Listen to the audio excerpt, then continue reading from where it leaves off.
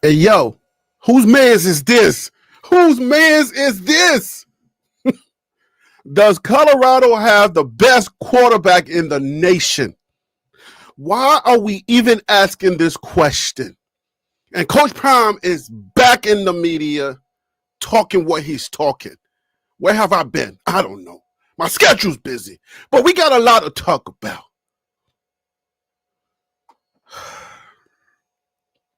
You're seeing that Jay-Z poster with Dame Dash. Dame Dash is boisterous, talks his talk.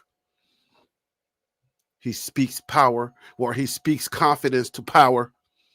Let him know, I ain't taking no crap from you. I am who I am. And Jay-Z's just like, whose man's is this? Jay-Z just stayed there annoyed, like, dang, if this Negro don't shut up, messing up my money. Listen, man, we got a lot to talk about. Y'all lucky I ain't got the kind of time I used to have because we would talk about everything. But you know that.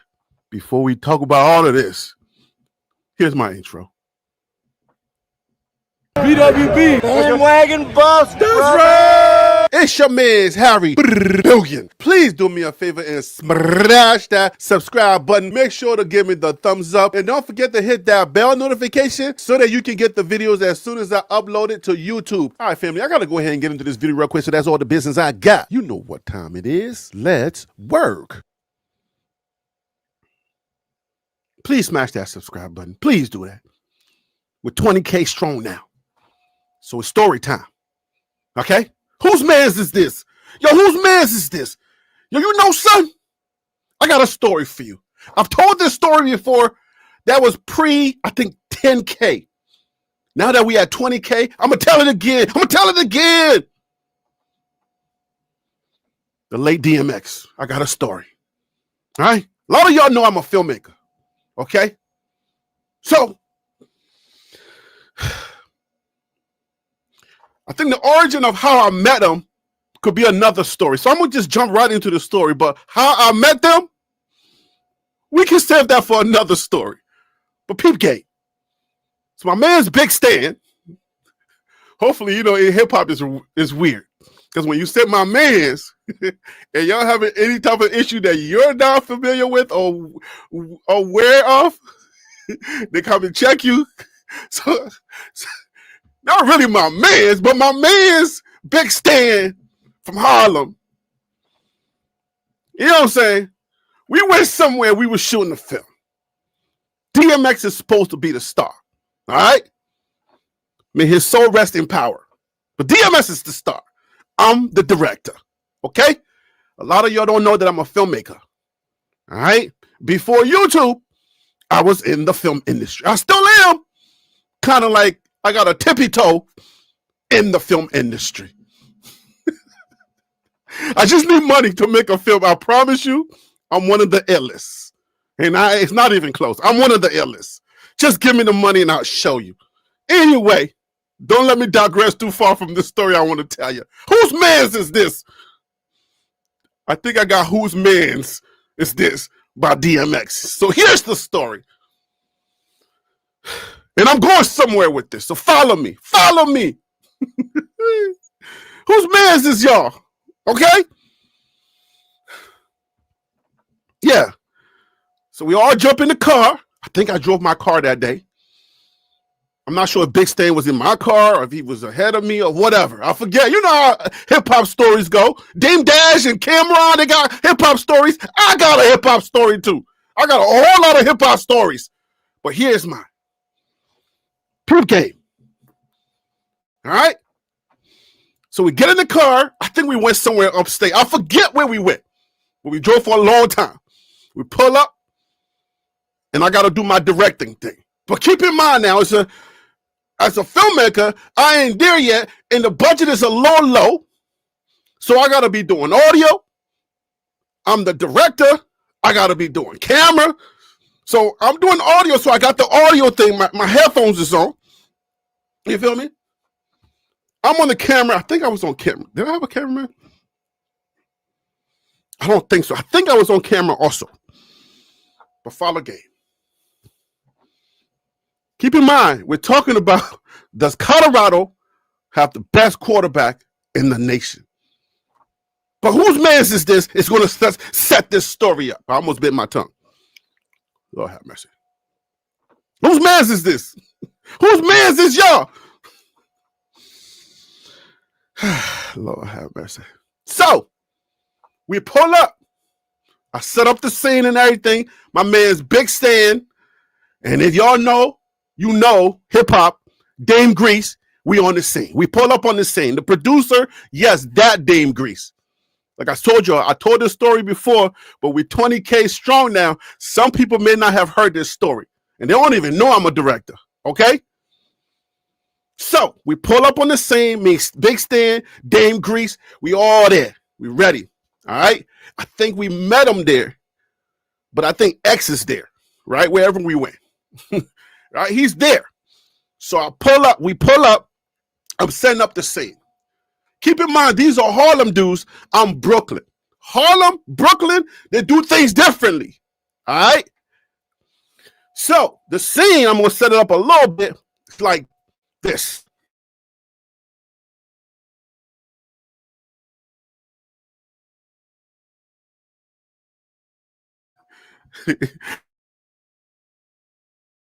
What up?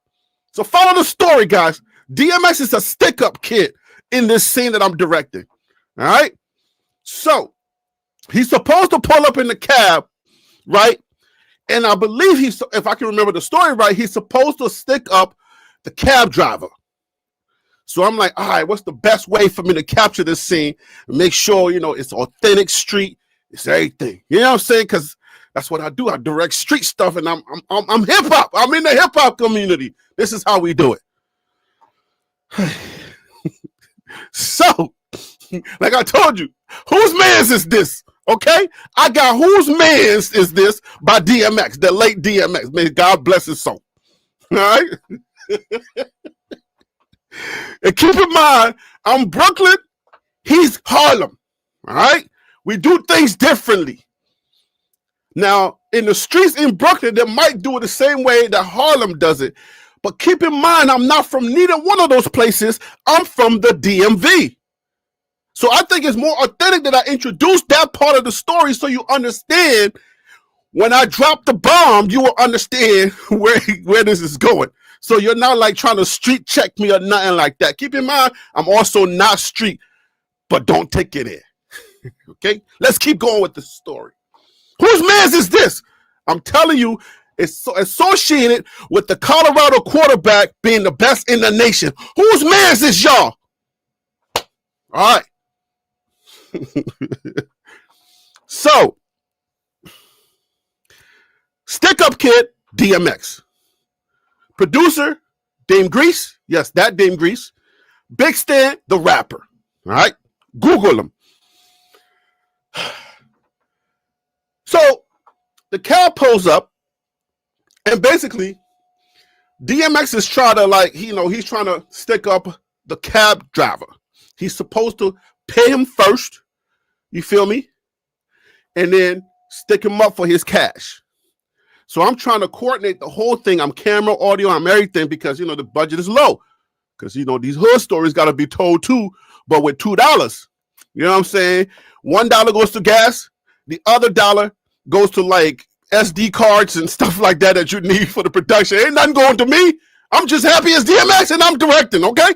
So I can get these type of stories. This is what you take an L for financially, okay?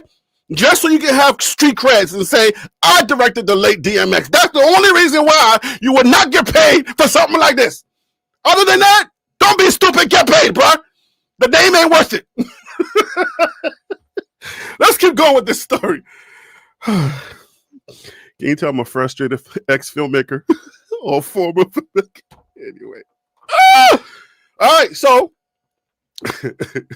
when you're on the come up, this is what you got. You got to pay the price, okay? Anyway, so I tell X, I'm like, all right, look. What did I tell him? I tell X, here's the best way to do it. Now, keep in mind, X's street, he's been doing this forever. They've been sticking up cabbies forever. All right, so how they doing on the street and how I learned it in Maryland, It's totally different, right? Because I believe in Maryland, if I can totally remember, some of the cabs you can get out back in the old days, in the early days, you can get out and then give, you know what I'm saying, just hand the money to the cabbie after you get out. You hand the money to the cabbie. He gives you your change or whatever. That's when I first got here, like 89, 90. In the early 90s, this is, you can pay in Maryland. Keep in mind I'm saying Maryland, you can pay the cabbies once you get out. You can go to the window of the driver and you pay the cabbie. You give him the money and then he get your exchange, whatever, then you go on your way. We used to do that in Maryland. Anybody in Maryland, the DMV, check me if I'm wrong. So I'm telling X, I'm like, yo, X, this is how you're going to do it. When you do that, he reaches for the money. That's when you stick him up, right? And I'm going to catch all of that right there because I'm doing a whole lot audio. You know what I'm saying? So when I tell X that, X is like, what you talking about, bruh? X is like, nah, bruh. X is like, this ain't how you do it, homie. X says, nah. When you pull up in the cab in Harlem, or let's just say in New York, you got to do that exchange inside of the cab. Because obviously in New York or in Harlem, ain't no trust. Because they know the second you get out that cabbie, you gone. But this ain't so in Maryland in the early 90s. You feel me? We had trust. We didn't run away from our responsibilities. We can get out the cab and we can pay at the window, the driver's side of the window. But not in New York, or apparently not in Harlem, okay? Since Harlem is hot in these news, in these streets right now, here's my Harlem story. And it's associated with this. Whose man is this, y'all? Story time, I told you. Peep game. I don't get to come on here that often anymore. But when I do, y'all gonna get a good show, okay? Just follow me, son. Whose man is this, y'all? Anyway, so X is like, yo, nah. He's like, look, you pay the cabbie inside because obviously there's no trust. So if you're in the back seat, either on the right side or the left side, I mean, if you're behind the driver or you're on the right side, you reach over the seat and you give the driver the money. He grabs it like this, gives you your change, bada boom, bada bang, you get out, you go. That's just how it works in New York or in Harlem. If you're in Brooklyn, you tell me. If any Brooklyn people are in here, let me know if that's how we did it in Brooklyn. I don't remember. I don't know. All right? So, I got the headphones on. After that, X, he's out the car. We're trying to set things up. So X doesn't know that I got the headphones on. He's still mic'd up. He goes to Deem and my man's Big Stan. I can say Big Stan is my man's, okay? Because I can hit him up and be like, yo, Big Stan. You know what I'm saying? We still got communication. It's been a minute, but I'm sure we ain't got no bad blood. I'm sure I can hit him up like, yo, Stan was popping. Yo, what is happening? Okay? I think the last time I hit him up was like during COVID, but I never responded. So whatever. I think I said I'm going to hit you or something, but I never hit him. So that could be bad blood. I don't know. Hip-hop is weird. So if you see what Dame Grease is doing, you know hip-hop is weird.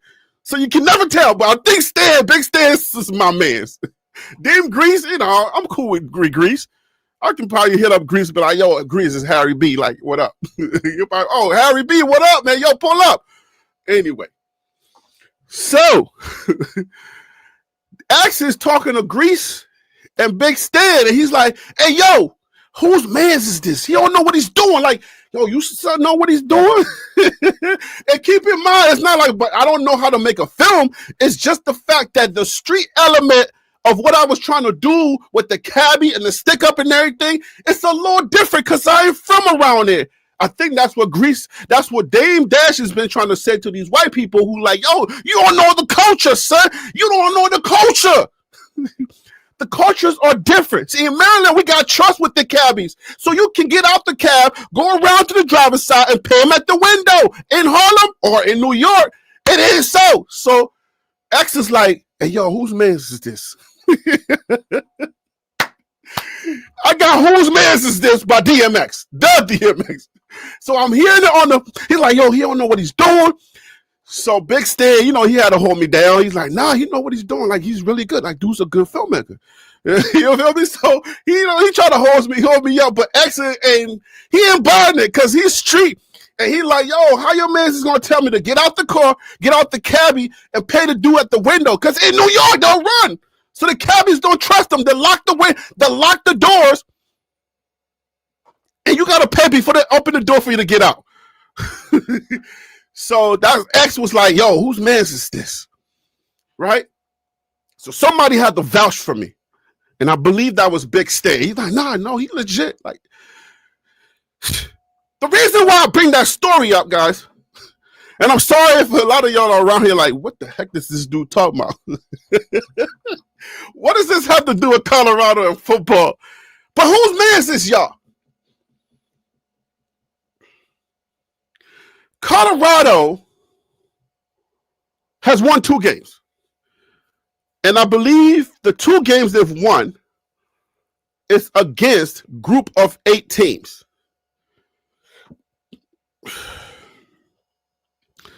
I like Caden Salter. Deion Sanders had no business doing the breakdance with quarterbacks.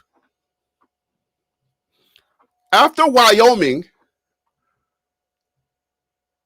I responded to one of them, but there's been many posts stating that Caden Salter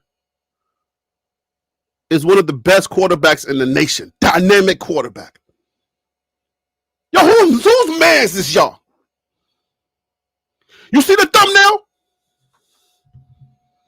When I see those posts, because I'm a content creator in this here Deion Sanders space, this Deion Sanders ecosystem in college football, and I'm pretty much like one of y'all.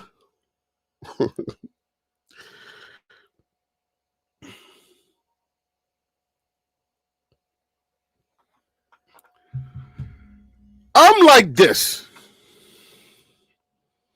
When I see those kind of posts after beating 2 FBS, but group of 5 FBS teams, when I see those type of posts, because I am like one of y'all,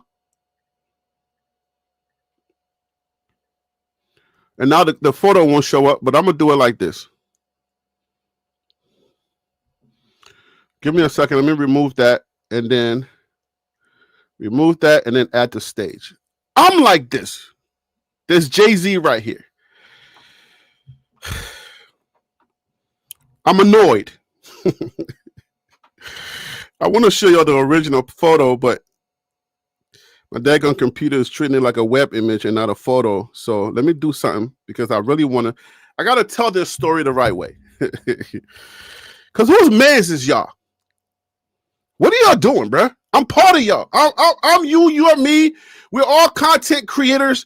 Like the DMVR, those are the ones that I responded to, because Proctor, I think Scott Proctor, he wrote something like he was one of the most dynamic quarterbacks in the nation. And then I seen other posts, which I'm not going to call no names because dudes in the street, the second you say anything about them, they're thinking, oh my God, they're so sensitive around here. You coming for them. But I am coming for you. Do something. If you about that life, do something. If you froggy, jump. If you feeling a little froggy, then jump. That's how we gonna handle this. Like I told you, I ain't street, but don't make me have to take it in. Stop playing with me, son. All right, so I want to give you the original photo. So I gotta do it like this. Lord. A TLP live ain't like the other lives. We have fun around here. So I'm like this. This is the original photo. Whenever I read those posts, I'm like this. I'm Jay-Z. And I see the rest of y'all content creators in this Deion Sanders space, right? I'm Jay-Z, and that's the rest of y'all. Y'all start going off. Caden Salter's the best quarterback. I'm looking like, yo, whose man's is this? Whose man's is this? The DMVR dudes and the rest of y'all creators who are perpetuating this nonsense. My face is like not DMX. My face is like Jay-Z. Annoyed at y'all. Because I got to be in this space with y'all. And I'm annoyed. Because every time I get out there, I come out here in these streets, I have to answer for y'all stuff. It's like y'all don't learn your lessons, or y'all just too delusional to understand that we in this space with everybody else. With the Georgias, the Alabamas, the SEC, the ACC, the Big 10, the Big 12. We all out here, and they read your posts. And TLP got to be associated with y'all, Colorado content creators. So I'm Jay-Z, and the rest of y'all are over there all excited. Oh, yes. Colorado's going to make the Super Bowl. Yes, Colorado's the best team ever. Every time y'all say that, I got to be looking like Jay-Z. Annoyed at y'all. Like, son, did he really just say that? I read some of y'all posts, and my face is like Jay-Z. And I'm like, son, did he really just say that? Are you serious? You mean I gotta go be out here in these streets every time I post something about Shador that may be legit?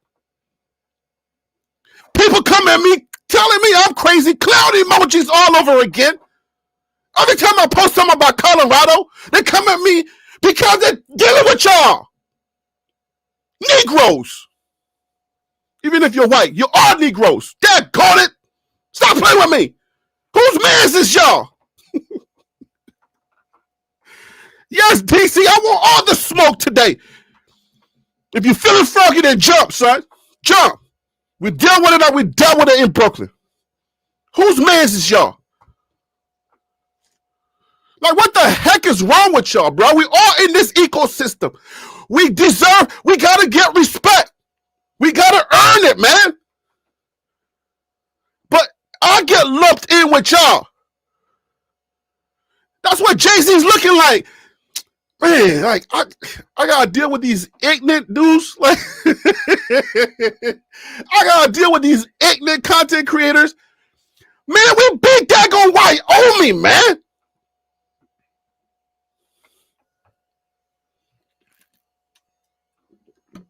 We beat Wyoming. Wyoming. It don't even spell that the way that you pronounce it. Wyoming. There's a W and a Y in there. Yes, the Y sounds like what's the name, but it's the W in there. The W is silent, like gangsters. You're supposed to move in silent. Like I said, if you're feeling froggy, then jump. If the stray's hitting you, then maybe you're supposed to catch a stray, because maybe it's you. We beat Wyoming. There's a W and a Y. And I'm asking y'all why you're doing this. Colorado has not beat anybody significant. Our defense is in disarray. The kids stop a nosebleed. Any quarterbacks that runs the ball, we don't know how to stop them. They don't know how to make open field tackles. Deion Sanders doesn't know how to call timeouts. He's a timeout keeper. He takes the timeout, puts them in his back pocket, right? Takes them home, looks at them, and says, look at you, timeout. Look how beautiful you look, baby. Oh, there's only two of you. I use one. Oh, I feel bad. I wanted three of y'all. Timeouts. Looking sexy. Look at you. Your tees looking all crisp. Timeouts. Like, come on now. If we catch a formidable team, they're going to give us the spigots. So how you supposed to move in these here streets? Whose man's is y'all? Y'all don't know what y'all doing. Like, what are you doing? Why are you lining dudes up? I know you don't want another story about how dudes get lined up in these streets, because that's what y'all doing. Y'all lining us all up to be talked about. But stop playing with me, son. This is what y'all do. And Proctor, I'm calling you out too. Come get it if you want to. Jump if you're froggy, bro. DMVR, I'm calling y'all out too for posting that nonsense. What y'all doing? Bruh, people out here paying attention. And it gets all the way out there from the main streets to the corporate guys. When we talk froggy or stupid, it gets out there to the ESPNs. Because nowadays, we the ones that break the news. We do it first. And then it gets out there. So when they read stuff like that, they don't say it that they're watching people like us because we're too small. We're dusty little channels on the come up. With 20,000 subs, they got 50,000 subs. Some got 70,000 subs, 30,000 subs. But they watch us. And we are the loudest. That's why we got the Deion tax. If y'all ain't been paying attention, the whole reason for the Deion tax is because of us. Have y'all not been paying attention? The Deion tax came because of us. We're the loudest. Sometimes we're the most wrong. We talk too much. And sometimes we're not accurate. And sometimes I wonder if some of y'all even care about your credibility. Hey, DC, you heard me when I said watch this? This is what I meant. When I said watch this. Yeah, it's like y'all don't care about your credibility in these here streets. Like you don't care how people perceive you in these here streets. You just say the most outlandish things, the most delusional things, and then we out here and there's some of us who just want to be like, maybe accepted or at least in these streets and have some respect. When you say I'm a content creator, I'm a Colorado fan, blah, blah, blah, blah. As soon as you say Colorado, it's like, oh, Lord. It's like you go to the barbecue and you got your MAGA hat on. Oh, Lord, here comes Unc. You start getting those eyes, those Javante Tank eyes when he's looking at, the other guy, the white guy. He's like, this Negro don't even know about to come to him. Like, come on, bruh. How are you supposed to handle this? What's the right way to handle this stuff? Just say, yo, Candace Salter did a great job. But you don't beat a team like Wyoming. There's a W and it's silent. Wyoming. You don't beat a Wyoming, get 300 yards, no interceptions. You're supposed to congratulate the young man and then say that was a good game. Let's hope, he can continue this momentum. I ain't telling you what to say. I'm just saying how you're supposed to handle it. Put it in your own words how you're supposed to do this. But you don't jump on the ledge. You're up. You're down. You're crazy. I don't know why. DMVR, I'm calling y'all out too. Come get me. Jump if you're froggy, son. Ribbit.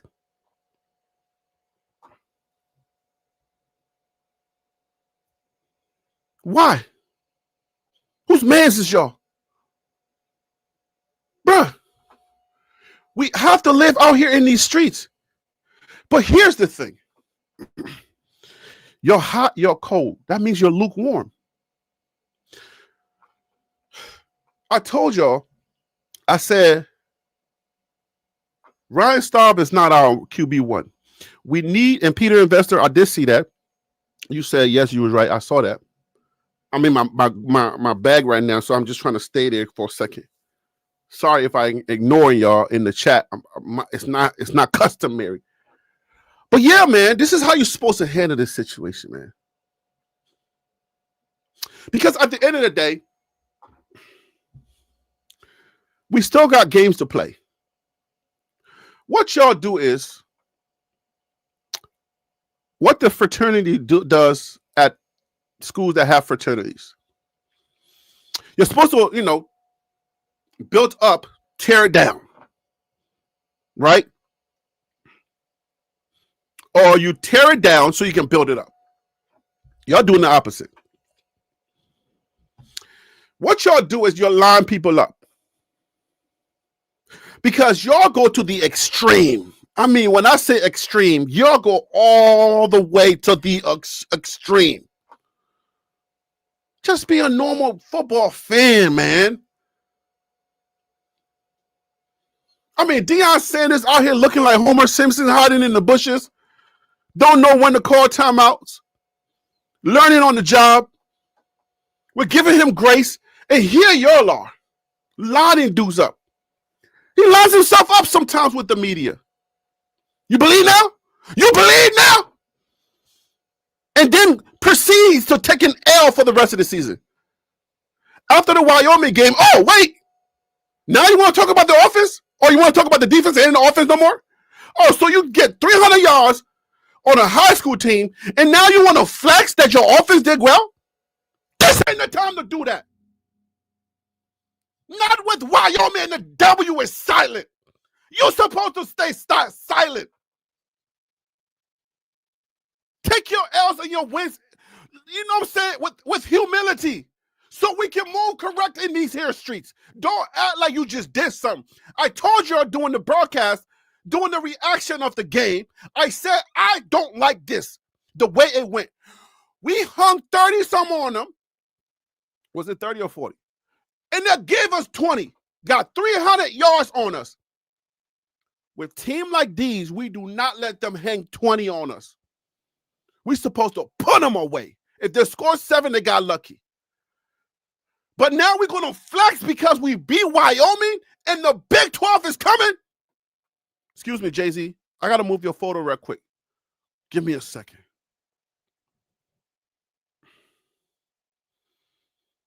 You see this schedule right here, guys? BYU, TCU, Iowa State, the Utah Utes, Arizona, West Virginia, State. That's Arizona State. I like to call them State. Kansas. Tito, Toto, whatever. Dorothy. Yeah, that Kansas. That is what you call a daunting. Insert adjectives, negatives, positives, words, whatever, right? Insert your words. Murder row, death row, whatever row. It's coming. But when we beat a lowly team like a Wyoming, the W is silent, and we start flexing online, people see us and they look at us and they're like, whose mans is this? Whose mans is y'all? We're supposed to, just like the W is silent in Wyoming, move in silent with that kind of win. Then people can respect us out here. Like, yeah, that was Wyoming. I mean, come on, not like Arch Manning beating Sam Houston and flexing like he about to be the best quarterback out the draft. Like, bro, you're not ready, bro. Whose man's is you? Wait till you catch the teams, the good teams. Wait till you catch those linebackers that's about to put you on your back. Wait till you catch them. When they interrupt you, look, when the defense is making you see ghost and you don't know what to do. See, the thing about beating on lesser teams is because they don't have the talent to be able to disrupt you, to bring chaos, to make you see ghost. They're just survival mode. You're the better team. You got better talent. So a lot of your flaws can be disguised when you are the better team with the most talent. Does anybody remember Jackson State in prime? Forget about that. I think I was thinking that, but I spoke it out loud. Scratch that from the record. Don't edit this out, Harry. What'd you say? It's live? Okay, whatever.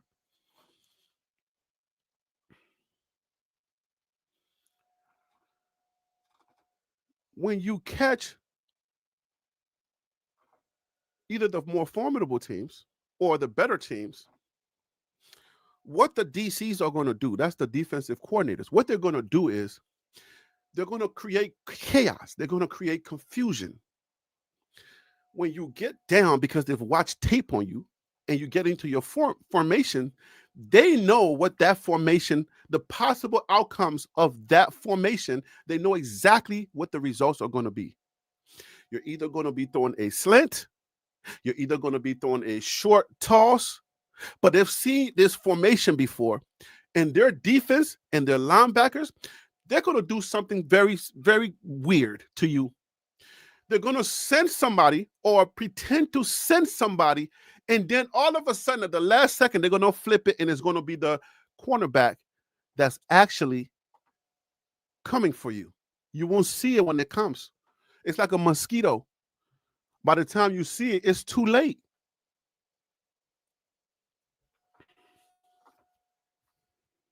It's too late. It's like a mosquito. By the time you see it, it's too late.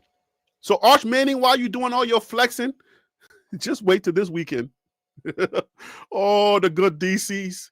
Not you with DC Carson music, but all the good, I mean, the defensive coordinators, all the good ones. Oh, they love chaos. They know how to confuse you. When you see the linebacker going like this, you're like, oh, he's coming. You're the quarterback. You're doing your pre-snap reads, right? You see that defense. You see that linebacker. You see the safety. He's inching up. So you're thinking, oh, they're about to bring blitz.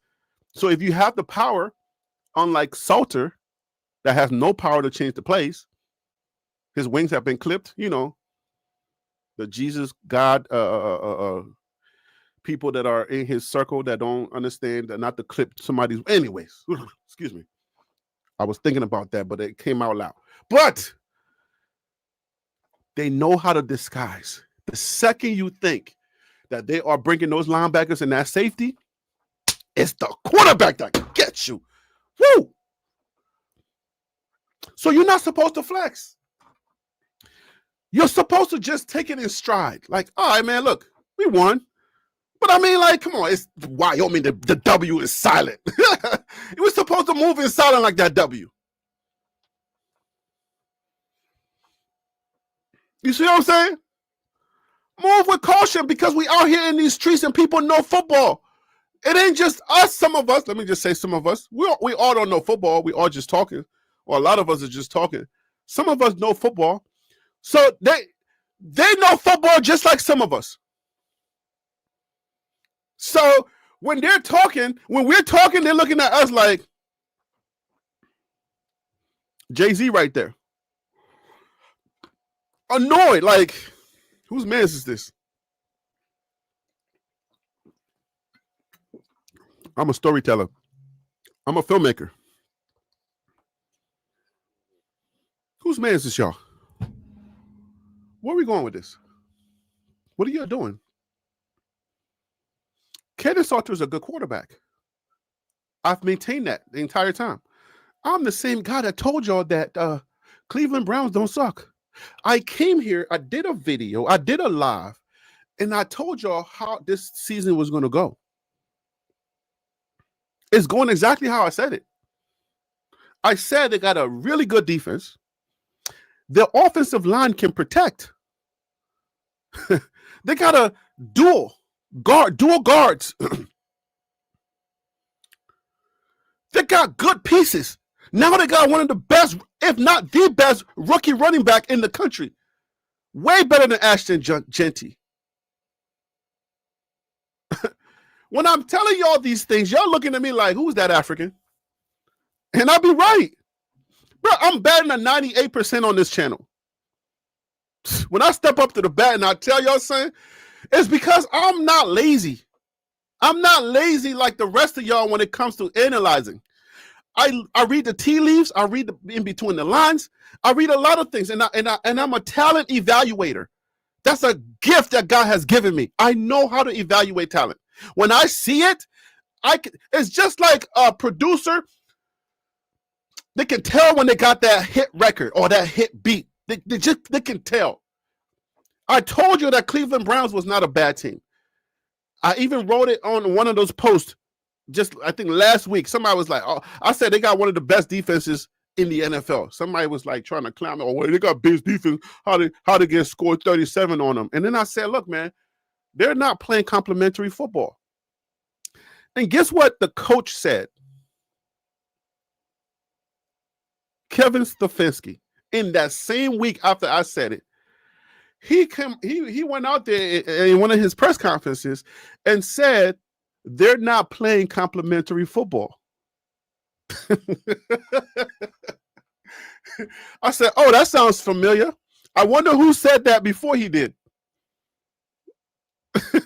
Because when y'all watch football just for entertainment, you can sit back in your drawers, eat your popcorn or whatever you got, chicken wings, fries, whatever you eating, and you just watch football, right? I may not know football with like all the different plays, but I can evaluate football. So when I saw the score, the first half, the defense was locking them down. The second half, they got tired. It wasn't like they were tired physically, but they were tired mentally. And when you get tired mentally, it's worse than being tired physically. So it also affects your physical attributions or your physical, what contributions. Every time they give the ball to you, you give it back to them. They give the ball back, you give it back. They're going to get tired mentally. It doesn't mean that Cleveland Browns don't have one of the best defenses in the nation. They can stop you. They'll continue to do that. Now, whether the quarterback and the receivers, they drop balls, or Joe Flacco can throw the ball. And he's getting good protection. So that means his offensive line is good. They got a good running back now. So they can have a good season if the coach can put it all together. I'm trying to tell y'all this. I try to tell y'all that. Some of y'all didn't believe me. Some of y'all did. Some of y'all didn't really care. Y'all just waiting for Shador to play. You're praying for them to suck so that Shador can play. That's a long time from now. Because as long as Joe Flacco is healthy, he got the best arm in that group. He can't run for crap, but he has the best arm. And as long as they are protecting him, and he can just throw the ball, maybe do a couple of steps. His feet are heavy, but take a couple of steps and then throw it. He's the best one they got so far. Shador's good, but he ain't ready. When he gets flustered and the NFL can fluster you, he starts making the same mistakes that he did at Colorado. They can't trust that just yet. So keep doing what you're doing, watching Joe Flacco, learn what you got to learn, and eventually he's going to be there. Dillon Gabriel, I don't know anything about Dillon Gabriel. I really don't care about Dillon Gabriel. Shador's my guy. But whose man is this, y'all? This segment is done. Whose man is this, y'all?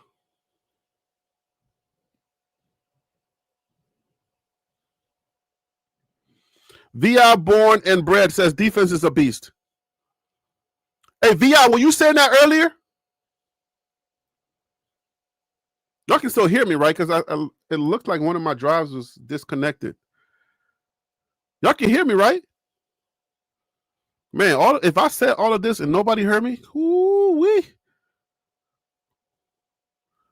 Hey, who's typing? Who's in here? Y'all can hear me? Can I get a yes, no, maybe?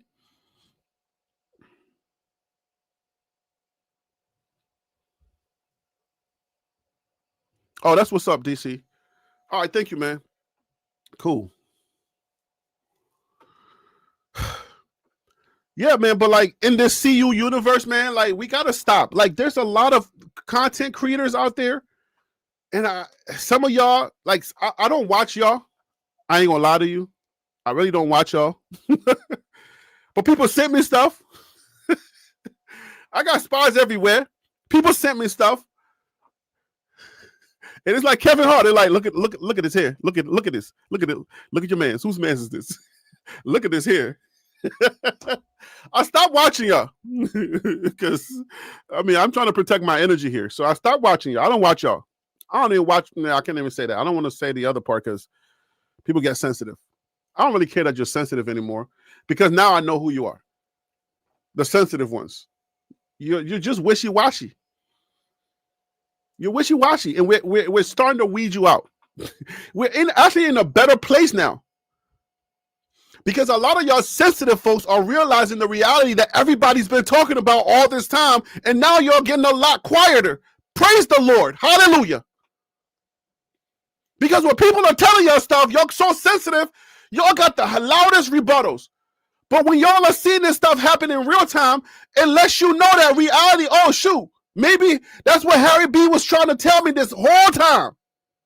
That's what DC Cars and Music was saying this whole. That's what Phil So Real was saying this whole time. That's what what is the name?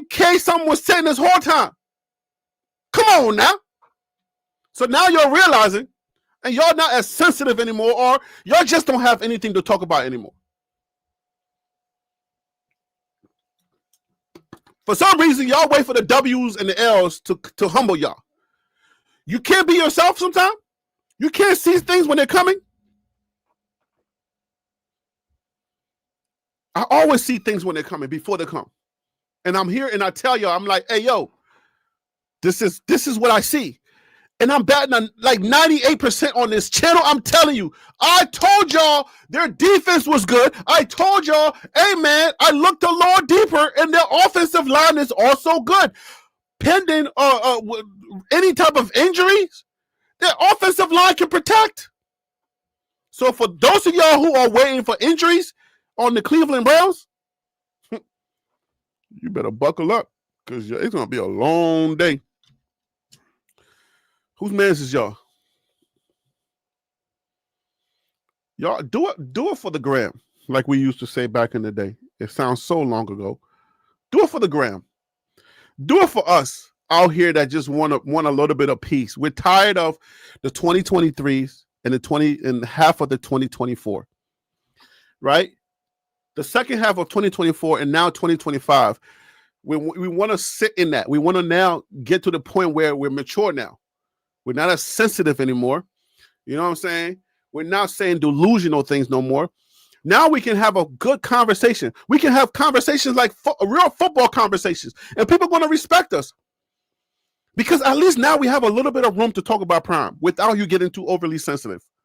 Now at least we can say, I can do a skit like Prime and his timeouts without you canceling me. Oh, timeouts. Look at you. Look how sexy you look in my house. I could have used you on the field, but nah, you look better in my house. Ooh. Timeouts. Some people were trying to tell y'all, but y'all didn't want to listen. Right, Peter?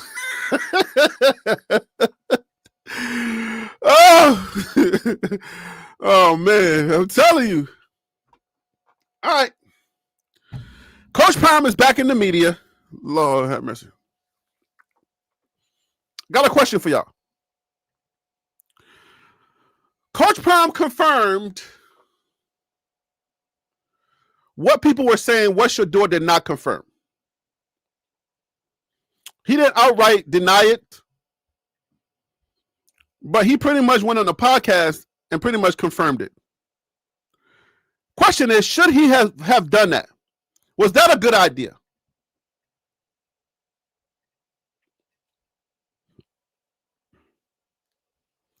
Y'all working with me? Y'all still here? We're going to talk about that in a second, but let's talk about this one. This is trending. Deion Sanders believes the Jaguars are using Travis Hunter wrong. They're not using him enough. I've seen it with my own eyes on an everyday basis for 3 straight years, so I know what he's capable of. Hunter has just 76 receiving yards and one pass deflection. Let's talk about that a little bit. Is this something that Coach Prime should start stepping into? Here's my answer. Prime is right. He does know. He's coached Travis Hunter And yes, he was the one that gave him the opportunity. All right. And he knows. So I give him that. However, here is where I think this is missing a few things here. Prime, college and the NFL are two different things. And the reason why it is, not that you don't know, because you're prime. You're the Gold Jacket prime, the player or former player.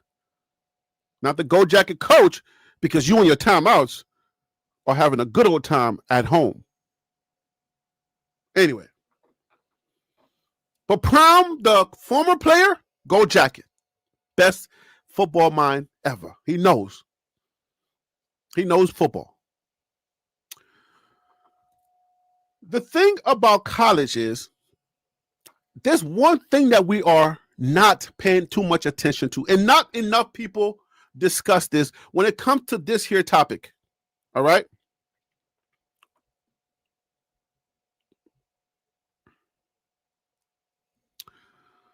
The fact that the talent level is unequal game by game. Right? You're not going to play a Wyoming. You're not going to play a Delaware in the NFL. It may feel like that. And yes, there are teams that may be lesser talent, but the linebackers, right? The people rushing the quarterback, on those teams, they have some of the best of the best. So the talent level is not the same.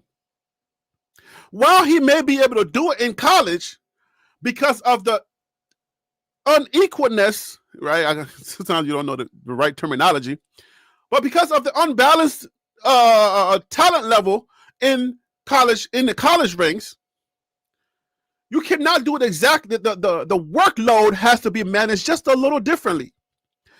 So at this point, I don't think it's time for Prime to start doing this.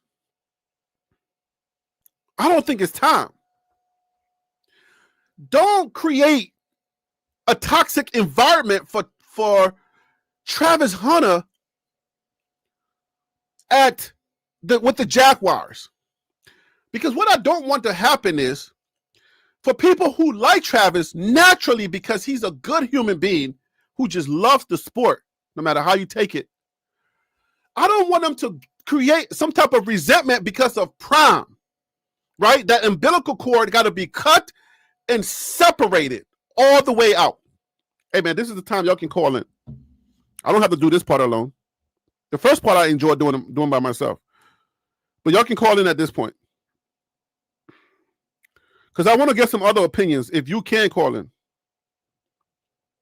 I would love to get some other opinions. Let me put up the information. I did send the link to a couple of y'all. If y'all can come on, join TLPlive@gmail.com. Join TLPlive@gmail.com. This is how you call in. I would like for somebody to challenge this thought that I'm having. I'm going to flesh it out, and I'm going to flesh it out, and then I would like for y'all to come on, for somebody to come on, either challenge me or, give your thoughts if you feel the same way. Join TLPlive@gmail.com. Join TLPlive@gmail.com. And then also, right there at the bottom, even though it's got some old information, 7 p.m. and 12 p.m. noon, that information, forget about that. But I want you to focus on that Cash App, right? $ TLP Sports Club. This show is free. The way that I get money sometimes is people send me Cash App, right? People bless me through my Cash App. They send me, they're like, yo, Harry B, I enjoy your content. I enjoy your storytelling, or I enjoy something about your channel, and I like your energy. So here's a little bit of money, because I know it's your hard-earned money, so I don't take it for granted. I'm grateful, but I do have to ask for it, because if you don't ask, people won't give. Sometimes they'll give without you asking, but you got to ask. So I'm asking. $ TLP Sports Club. That is my Cash App, and this is how I get to keep the show free while I search for sponsors to pretty much pay for the show, right? Because the time that I'm spending to put the shows together, to think about the concepts, how I'm going to tell the stories, all of that is time. You feel me? And just like you have a job, I got another job too, but it takes a lot of time to do these shows. So that's how I pay for these things. So if you didn't know that's how every other show works, sometimes you will see them reading the sponsor information. I don't have a sponsor yet. I'm still waiting for that sponsor to connect with me. I've had a few options. I always get options, but some of them just sound crazy. They want to give me products. I'm good. I'm good on that. All right. So this is not a situation where I'm doing this just for the money. I'm trying to build a career in the sports talk arena, right? I can get money. We all can get money, but that's like having a job, or what I'm saying. If you talk about career, it's separate from just getting money so you can pay bills and eat. That's different. But when you're trying to do a career, it takes a lot more effort and energy because it's something that's going to be much more long term than just getting money. You can go throw papers and get money. This is America. So you feel me? So to keep the show free, Cash App, $ TLP Sports Club. Thank you so much for your blessings. But y'all call in if you can. All right. So yeah, I think Prime needs to cool it. At this point, man, look, you're spreading more cancer and more toxicity than necessary. Because Prime went on a talk show and he made a statement. He said, no, let's deal with the Travis Hunter thing first, and then we'll move on. But yeah, like the whole Travis Hunter thing, like they're not using him right. If you start this, I don't know if Travis hit him up and was like, yeah, Unc, yeah, they're not really using me right. I'm sure they still talk. I wish they would give me more snaps. They're trying to like control it and whatnot. I don't know if that conversation happened, and that's why Prime went out and said what he said. But this is not the time for that. I think Prime should just stay out of it. Just stay out of it. Because it can cause more harm than good. You feel me? Because there are people that have resentment in this field. That's the same reason why Shador's in the situation he's in. He should have been out there playing and starting and making just as much mistakes as, what's the name is learning on the job, Cam Ward.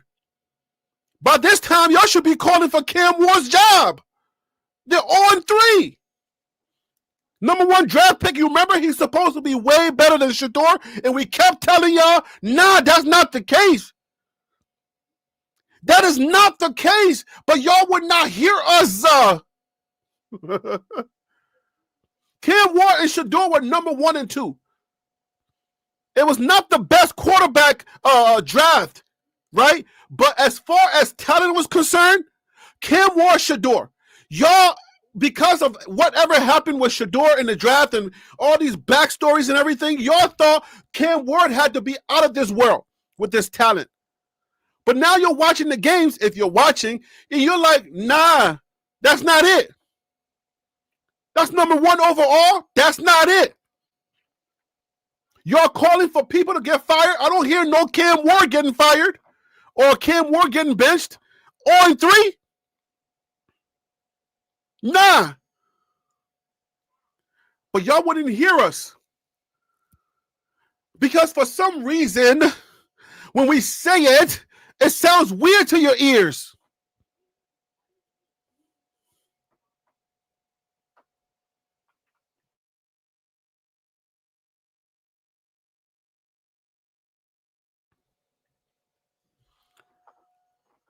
So I'm just saying, I'm trying to let y'all know, like, no, the talent level, the talent comparisons was not like so far away. It was comparable. It was comparable. But y'all didn't want to hear it.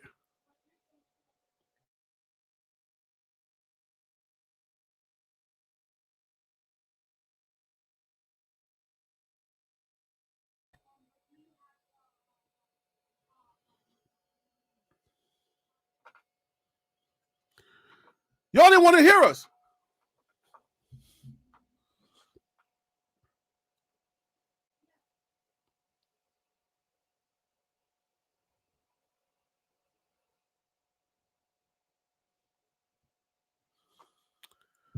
But yeah. V.I. Bourne says, everyone has an opinion. Everyone has an opinion. He should as well. Travis and Shador in two different scenarios. But here's the thing about your opinion. When your opinion can cause harm, then it makes it real difficult. Very, very difficult.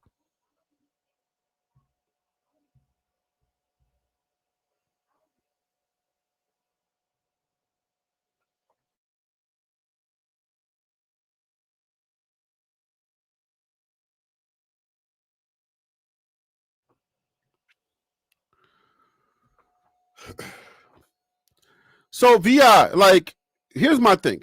I'm not saying Prime shouldn't have an opinion, but if you had an opinion, but you know that every time your opinion came out, the way people perceive you, the way people receive your comments, it rubs them off wrong. Like you're challenging their jobs, like you're challenging their IQs. Whenever you say stuff like that, it puts the people that you're talking about or that you have an opinion about in a bad position, because it creates this inadvertent hate for them, where naturally either the fan base, the more Prime gets involved, either the fan base is going to turn on Travis Hunter, and out of the blue they're going to create Peters. And if y'all don't know what I'm talking about, Peter is like the resident hater of Shador. I had him on the show. We had a show where I was like, "Oh, yo, come on here, get from out of the comments, come on here, and basically just tell me why you hate Shador." And we came to a conclusion that Peter didn't necessarily hate Shador. He hated the fact that we hyped him so much. He hated the outside for Shador, not Shador himself. He pretty much admires Shador. So what Prime is going to end up doing, and what he did with Shador's career, is create a toxic environment for Travis Hunter. And you don't want that.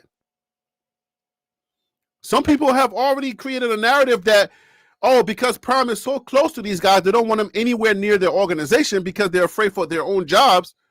But yeah, Prime, like his own son said, right, it's going to be good or bad. Sometimes there's no in between. It can be really good that he's your dad or he's your mentor, and sometimes it can be really bad because people don't want anything to do with him. So yes, have your opinion. I'm not saying don't have an opinion, but when it comes to how people are doing their jobs, stay out of that opinion stuff, because people don't receive it well. They don't. And you know this, man. You know this. Don't try to defend it. This is not time to defend that stuff anymore. We're over that. We're done with that. Don't defend it anymore. Because just as much as you like Prime, you should like Travis Hunter, Jimmy Horn, Shador Sanders, Shiloh, all of them. And sometimes Prime's comments, they can hurt you. They help a lot, but they can also hurt a lot. So for Travis Hunter, when you say they're not using him enough, like you don't really have an idea like what in that organization they're doing to try to help him to develop. Because the thing about it is, it's not just about playing, being a physical, specimen, or just having the ability. The offense, as many NFL guys have explained, is very intricate. And there's a lot. The offensive playbook is like this big. To learn that on his own is an entire job all by itself. But Travis Hunter is not just learning that playbook, right? Because in order for him to play fast, he got to know it and know it backwards, so that they can make changes without him thinking, so that he can do naturally what he does without him thinking and going the wrong route. So he's not just doing that in that room, right? For the offense playbook, for the wide receivers room. He's also doing it on the defensive side, where the playbook is maybe it's a little smaller, but there are a lot of schemes that they use. So you got to know the schemes. I'll give you an example. If we're putting you in the nickel, they have an extra wide receiver. If that wide receiver does this, if he goes, he cuts inside, let him cut, don't follow him. Because there's another guy that's coming from the outside of him and he's going straight. If he cuts inside, let him go. We have somebody else to cover him. You stay on the outside in case that guy breaks out on the outside and goes straight. That's what's going to kill us. Don't get us killed. That's a scheme. It could be the same play, but a different scheme, a different way to cover that play. So they got a lot of schemes on defense, and the NFL is really big on that. And the defensive coordinator needs time to install those schemes, and everybody have to know it. You got to know the schemes. Oh, I see them lined up this way. They may be tricking us, but we have a scheme when they're lined up that way because we read film. We saw that. We know the different schemes that they have when they're lined up that way. It can either go so many different ways. But we know within that scheme, if the wide receiver, the extra wide receiver cuts in, then there's only one thing I need you to do. Go on the outside. Don't go with that wide receiver cutting in. We got somebody to pick him up. So that's why you have to understand that within that whole thing for Travis Hunter, he's not just on the offense, he's also on the defense. And there's a lot to learn.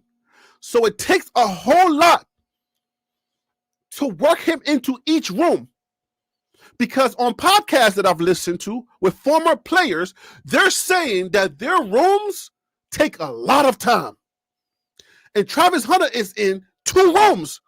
He's dealing with the OC, which is the offensive coordinator, and he's also dealing with the DC, which is the defensive coordinator. And each person needs a lot of time to explain their schemes and the different looks of their schemes. So if they don't have Travis Hunter, then that's a liability because they're explaining things that are intricate, the intricacies of that scheme, and Travis Hunter may be the guy out because Travis Hunter is really good at his jobs, at being a wide receiver and being a really good quarterback. And if you watched his last game, Travis Hunter was used a lot on the defense. But what Prime is alluding to is that Travis Hunter is really good too on the offensive side as a wide receiver. He's my Art Monk. If you remember the Washington Redskins, Art Monk was the sticky fingers. Just put it in a position, Art Monk will go and get it. And yes, they may be not using him enough, but they have to be able to load manage because he may not know certain schemes for certain things they're trying to do. Unless Prime knows that from the inside, unless Travis Hunter is disseminating that information to Prime, and if he doesn't, he can say that. But if he doesn't know, then just stay out of it because you're going to create a really bad situations where you're going to make the DC and the OC uncomfortable because now your voice is such a big, your microphone is such a big microphone that is hard for people to ignore what you're saying out here, and they're looking bad, and then it's gonna have an adverse effect on Travis Hunter, and they're gonna start hating him for no reason, not even knowing why they're hating him. They're not even gonna know they're not hating on him, they're hating on Prime, but they're gonna take it out on Travis Hunter, and that's why I say stay out of it. If that doesn't make sense to you, some of y'all, then maybe you're too sensitive, and you're probably one of those people that needs to get unsensitive, because this is how this stuff works. Whether you believe me or not, Whether you don't understand my accent, my Liberian accent or not, it doesn't matter. I think I'm saying it well enough. When I first got here, I didn't know none of this American series accent stuff, but I think I got it down to a certain extent, a certain degree. You know what I'm saying? I may not know all the plethora words. I may not know all the existential things that happen with the English language, but I have it enough to be able to express, for the most part, on what I'm talking. I can do this on ESPN, but thank God I'm doing it for my own company. I'm Dame Dash without the crazy. Allegedly. Shador time. Y'all believe now? Y'all believe what I'm saying? Bro, Colorado is not winning another game this season. Why are you doing this to me, Mac? I already said that, Mac. Mac, why are you doing this to me, Mac? Colorado's not winning another game this season. Yeah, it's going to be tough. Mac, Cody, I may believe you. You and I may be on the same page. But there's a chance that Mike could pull one off. And it's going to take coaching, which Colorado doesn't have. The type of coaching they don't have.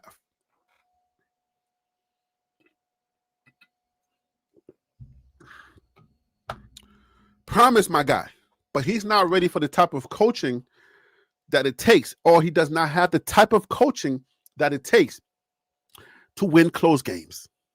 He ain't got it yet. He just don't have it yet. He's working on it.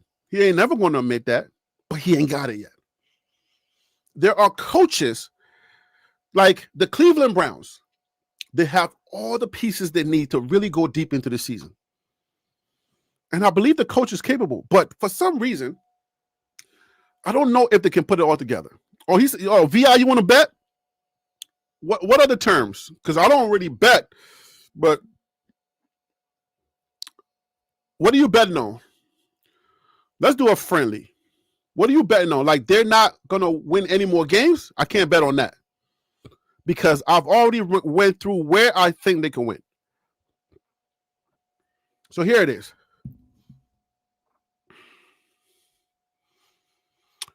I don't think they stand a chance against BYU. They don't stand a chance against TCU. They may stand a chance against West Virginia, Kansas. Arizona is 4-0. But, I mean, the path is very tight. So, I cannot say they're not going to win no more games. But I can definitely tell you that it's going to be very difficult. And it's because those teams, they have the elements. They have the coaching who can beat you in short games, in like tight games, right? They can confuse you a lot. Their pieces, their talent level is not much more than Colorado, but they maximize their talent. They know how to put guys in places to maximize their talent. Colorado does not. Colorado struggles with putting guys in position to win. They struggle with that mightily. They do. Colorado has a lot of great athletes. So what is stopping them? It has to be the coaching. The coaching, you don't get a Ryan Staub who's your third string quarterback, comes in a game like Delaware, see something that your coaching staff does not see. He tells the African guy, number 9, all right? He tells him, don't listen to your OC. Listen to me. I've seen you beat this guy the entire game, and I know your speed is there. Don't listen to him. Whenever this guy steps up into man, go. So if you want to challenge on what I'm saying about coaching, that alone is an example to let you know that the coaching staff should have seen that. The bird's eyes view, the guys that are in the booth, they should be able to see everything that's going on in the field and be able to say, oh, we have a mismatch position-wise. Let's exploit that and make a play that can exploit that. And then you got 15 seconds in the ear of the quarterback and says, hey, listen, the next time This guy steps up, throw it to him. That's coaching. They're not doing that. But the other teams, the opponents that they're going to be playing for the rest of the season, they're all great with that. Oh my goodness. They have guys that are like spying on each position. I don't know how you call it, whatever you want to call it. But they can see each position. They can exploit you. Once they spot a mismatch, they know how to exploit it. And if you make mistakes, they will make you pay. And this is how I examine games. When I'm watching other teams to spy on them for content or whatever, I'm like, oh my gosh, I see what they're doing. If the quarterback, every single time he cheats in, and they go at him, and they're successful, they're actually exposing that mismatch. They're taking advantage of it.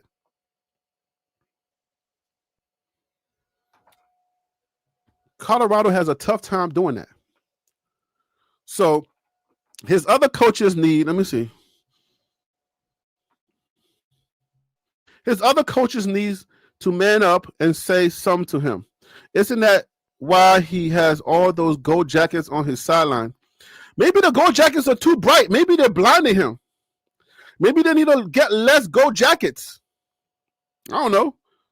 You got 2,000 years of NFL experience, but none of y'all can figure this out. I don't know. Maybe y'all need to have less.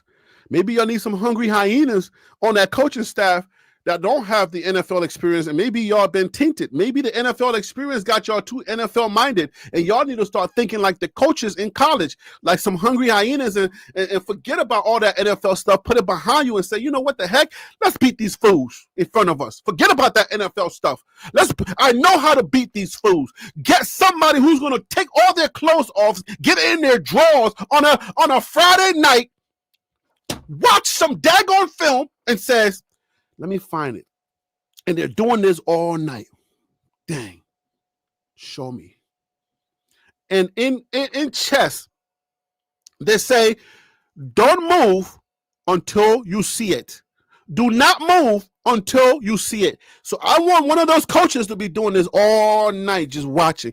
You've seen it in those investigation movies where the investigator, he's seen the same tape of the murder 1,000 times, but he's going to play it one more time, and he's going to watch. In the movies, this is what happens. He's like this. He's looking around, and then all of a sudden he stops and he does this. The second he stops and does that, you as a movie viewer, you know he sees it. Don't move till you see it. That's what I want the Colorado coaches to do. On a Friday night, I want somebody in their drawers. And I ain't want to say pause. Somebody in their drawers. Clothes off in their drawers, like the dirty drawers. Because you mean business if they got the stretch marks and the stuff is lined up. It's getting crazy. Right? And you're just sitting there watching it. You're watching BYU. Show me. Don't move till you see it. Show me. I see it.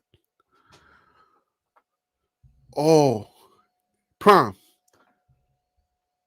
As what? Yeah, it's coach. Yeah, I know how we gonna beat these fools. Yeah, I got it. All right, I'm gonna see you tomorrow. Bet. All right. That's what I want for Coach Prime and his team. Too many gold jackets. It's too bright in there. It's blinding them. I want some hungry hyenas to come up in here. Somebody who's hungry. Y'all too high and mighty. Get rid of some of those dudes. Bring in a hungry hyena trying to prove himself.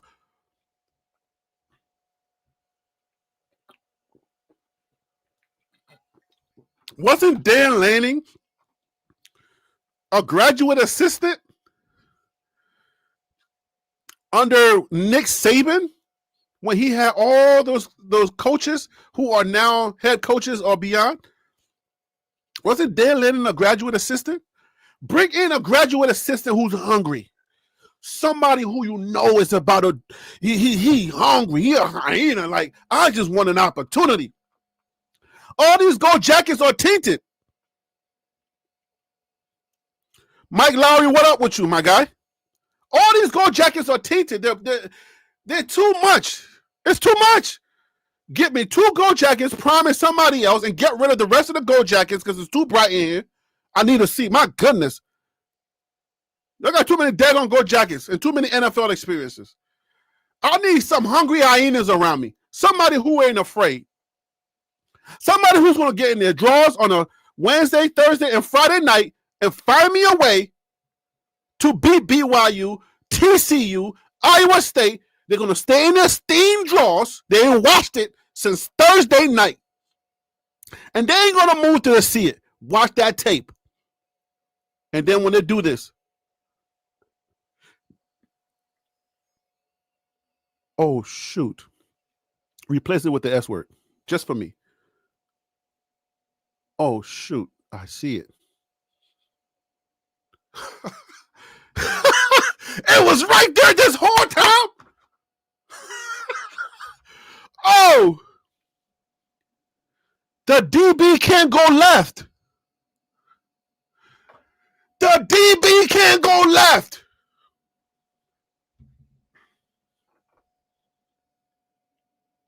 Hey, Prime, I got it. I know how we're going to beat these fools. Yeah, the DB can't go left. Every play we do, it's going left. And that hungry hyena will find it. Because all he's looking for is an opportunity. The gold jackets, they got gold jackets, so they're feeling themselves. He don't need no opportunity. He's just showing he's feeling himself. He's a gold jacket. People already told him he's a gold jacket. But not in coaching. Not in coaching. But they're still thinking like I'm a gold jacket in coaching. You're a gold jacket when you used to play. You ain't no gold jacket in coaching. You're not hungry enough. I need some hungry hyenas to get in their drawers on a Thursday, Friday, and a Saturday, and a Friday night to find me a way to beat these daggone teams. So miss me with all that gold jacket talk. Because they're not gold jackets in coaching. There's some off-white steam jackets. If you're telling me when it comes to coaching, there's some off-white steam jackets in coaching. They have no idea what's going on. Oh, my timeouts? You look sexy, timeout.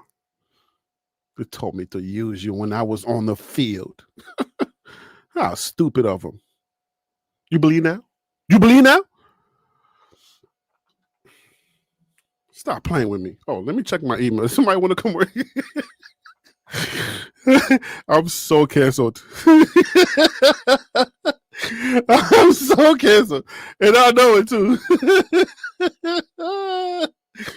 Oh, gosh. Okay, good.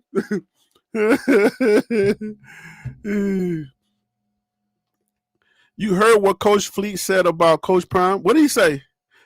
Coach Prime is the problem. It's not Sapp or Falk. It's Coach Prime and his philosophy. That's possible.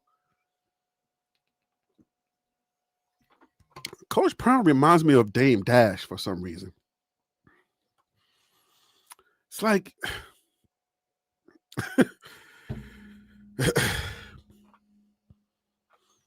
Graciano said, Harry B, is about time you called a spade a spade. Graciano, come on, man. You've been around here for a minute, yo. You know I've been calling a spade a spade. Even though I've been waxing and all of that. I was trying to keep some of y'all happy, some folks happy, but I've been throwing stuff out there. It ain't like I'm new to this. I'm true to this. I've been saying this. You know what I'm saying? Not like this year where I told y'all there was not going to be no regular just giving unnecessary grace. Nah, bro, this is 5 years or five. This is the 5th year. Yeah. So nah, we're not doing this no more.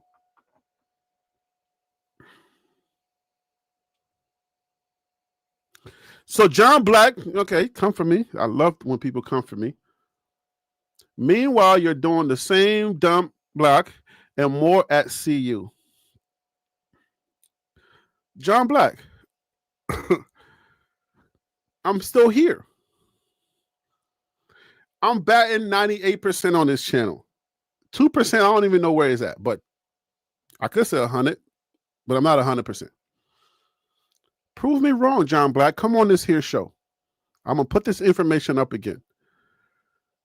If what I'm saying is out of pocket or wrong, come prove me wrong. Join TLPlive@gmail.com.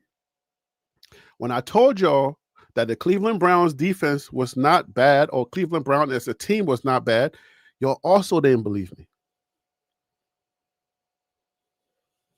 Okay? I said that Ashton Jeanty was not the best running back in the daggone draft. I said Ashton Jeanty was not that nice. I came on here and I said that. I'm not afraid to be wrong, but I'm also know that when I know something, I know something. When I see it, I see it. I don't move till I see it too. When I see it, I see it.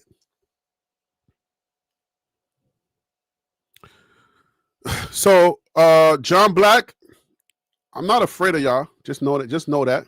I ain't afraid of y'all because a lot of y'all already left. The ones who wants to hear sugary, pillory stuff, right? Y'all, the ones who want to hear all the sugary, pillory stuff, a lot of y'all already left me. So the people who are here are football people, and they don't mind just hearing football stuff. They know I don't disparage, but I ain't gonna hold my tongue and just be like trying to please you. Y'all not subscribing. Y'all don't help me anyway. So why should I keep trying to like go after the girl that don't want me and the girl that's right in front of me that's giving me all the attention? I'm like, hey, yo, I don't care about you. I've seen that movie before. And the main character always ends up with that girl anyway. So I just learned real quick. I say, you know what? I ain't going to be that guy that ignored the girl that is giving him all the attention. I ain't going to ignore her and keep trying to please the girl that don't want me anyway. Why not just be who I am and just give attention to the girl that's right in front of me and say, yo, we love your content. Just do who you, it's because of you we're here. So I don't care that you don't care about me. You ain't never sent me no cash app. You ain't never do no daggone super chat. You don't care about me anyway, so why should I care about you? Tell me why I should care about you when you don't care about me. People around here don't hate Prime, but they're tired of getting pandered. They're tired of hearing all the fluffy stuff. There's a lot of channels that do that. But whose man's is that? They tell you all the fluffy stuff, and then when the reality hits, then you say, I love Prime Butt. That's where that comes from. I've been telling y'all that for 3 years. When you turn around and say, I love Prime Butt, I don't have to say that. Because I've been saying it from the beginning. I don't have to say I love Prime Butt. I can just continue the way that I've been doing it.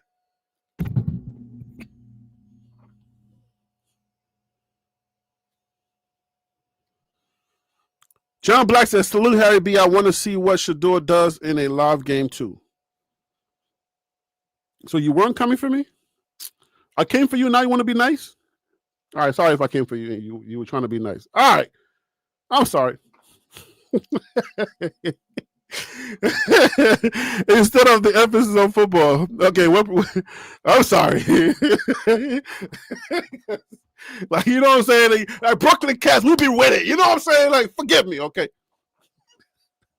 Anyways, Coach Fleece said that the Wyoming program is something different than Colorado.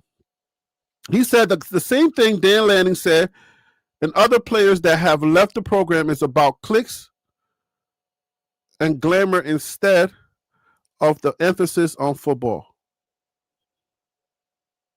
Hey yo, Mike Lowry, pull up on me, homie. Pull up on me. This said that? Coach Fleet said that? Is he don't want his job no more? Coach Fleet's ready to leave? Hey yo, Fleet's ready to flee?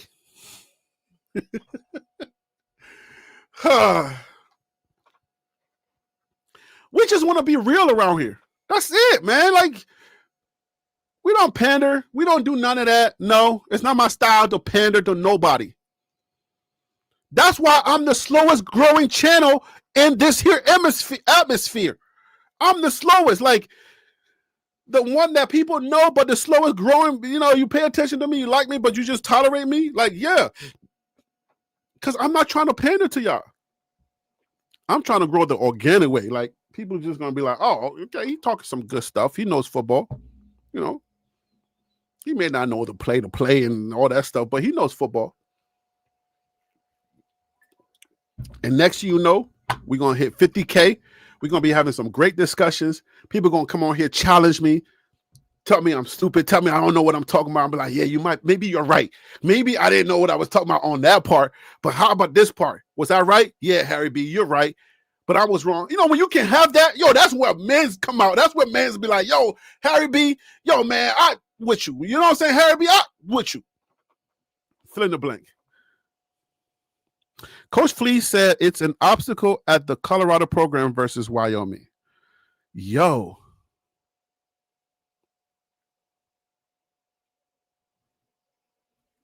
Virtual CEO, welcome back. It's Coach Flea or Flip, whatever his name is. Oh, here we go. You know when it starts like that, you know what this is. You know what this is. Let's call it out. Let's call it what it is. You know what time it is? This is this time right here. Before I even read it, we're about to address this right here. Woo-wee. All right, let's go. Coach Flea or Flip, that's the stuff we do in our community. Whatever his name is a punk for running his mouth about a legit gold jacket owner. Jealousy is a blank, fill in the blank. Deion has been that glitzy dude for 30 plus years. Flea is a roach. I love it. Let's talk about that. All right, Virtual. Bring that ass over here. I'm going to have to pay for myself. Bring that A over here. I'm going to put the money in my cuss jar. Myself, okay? Come to the front. Let's go. First of all, Coach Prime is not a gold jacket in coaching. Get that one right. All right? Get that one right off the top. Coach Prime is not a gold jacket in coaching. Coach Prime is still learning about the coaching thing. All right?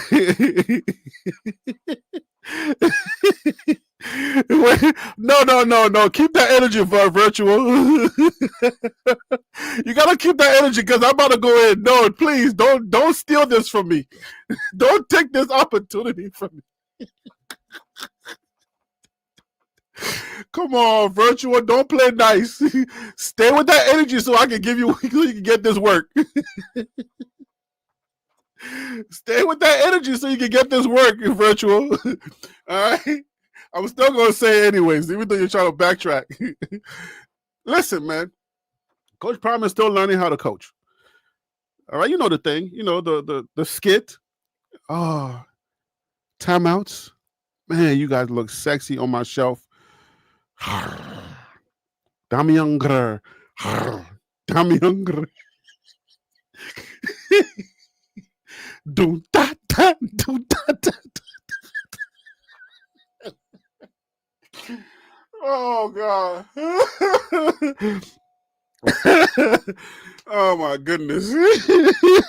This Coach Prime looking at his timeouts on his dresser. Damian Grer.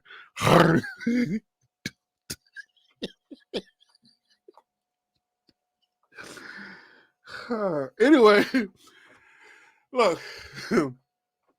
Y'all know I got time today, right? That's why I'm here. I started at 9 something. I'm still here. Okay, I got time today.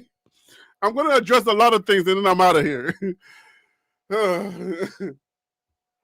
So yeah, man, look, Coach Prime is still learning coaching. That's one thing that we try to give him grace because he needs it. You feel me? He's still learning at the higher level. He's still learning because I think what Coach Prime thought that he was going to be able to do is to just talent up and just dominate the sport like he did when he was a player.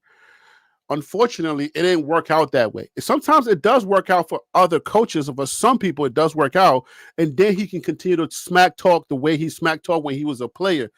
But he thought he could do that, and he tried it at Jackson State. The talent was was unbalanced, so he was able to mimic that a little bit for a little bit of time. I mean, and then when he came to the FBS, he realized that, oh no, it's different over here. But he tried to do this. He tried to keep the talking, but he didn't have the same talent because it's like Dame Dash, and Jay-Z, right? You want story time? I already gave y'all the DMX story, but Dame Dash and Jay-Z, when you have Jay-Z, you can smack talk all you want because Jay-Z is the hottest thing during your time. So yes, while he's hot and he's selling records, he's selling everything he can sell. What did he say he can sell?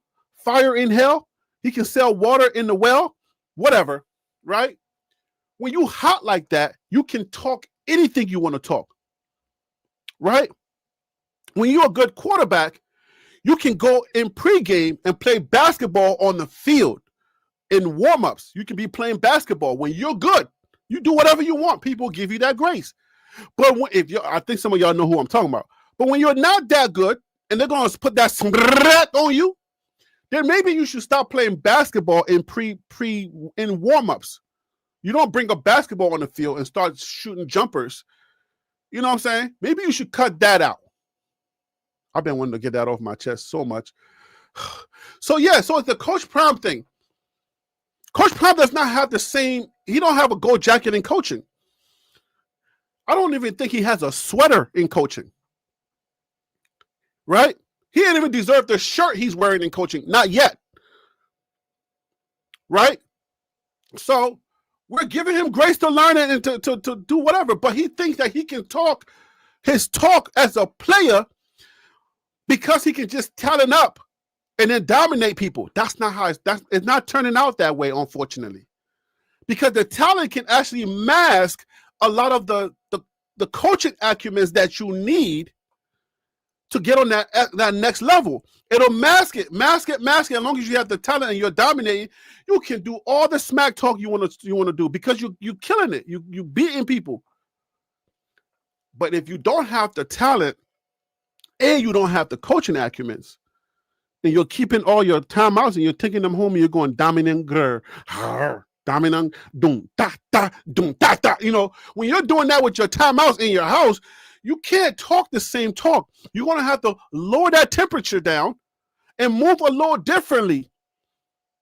No, because we don't believe now. We don't. The press is going to start saying, eventually, you know what we heard in the last press conference? You know what I heard? The press is gearing up to start hitting back. If y'all didn't hear it last time, I heard it. It was a small clip, but I heard it. The press is starting to gear up to come back at him.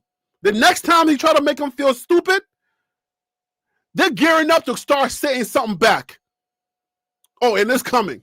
And you know when I say something here, it usually happens.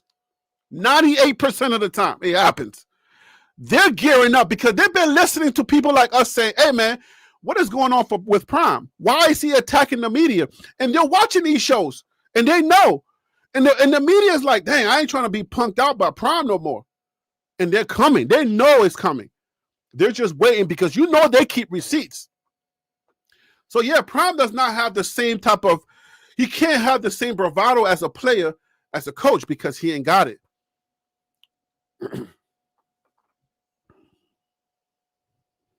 Coach Mike said he definitely used those timeouts. He's probably been listening to us. Matt Goldie said Deion Sanders has been at Colorado 3 years and they haven't beat one good team. Actually, that's not correct. They did beat a couple of good teams. Remember, TCU was ranked when they beat them. 17th? They were ranked 17th in the nation. You can't take that away. That's one thing we're not going to do. We ain't going to take away his acumen, his accomplishments. Nah, we don't have to do that. We can stay central. We can love him. We can challenge him. But we can't lie on him. We can't do that because then that won't be who I am. Coach Prime 2023, he came in blazing. They could have went 8-4 that season, but they got ahead of themselves. And I'm tired of trying to defend my position on that. They had the talent for 8-4, but it was flipped upside down to 4-8. But they did have the talent, and they needed to be coached up. They don't have. They have the talent this year. Not as much talent as last year, but they do have the talent, but they need to be coached up.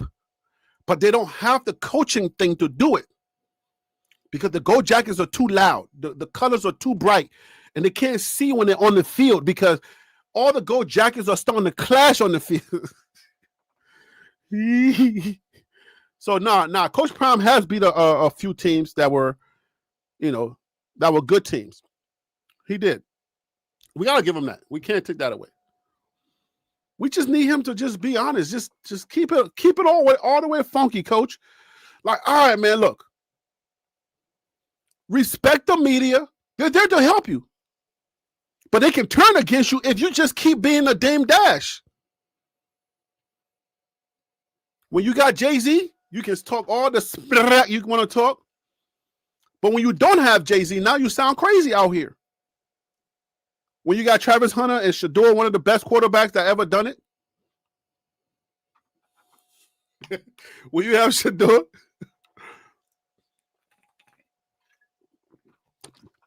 Yeah, that was crazy. To say one of the best quarterbacks that's ever done it. That part was crazy. Erase that. Harry B. Edit that out. What? This is live? Oh, well.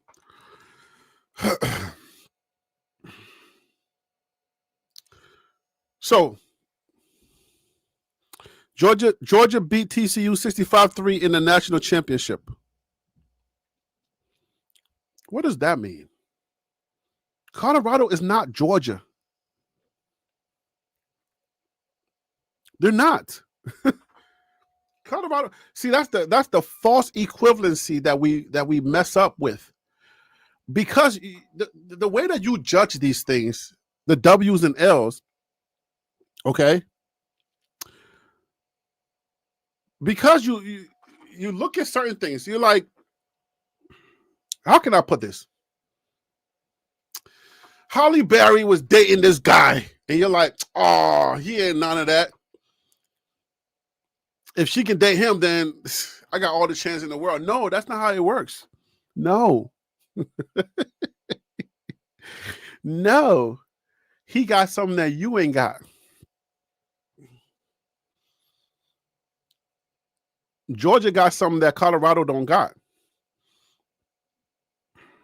So it's not the same. You can't look at it. So when Colorado beat TCU, remember Max Duggan was already gone.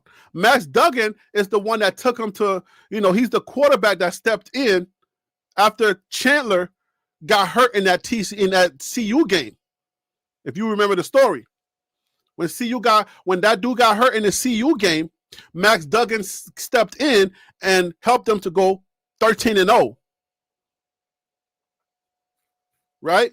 So they went 13-0 to put them in the game with Georgia, and Georgia obviously had the better talent and the better coaching at the time. Even though I respect TCU's coach, he's one of the most classiest coaches in the country.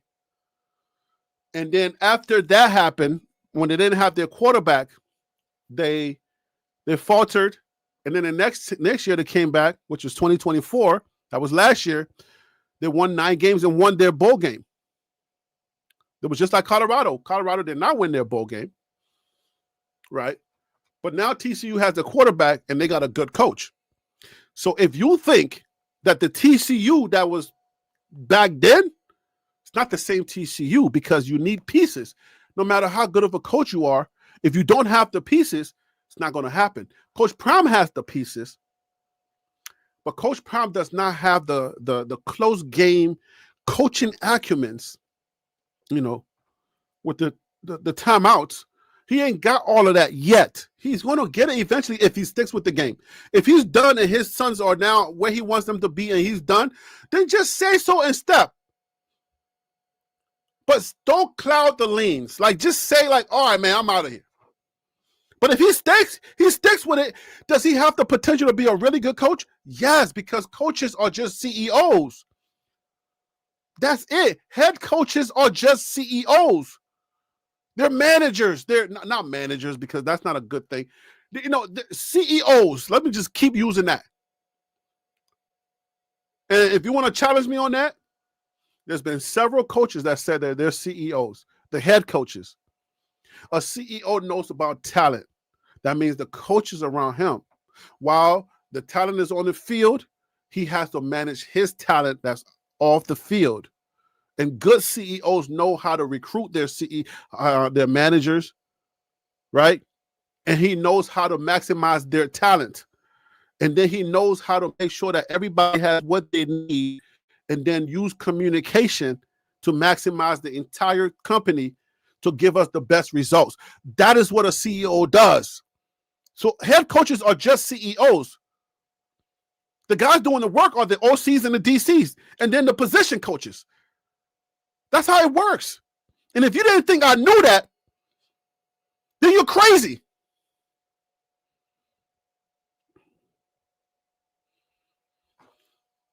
Coach Prime is just supposed to be a good CEO.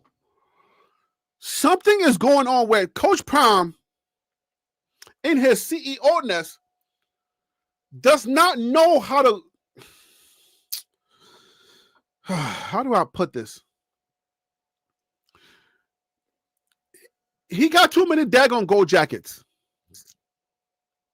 And he needs some hungry hyenas. And I hope that makes sense. See, when somebody says something like the way I'm saying it, it sounds like you're talking crazy against Prime. It sounds like you're taking away from him, or you're saying he an ish. That's what you hear. But that's not what I'm saying. Prime is a darn good CEO. Like, he has that thing what CEOs need. Personality.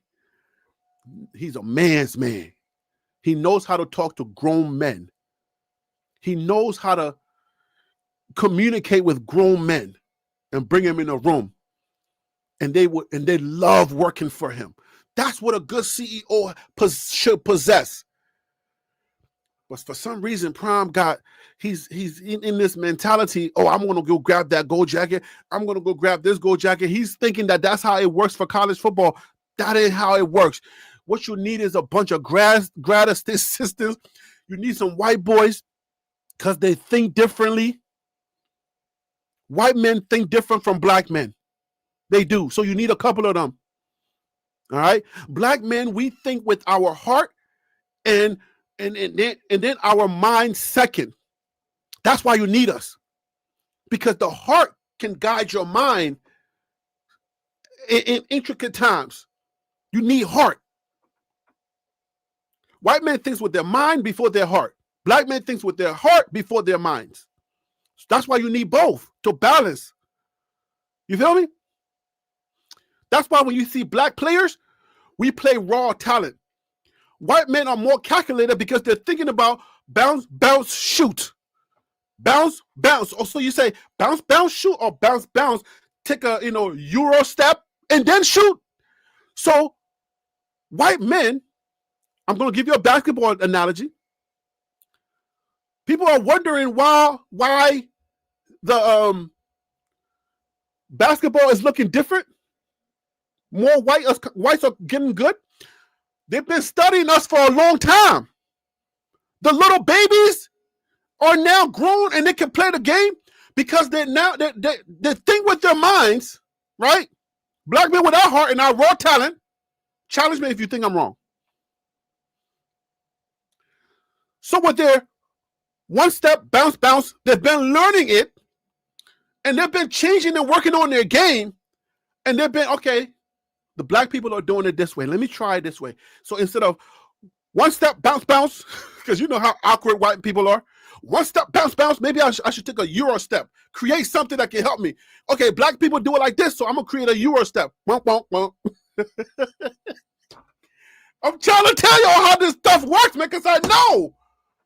So the babies, the white babies that are so, like, the thing with their mind, they're like, they're awkward, like, oh, black people know how to dribble. They know how to do all of this dance. Like, it seems like poetry. They're moving fluidly, right? Those white kids have been getting on the court in their awkwardness. They were like this, right? Awkwardness, but now they're starting to learn like the black players, and they're doing this now. So that's why it's happening. So you need both. You need some black guys who thinks with their heart and then their mind second, and some white people who thinks with their mind first and their heart second. On the football field or on the football coaching staff. Because those white boys, those coaches, them just wanting their drawers doing this, trying to find it. Their minds are crazy. I ain't saying black people don't have that same mindset. They do. But I'm just saying that the majority of us, we think with our heart. We're natural with it.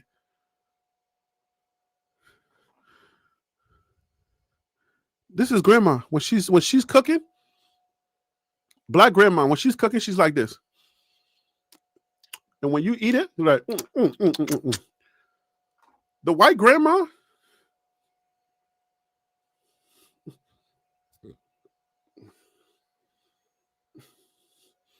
she's measuring, doing all kinds of measurements, and, you know, because she ain't natural with it. Not all of them. Some of them, like from the countryside, yeah, some of them know how to dibble and dabble like us. But we're different. If we would just accept our differences, we can actually help each other. That's why you see white singers, they're not as, fluid with it. They don't come from their heart. We come from our heart. That's how we are. We're built, we're wired to just naturally do it. White people, they can do it, but they're more like, oh, we can't do it this way. Okay. But it's the beauty in us, in our differences, that when we get together, we can be dangerous.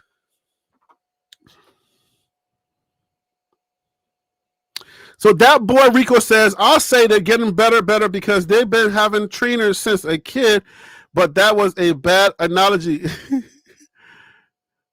was a bad analogy? Nah, bro. That was actually an excellent analogy. White boys have been watching us from day one, and it looked difficult for them until they started getting out there and just trying it.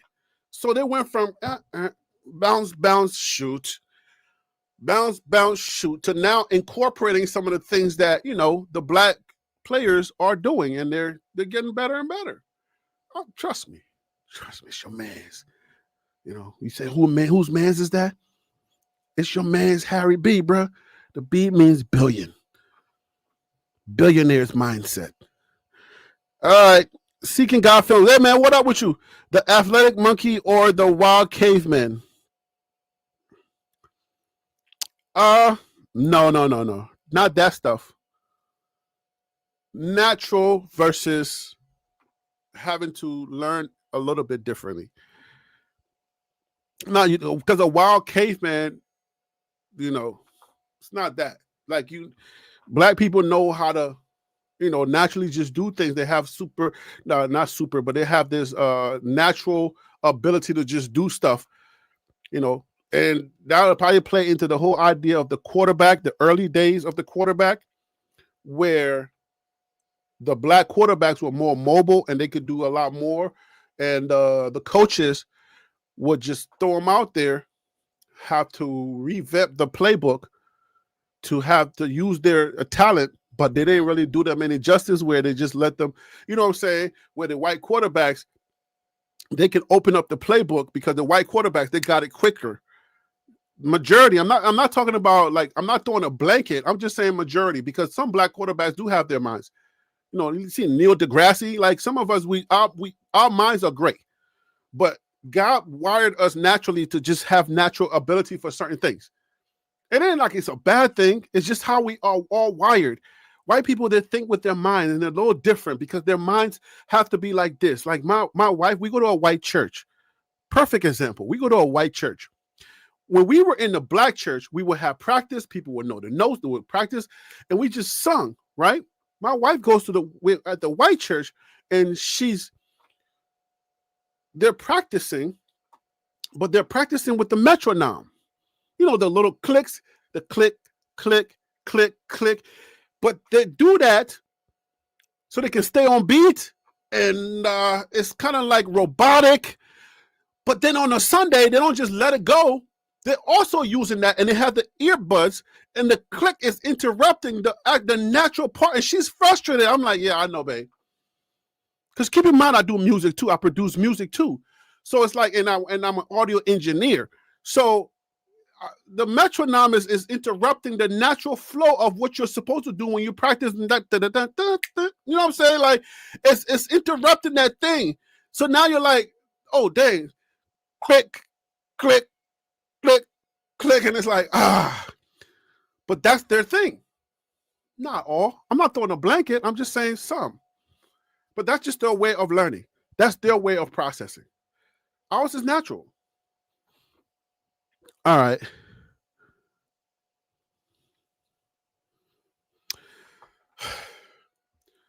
Let's finish up with Shador.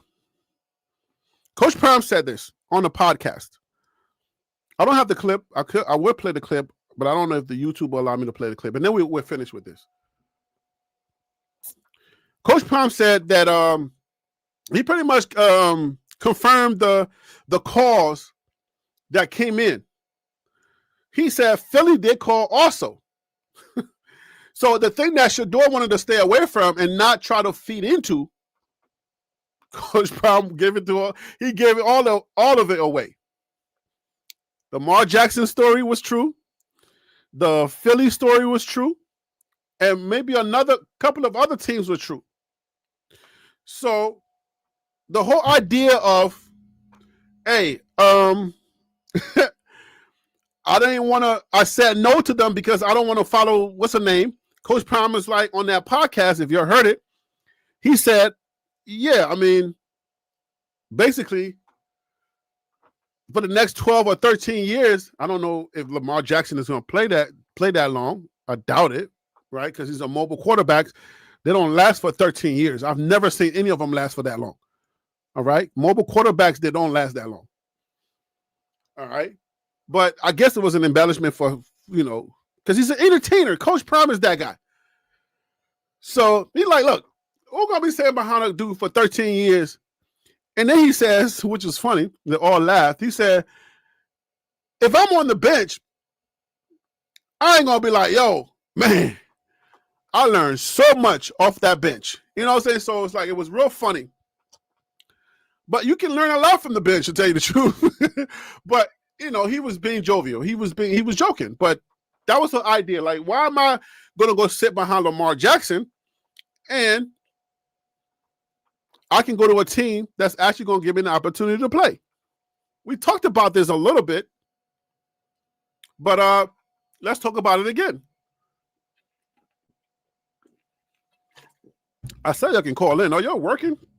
So y'all going to just let me do this show by myself, right? All right. I hope I'm doing a good job out here. Since y'all is like, nah, Harry B, you gonna get this work all by yourself. I can do it. Trust me. Let's go. I'm going. So here it goes. I don't see a problem with that. There's two parts to this.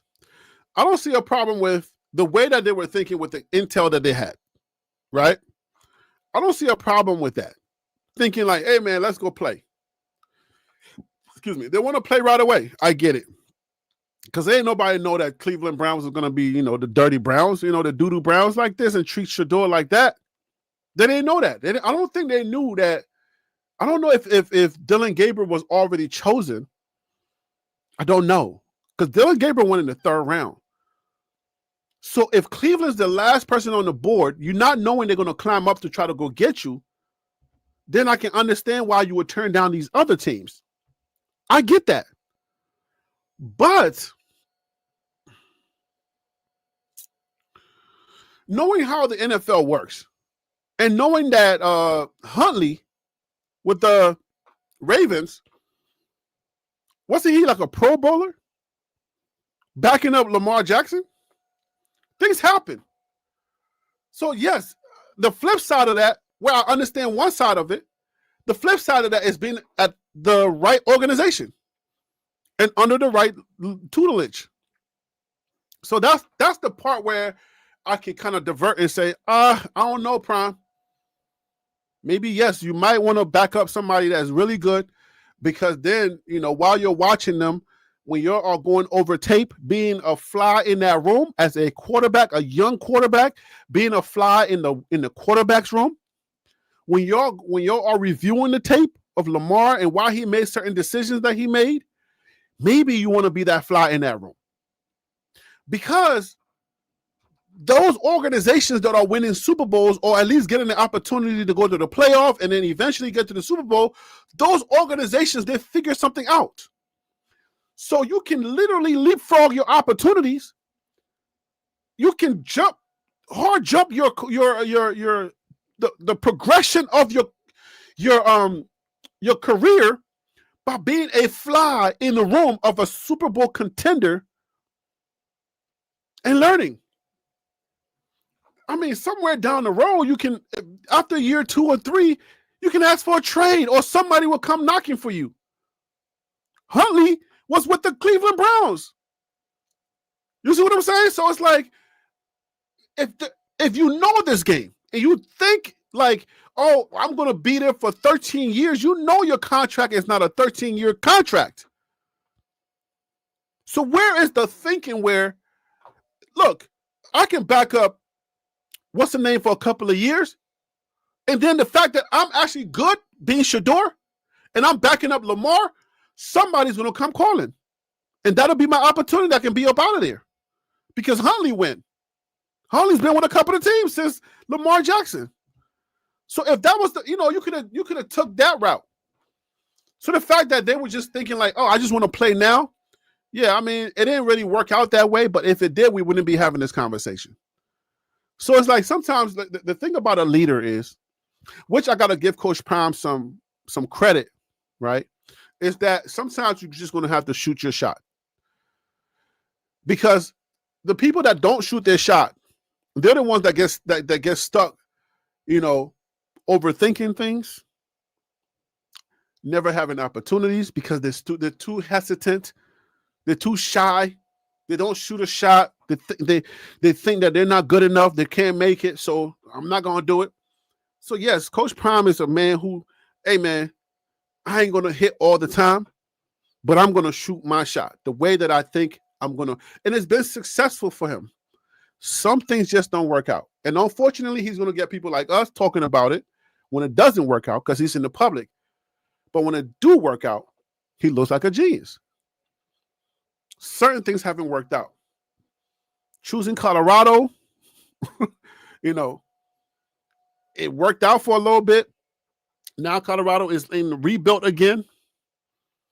So time is still going to tell whether, choosing if Colorado was the best option or either staying with Jackson State or going lateral with FCS programs and just kind of growing from there and then finally making that leap to the FBS level. Time will tell whether that works out or not, or even if he stays coaching because you know about the health situation. So we don't know. But we know one thing about Prime, he's always going to shoot his shot. So they took a chance and they missed. Being that Cleveland Browns doesn't seem like the best option right now. We don't know yet. Right? Time will tell. But you can't be afraid to shoot your shot. that's one thing about Prime that I can admire. I can say, man, look, Prime is that dude.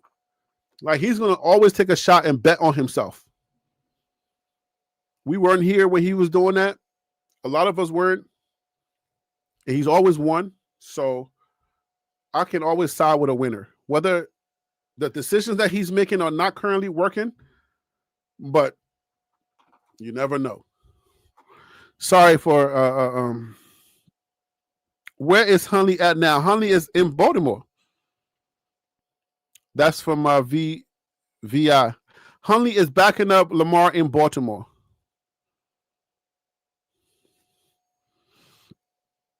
He went back to Baltimore. KMS says there's no reason Shador isn't QB1 at Cleveland, so it's no reason to want to be behind Lamar. Clean that up for me. I don't know what that means. It's no reason Shador isn't quarter QB1 at Cleveland, so it's no reason to want to be. I guess I understand it. I guess you don't have to clean it up. I mean, the way I look at it, Cleveland Browns, their organization is like is weird. Because I think the way they handle it is not correct. They didn't handle it right. It's obvious that Flacco is the best quarterback in the group because his arm is crazy, but he can't run. He's old and tired, and he can't run, but he can still throw. So as long as they're giving him that great protection that he has, if it was a worse offensive line, like whose offensive line? I think the Carolina Panthers offensive line. Like if it was that, and he had to do a lot more running, can you imagine that? Like you really don't know how good their offensive line is? You feel what I'm saying? Like you don't know how good their offensive line is. If it was terrible, he would have to run a lot more. And can you imagine him running around a lot? If you think about how much protection he has and the fact that he's throwing, and they've won one game this early in the season, because they should have, the way people was describing them, they should have been 0-5 before the season even was get going real good. But they're now won one game. The Packers have beat them, so nobody was expecting them to win. So think about that. They got a really good offensive line. Their defense is one of the best in the NFL. You heard it here at TLP Sports Club. They got one of the best off defenses in the entire NFL. They do. So if they can just get a little bit of coaching help and anything else from the wide receivers, because they got running backs. So if the wide receivers don't drop the ball often, you might be looking at Cleveland in the playoffs. I'm trying to tell you. Might be, okay? Slow it down. Might be. I ain't going crazy now. You know what I'm saying? I ain't crazy. Those that humble themselves will be exalted, and those who exalt themselves will be set abase. Shador is being humbled because of the pride of Prime. Seeking God Films.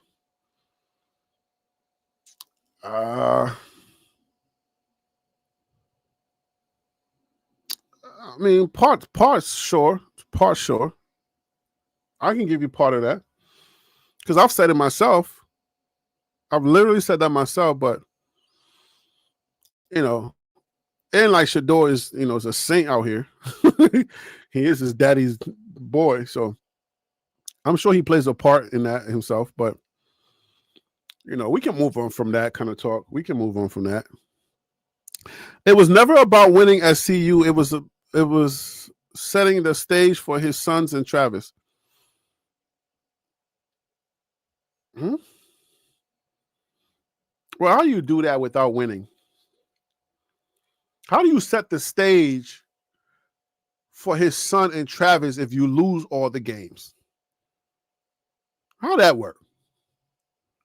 KMS, what you on? Like, what are you on? You ain't had your coffee or your Wheaties yet? You can't lose all the games, and then they don't get the opportunities to get.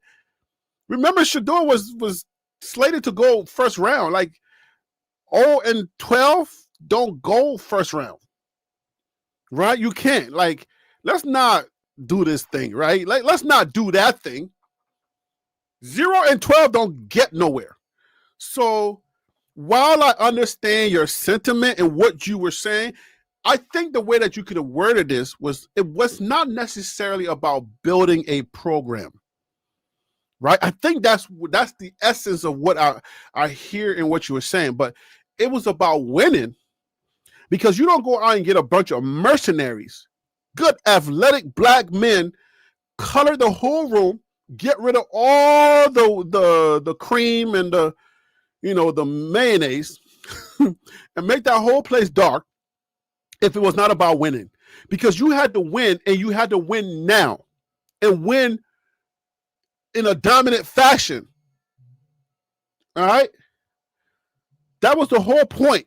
Because you cannot have set up Travis Hunter for Heisman. You cannot have set up Shador to go number 1 without winning. So yes, it was about winning, but it wasn't necessarily about program building. I will give you program building, but I cannot, KMS 929, I cannot give you, it wasn't about winning. So that's 0-1 for you. 1 for me, 0 for you. 1 for me, 0 for you, my guy. Turned down Baltimore because he knew he should start in Cleveland. I don't know he should start, but I think he thought he could. Well, they did lose. What are you on about? What are you? Well, they did lose. What are you on? No, they didn't lose. 4-8, first season. Keep in mind they were 1-11. So 4 games versus 1 the previous year. That's not bad for a program that is starting to gear up and get their own identity. Then the next time they win 9 games, right? 8. Am I 5 minutes behind? Well, I don't know. How could I be 5 minutes behind? I'm the one doing the show. Am I reading these comments behind? I probably am. There's probably a delay, but I'm just going to answer them the way that I see it. Okay. So I could be 5 minutes behind. So anyway, so they win 9 games, then that's winning. All right. So these comments are coming in. I see this 1149 and 1152. Yeah, man. I don't know. I don't know how the comments. I'm seeing it like in live, in real person. So nobody says 0 and 12 who even thought that. All they went and got was receivers. KMS, how? Okay, guys. Okay. Yeah. The winner got receivers because of how Prime was thinking about winning, the way that he won at Jackson State. That was the narrative. Prime did not understand that as a coach in the FBS, where the talent level is more, is more on par with almost every team, right? That you had to build it from like Phil said, Phil So Real, he said from the inside out. At Jackson State in the FBS, you can go, you can air raid. So yes, you just need some good DBs and some good wide receivers and Shador and air it out. So while you're flying around and passing, flying past everybody in the FCS, you're being lauded and you're being hailed as a hero, the savior of Jackson State. So you do that, and then you catch the interest of Rick George, the former CFO of the Rangers, the Texas Rangers, the baseball team, right? Who went to Illinois, the Folly Illini or Illini, right? Who was actually part of the championship team as an assistant at CU. Left, did what he did with money because he's that money dude. He's that dude. I did a video about this guy, so go on the channel and watch that. It's a beautiful video. I did a whole research video on that. Go watch the video about Rick George. So then when he finally becomes, he spots Deion Sanders over there at Jackson State doing his thug thizzle for Rizzo, right? And he believes that Deion Sanders is the one to take his program from zero to wherever he took him. So, but the thing that was masked was the coaching pedigree, like the coaching pedigree that was masked. I'm so glad I said pedigree because that's important, right? You need pedigree. You need to be under somebody who can teach you the intricacies of college coaching. Coach Prime came from the high school ranks, didn't necessarily have the pedigree, but again, they won a lot in high school, which offered him the job at college. So he thought he could just continue the way that he was continuing without that pedigree.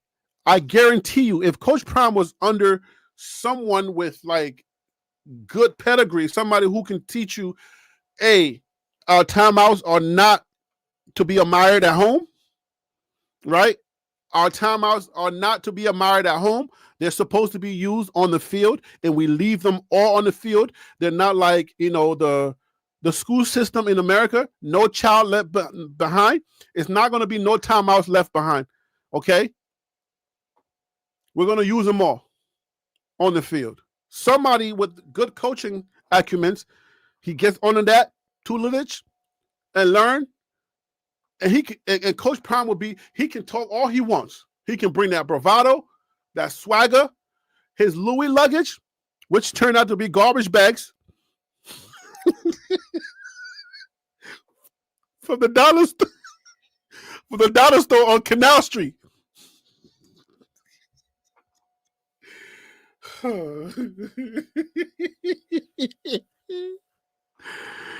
Harry B, I'm not coming at you. I was talking about a comment on Coach Prime. Dang, how long ago was that? Bruh. John Black is like, I had to go back to work. You know what I'm saying? Like my boss was he was lurking, so I had to dip. And now I'm back. Okay. All right. All right, John Black, I got you, my guy. That's why I think I apologized earlier. I was like, yo, if you're not coming for me, then it is what it is. I apologized. Of course, he built a good receiving core because it's fit Shador style play. He's a pocket passer. Look at SS numbers. Okay.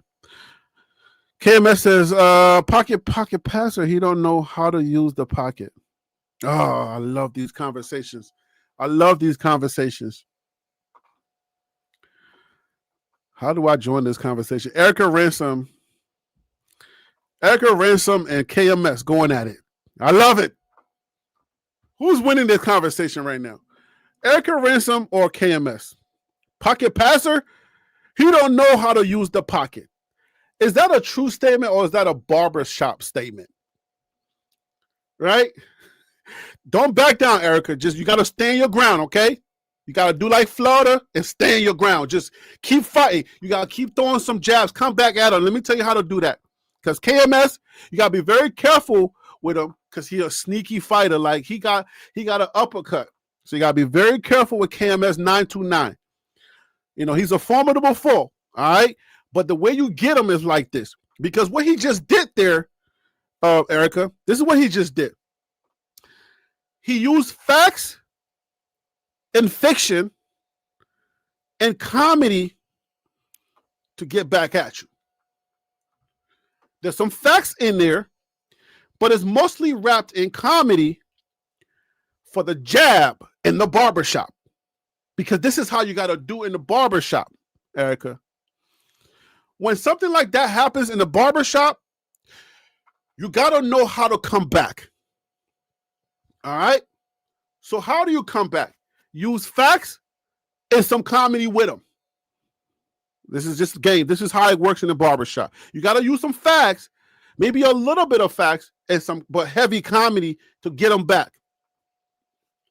Now, how you do that, I can only give you some tips and some pointers, but you're going to have to figure it out with your own personality, how you do that. As long as you keep it respectful and y'all can keep it cordial, then this is the type of talk that I like in the comments, because this is what we do around here.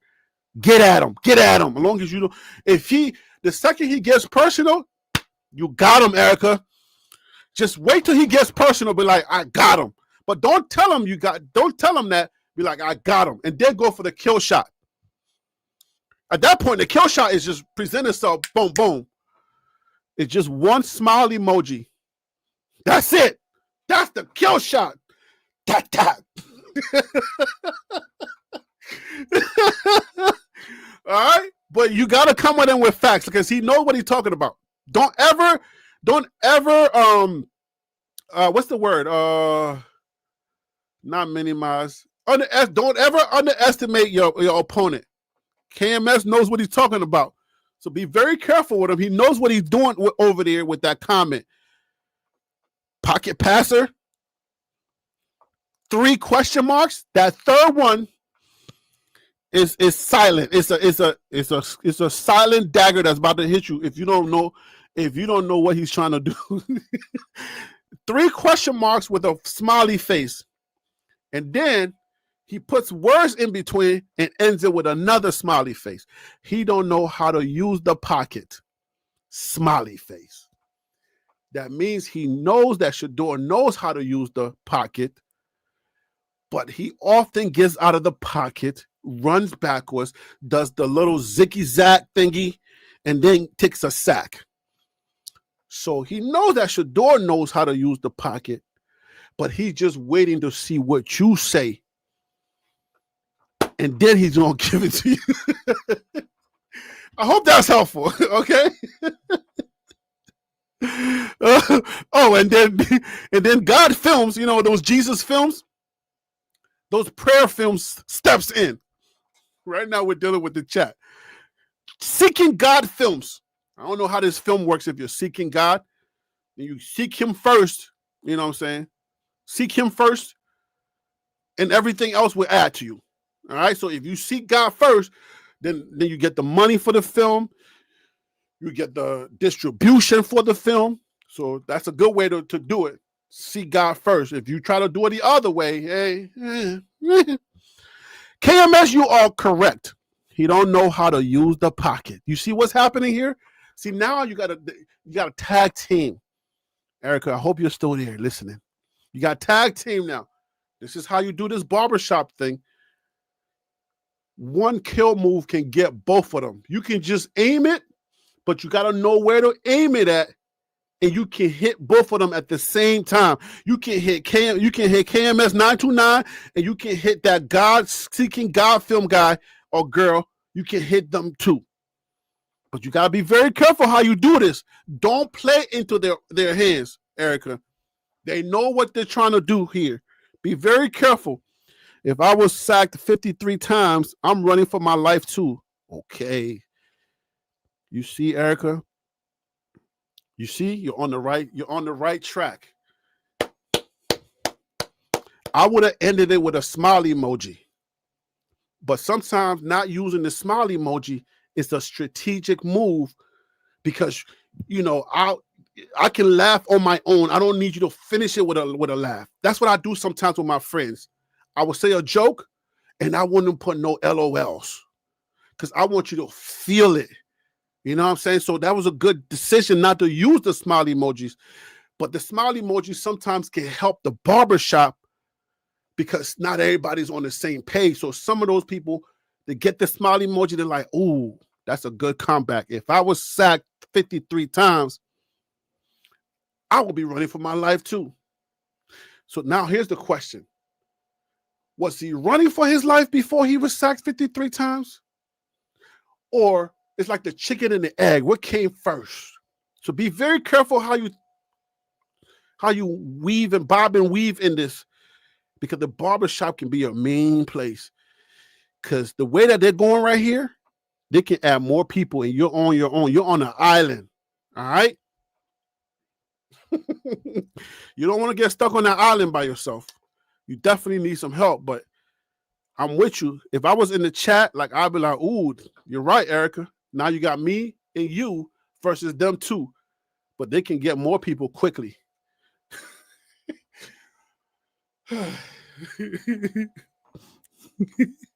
What does the guy film say?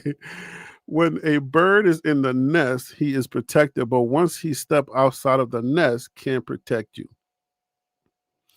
Erica, you know how to handle that. I ain't even gonna help you on that one. Like, that's an easy one. Go get him, Erica. Let me just help you a little bit.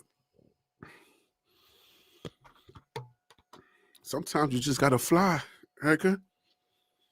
Sometimes you gotta cut the umbilical cord and just fly. I'm just gonna throw you a few hints. Sometimes you just gotta step out there and try. You have to build the nest. No. Take that down. The bird is young. He's not building the nest. No. Go the other way. Go the other way, Erica. You almost had. I'm trying to give you some hints because the bird that's in the nest is the baby. So he ain't building no nest because he's like this. Have you ever seen a little birdie in the nest? The mama spent a lot of time trying to build that nest. They go get twigs from everywhere to build that nest. You feel me? So don't go that route because now you about to no. Go the other way.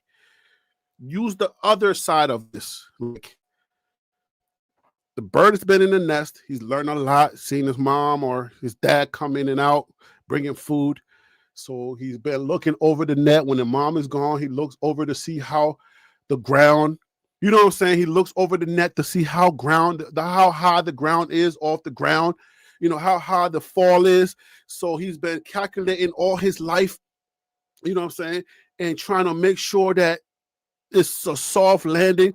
And then eventually he's going to have to fly. You feel me? No, his pops didn't build the nest, aka an O-line. You're trapping yourself. You're making their argument.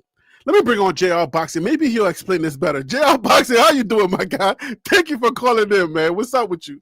What's good with you, Harry? Man, what's going on? All is well, man. Help Erica out before we get started. Help your girl Erica out. Man, I'm just hopping on, man. So I'm trying to see where the conversation going. Oh man, I'm trying to help Erica out here in the chat because she's being tagged double team right now. And yeah, man, I'm trying to help her to have barbershop talk so that, you know, she don't get caught up in the situation because she's trying to make their point. Oh man. But anyways, man, I've been talking about a lot about I want your opinion on this, right? So she can got Phil says she out of the pocket, she can't be helped. She got 5 minutes. My break is almost over. Okay. All right, Erica. But yeah, look, I want your opinion on this. And tell me if this should Prime get involved with Travis and the boys with his comments that you've seen out there on the web, as far as like saying, hey, they're not using Travis well, yada, yada, yada. I wanted somebody's opinion on this. This is what Prime said. My thought on this was, I think Prime should stay out of it because it can create a negative effect. And that can hurt Travis as opposed to helping him. This is what he said. Deion Sanders believes the Jaguars are using Travis Hunter wrong. You're not using him enough. I've seen it with my own eyes on an everyday basis for 3 straight years. So I know what he's capable of. So the way I went at it was basically just saying, hey, look, the difference in college and the difference in the NFL is schemes and payload and stuff like that are different because the talent pool is not as equal or as balanced in college as it is in the NFL. So you got to be very careful how you handle this. So, and also don't do this in a way where the people that are that are doing the job feel like you're attacking them, and then it's going to turn negative, and they're going to start hating Travis Hunter and not even know that it's Deion Sanders that they're hating and not Travis. What is your thought on this? How would you go at this? Yeah, look, first, Prime is entitled to his opinion, right? Mm-hmm. And his opinion on the utilization of Travis, look, some people can deem it viable just because he was his college coach, right? Mm-hmm. But the program itself at CU was kind of built around two people. It was built around Travis and Shador. So if Coach Prime is saying, well, they're not using Travis correctly, I mean, yeah, there's some truth to that because the Jacksonville Jaguars, that organization is not built around Travis Hunter. So I can see it being viable. Does Prime need to come out and say anything, about it? No, but I mean, look, he's a public figure. He's a head coach. He can make that comment. But as far as like the Jaguars, like, yeah, the team is not built around Travis Hunter. So of course, from what we're used to seeing, right? We're used to seeing a high utilization rate of Travis Hunter because you just alluded to it, Harry. You Mm-hmm. could get away with that in college. But in the NFL, if the structure of the team is not built around that player, then you're gonna be like, yeah, then what is the result for Travis Hunter? Because I've been to the opening game, Mm-hmm. and I was looking like, yeah, he's not the first target because the first target Number as a 11 is wide the first receiver, target. yeah, the first target is Brian Thomas Jr. Is that number 11? Yeah, I don't know his number. Okay. I want to say number 7 or something like that. I want to Okay. say that's Either his. 7 or 11. I saw. Yeah. I, Yeah, I saw that he was not like they don't like Travis is there in the same location, but you know, yeah. He not the first read. Lawrence keeps going to either 7 or 11. Like, Yeah, and I'm like, he's that's not the interesting. first read of the quarterback. So unlike CU, Travis was the first read for Shador. Like you Mm, coming out the gate, you're looking for Travis Hunter. Third down, you look for Travis Hunter. So what the Jaguars want to do with Travis Hunter, they'll just have to figure that out. It seems like they're leaning more towards a defensive output because over the last 2 games, he's been utilized more on the defensive side. So we'll see what the Jaguars want to do with it. But look, Coach Prime entitled to his opinion. He's a former player that he coached. But if he's gonna come out and say, well, they're not utilizing him right, he just needs to come out and be like, well, is the focal point Travis Hunter for the Jacksonville Jaguars? That's what he should have said. But other than that, it's gonna be what it's gonna be, man. But Prime got his hands full with CU in the Big 12 conference, so he just need to stay focused on that. yeah. I mean, and I'll ask you a few questions on that also before I let you go. But the idea of him having his opinion, I get that, but his own son said it could be a double-edged sword. It can either hurt you or it can help you. And right now, it feels like it's hurting them, not helping them.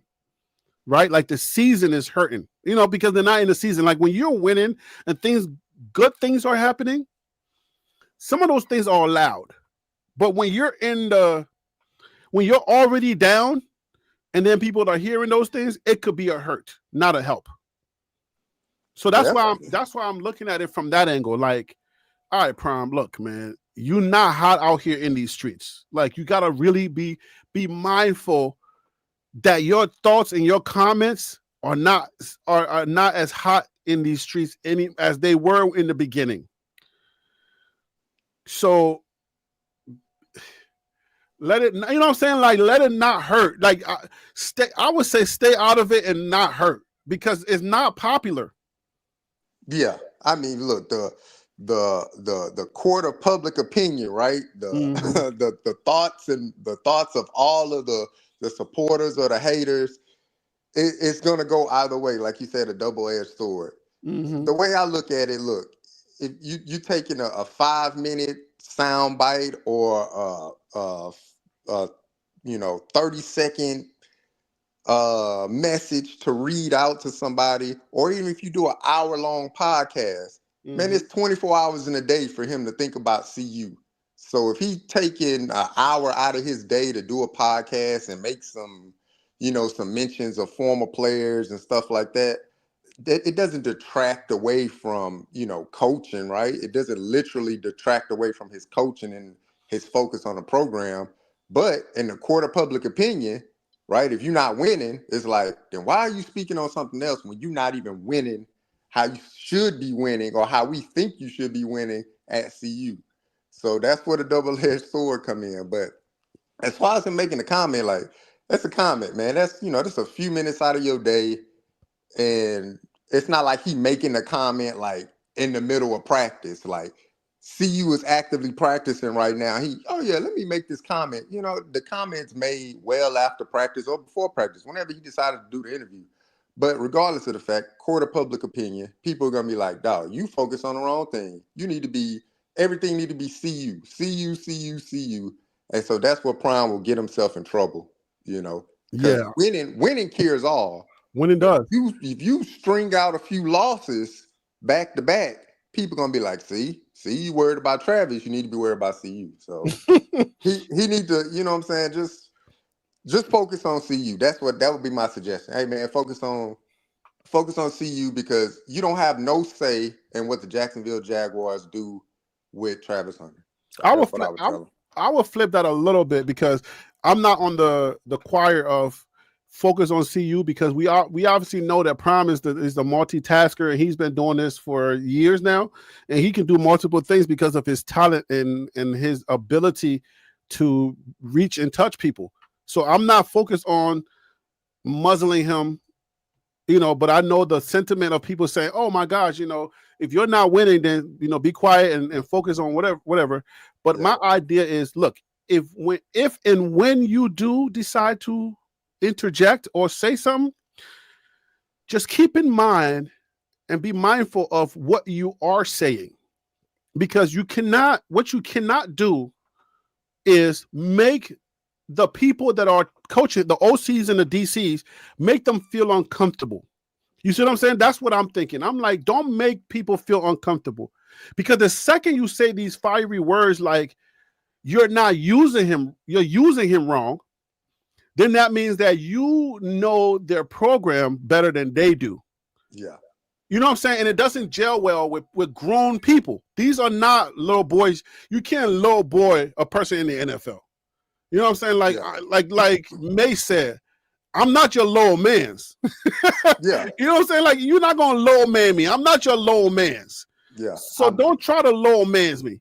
Yeah. I mean, if anything, that coaching at a higher profession than where he's coaching at right now. At college, yeah. So it's, like you said, it's a double-edged sword, man. I'm almost certain that some reporter or beat writer for the Jacksonville Jaguars will ask that question to Liam Cohen, the coach, to say, Coach Prime made a recent, comment saying that the utilization of Travis Hunter has been, and so that's when it's out of hand.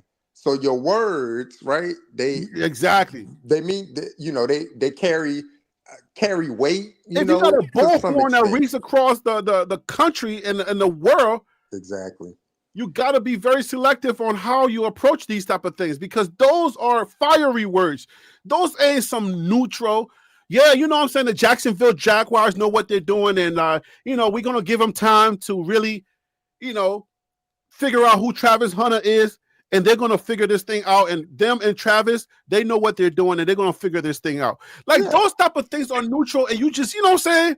But you don't say they're doing him wrong. Like, yeah, they're using them wrong and stuff like that. Yeah, like they're using them wrong. Like, now the people gonna feel like, yo, what you mean we using them wrong? Yeah, like, you know what I'm saying, like a concern. You speaking as though you're a concerned parent or something like that. Man, just focus on CU and that's it. Right? But because he is a parent. He is a loud parent, because his reach is long. Let me not say all that, but his reach is far, right? Like, you know what I'm saying? So be careful, man, because right now you're not the hottest thing in these streets when it comes to like how people's opinions about your offsprings. You feel me? If your offsprings were like T Mac and others that are actually contributing high, you know what I'm saying, then maybe you got a little bit more leverage, right? Like you're Dame Grease, not Dame Grease, but you're, Dame Dash with Jay-Z. You're not out here with Dame Dash with a bunch of podcasts that nobody listens to. Yeah. You know what I'm saying? Right now your reach is not that far. So, I mean, you know what I'm saying? Like you got influence. So just stay away from saying those type of things, because look at the emoji that was put up here from whoever wrote this thing. You know what I'm saying? ML, Major League Football. Yeah. The Chiefs, those red cheeks are like, Yeah. So yeah. But okay. Second question, Shador, him confirming. How do you feel about him confirming Shador? The alleged stuff that came out that Shador tried to dodge in the media. How do you feel about him actually confirming those in the media?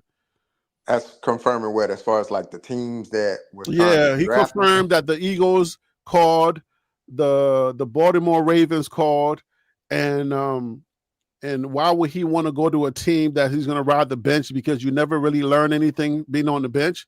You see what I'm saying? Like you don't really learn. He was like, yo, I never in my life sat on the bench and then said, oh, I learned so much from the bench, and then they all laughed and stuff like that.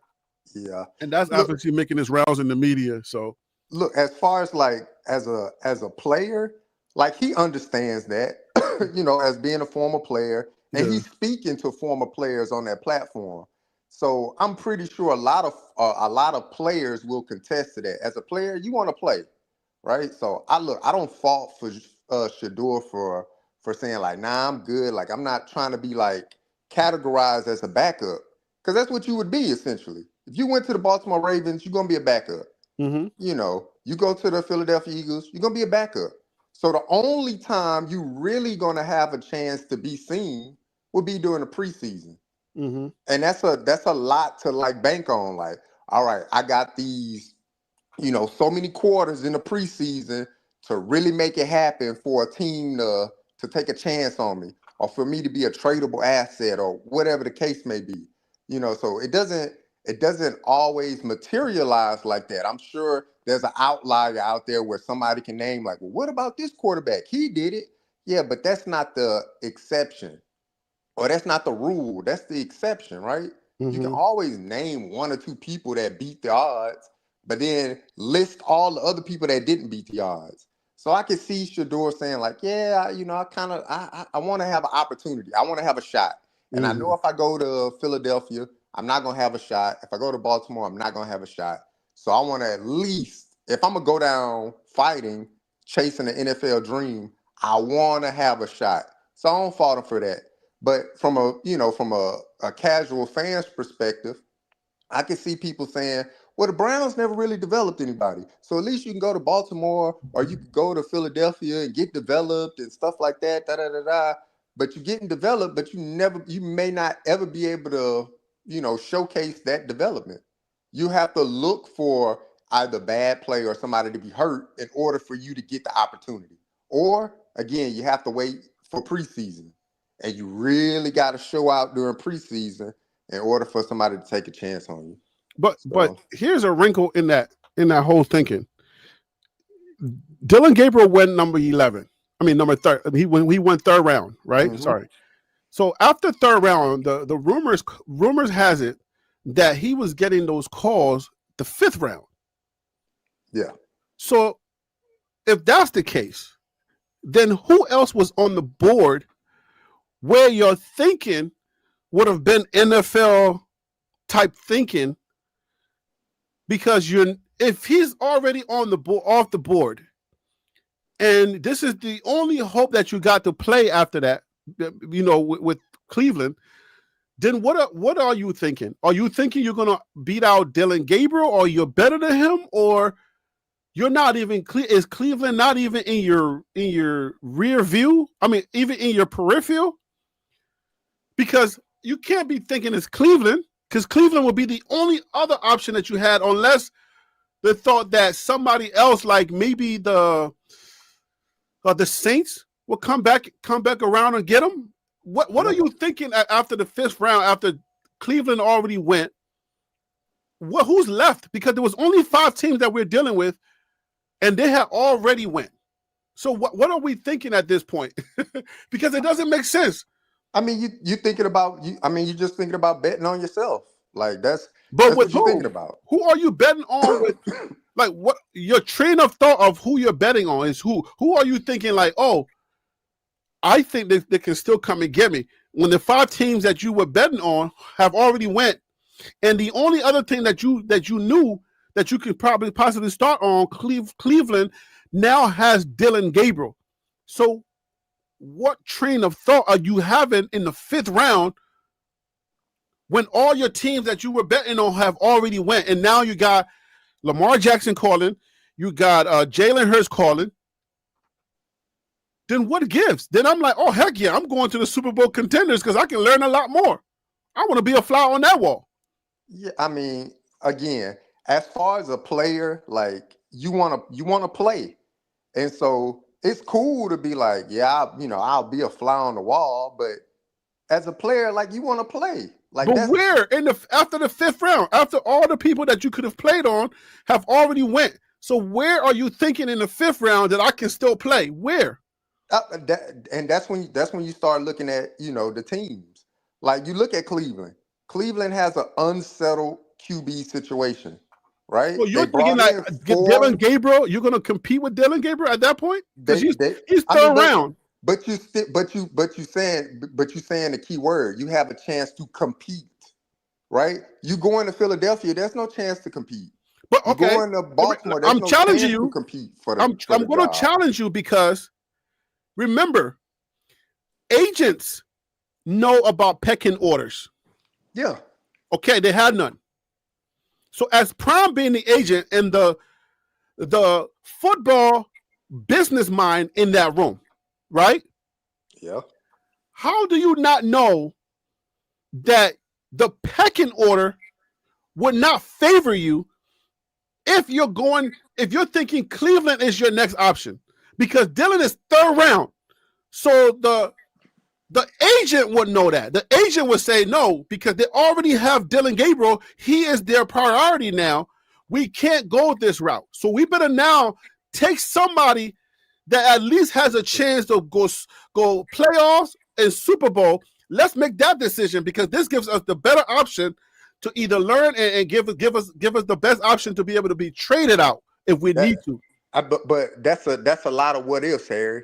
So you going with multiple what ifs to say, well, go to a Super Bowl team to get coached up to be traded. That's a lot of what ifs. Like but why is that a what if and Cleveland's not? But Cleveland, you at least have the opportunity to compete. You said they picked Dylan Gabriel in the 3rd round. Dylan Gabriel being their priority? They picked Dylan Gabriel in the 3rd round. Dylan Gabriel not that much of a priority because they still took Shador in the 5th round.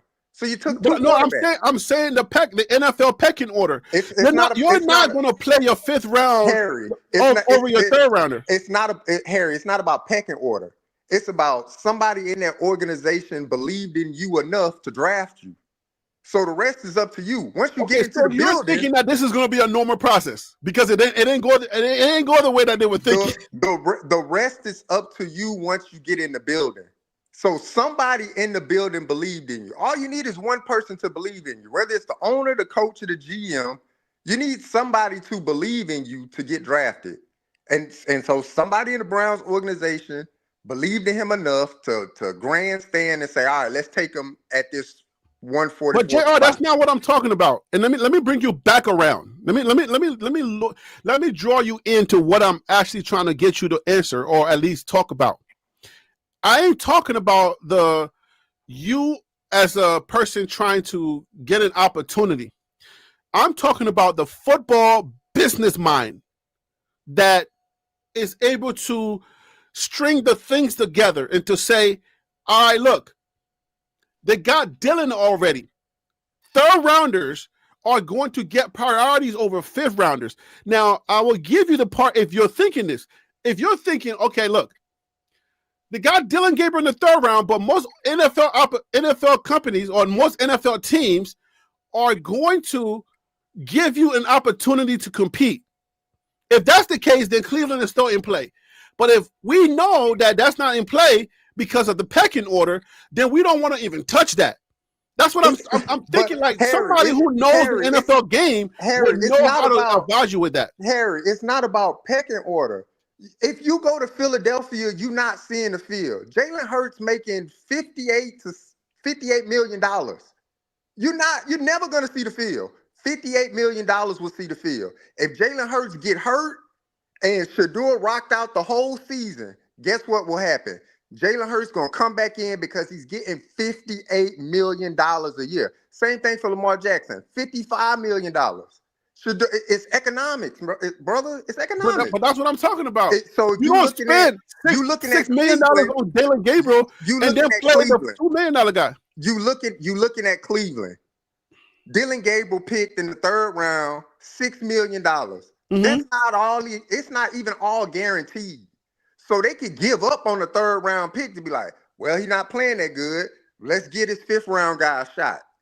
But that's not going to happen in Philadelphia. It's not going to happen in Baltimore. It did not happen in Cleveland.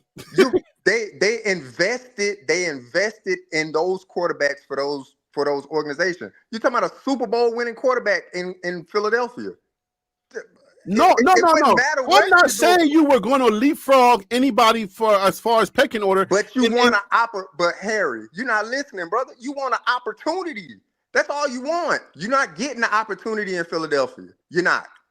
When would Shador ever have a chance? If Philly, let's say hypothetically, let's say he went to Philadelphia or he went to Baltimore, and let's say Jalen Hurts or Lamar Jackson lost 11 games. You think they're gonna bench them and be like, well, let's put Shador in? No. But you know what'll happen in Cleveland? You got Joe Flacco and Dylan Gabriel in front of you. Let them lose 11 games. The organization may be like, yeah, this not working out, so let's put Shador in. So he still has an opportunity. You're not getting. I feel like you're double tapping on what you're saying because I feel like you're double tapping on what you're saying because you're halfway agreeing with me, but then on the other half you're not agreeing with me because I'm like, if you just said, look, they're not going to give something 50 something million dollars to Jalen Hurts and then play Shador. But I'm saying, so you're saying that $6 million is not as important as the 50 to them? Brother, if $55 million guaranteed, that's salary guaranteed. $6 million over 4 Cleveland years. is also spending $6 million with Dylan Gabriel. You're saying Harry, it's $6 million over 4 years. Do the math, Harry. Do the math. Compared to $55 million. All right, so I agree. But what you're saying did not happen. You see what I'm saying? The season's still playing out. Look, just because us as fans expected him to go in and we hung on the words of Kevin Stefanski, everybody's going to get the equal opportunity to be a quarterback and blah, blah, blah, and all of that stuff. Man, sure, you can say it's coach speak. You can say, well, he gave Shador hope to think that maybe he could start, whatever the case may be. But I'm telling you right now, the pathway for him to get on the field is easier at Cleveland than it would ever be at Baltimore behind a 2-time MVP or in Philadelphia behind a Super Bowl champion. Well, I agree with that statement. But you're muddying the waters when you're trying to explain it. You're muddying the waters. I agree with the final statement that you just said. I get that part of it. But Quinlito's way says the Eagles had Carson Wentz, gave him $144 million, but still drafted Jalen Hurts the next year. And Jalen Hurts has won 2 Super Bowls. 2 Super Bowls later, he's a Super Bowl MVP. He's won 1. And what I said before, Harry, there'll always be an exception. You'll always be able to point to one person. So what's the rule, Harry? Okay, all right. You said you did say that. You did say that. And that's what I'm saying. Like anybody will be able to look through the history and be like, oh man, it was this one guy that did it. What about the 30, 40 other quarterbacks that it never happened to? That's a good point. That is a good point. I'll give you that. And guess what? Jalen Hurts was drafted the first pick of the 2nd round. That's still a stark comparison to the middle of the 5th round, 144th pick. So again, it's always an exception to the rule, man. And you're gonna it's gonna happen. Now, Shador would have to have a lot to happen. Mm-hmm. Carson Wentz signed $144 million. What happened the year before that? What happened? Cornelito didn't say that. He tore his knee up.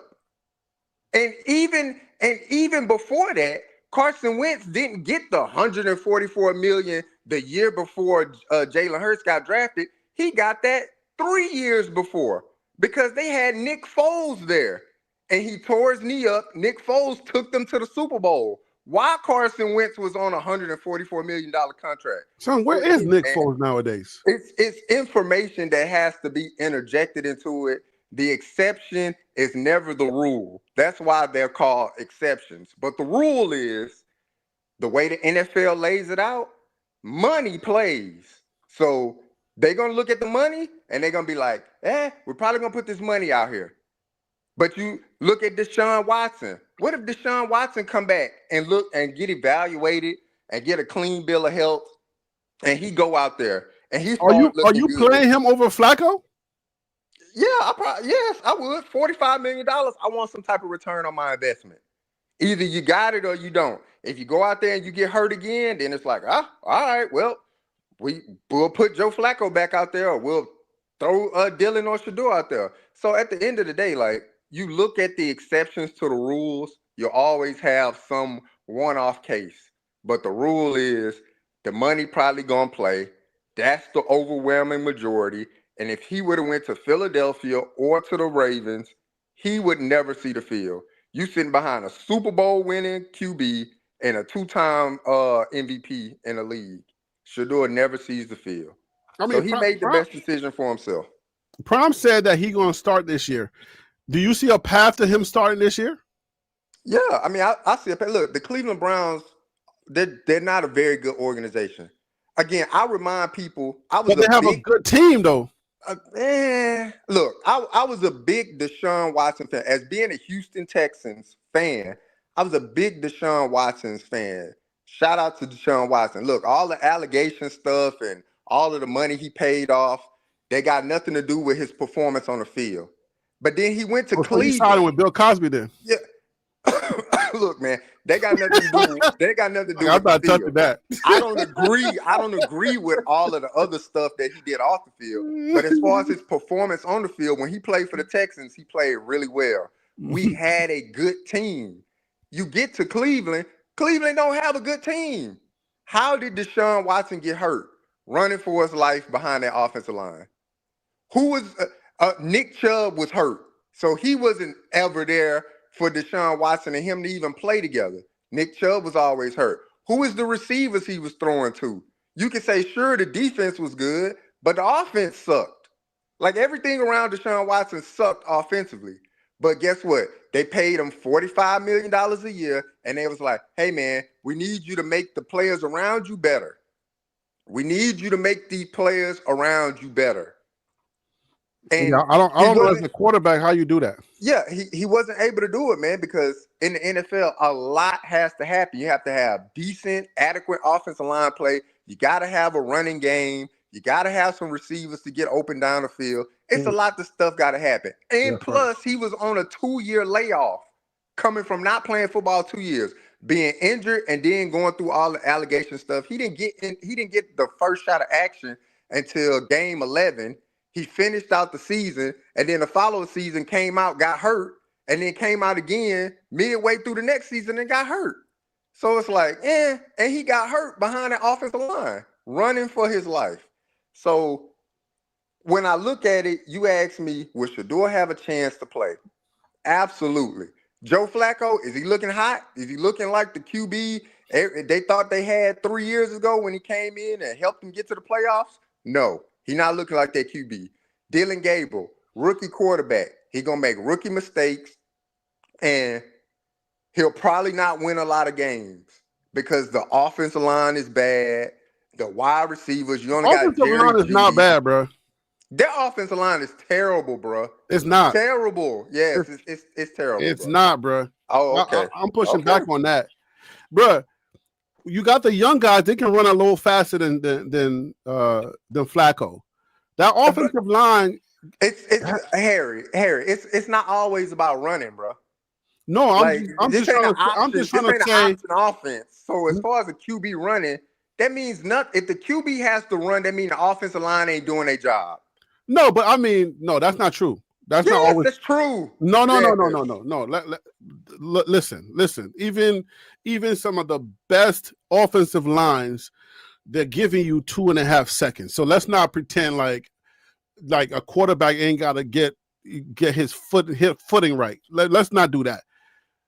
The offensive line, their job is to protect you for 2.5 seconds, and if you get 3 seconds, you're lucky. But the quarterback has to be mobile enough to at least dodge a few guys that are coming in there. Joe Flacco, Joe Come on, Flacco has heavy. man. Bro, that's just how football works. I don't know any offensive line with the exception of Tom Brady when he was at his peak that can sit back there for 5 seconds. I understand that. Like Tom Brady had that a little bit. But I'm saying like you're gonna get 2.5 seconds to 3 seconds from decent offensive lines. But at times you're gonna have to move. Joe Flacco has no movement. His feet are cement. Like they're just too much. But this is Harry. what let me finish this though. The reason why I'm saying that is because when you have these young guys, at least they still have their feet. If you couple their feet with Cleveland Browns offensive line that's giving them at least 2.5 seconds, that's way better than what Flacco is doing with his heavy feet. So yes, they need a quarterback that can move a little bit. He don't have to move a lot because the offensive line is giving him the necessary 2.5 seconds. All right, look, I don't know where this magical time came from as far as Because giving you just gotta watch the game. everything 2.5 seconds. I've watched every Cleveland Browns game this season, so But I'm watching all their games. but And what if I you will just count 1001, 1002, they're giving him the time, but there are times where it breaks up and he has to run at the pocket. What I'll say to that, sure, you can say Joe Flacco is a statue back there. That's fine, man. There's other statues in the NFL as well that's still getting the job done. So Well, he's getting the job done. Why would you say he's not? But I said they have bad offensive line play. That's what I said. I don't think so. I don't agree with that. I'll push back on that. The Cleveland Browns have bad offensive line play, brother. So they do not. When you looking, they do not. I don't care what you say. They do not. Okay, cool, man. Hey, agree to disagrry. Yep. But then look, when you couple that with the rest of the operation, and they got Butterfingers on the receivers court. The receivers court. And that's fine. That's Joe Flacco was getting that ball to those receivers, but they got a lot of Butterfingers, bro. To go along with bad offensive line play from the Cleveland Browns, in my opinion, right?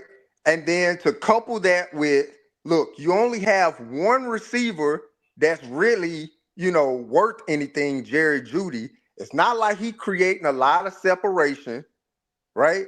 You got a tight end in a David Njoku. He's not the first target. So if you're looking at the first target of the play, which will primarily be Jerry Jeudy, right?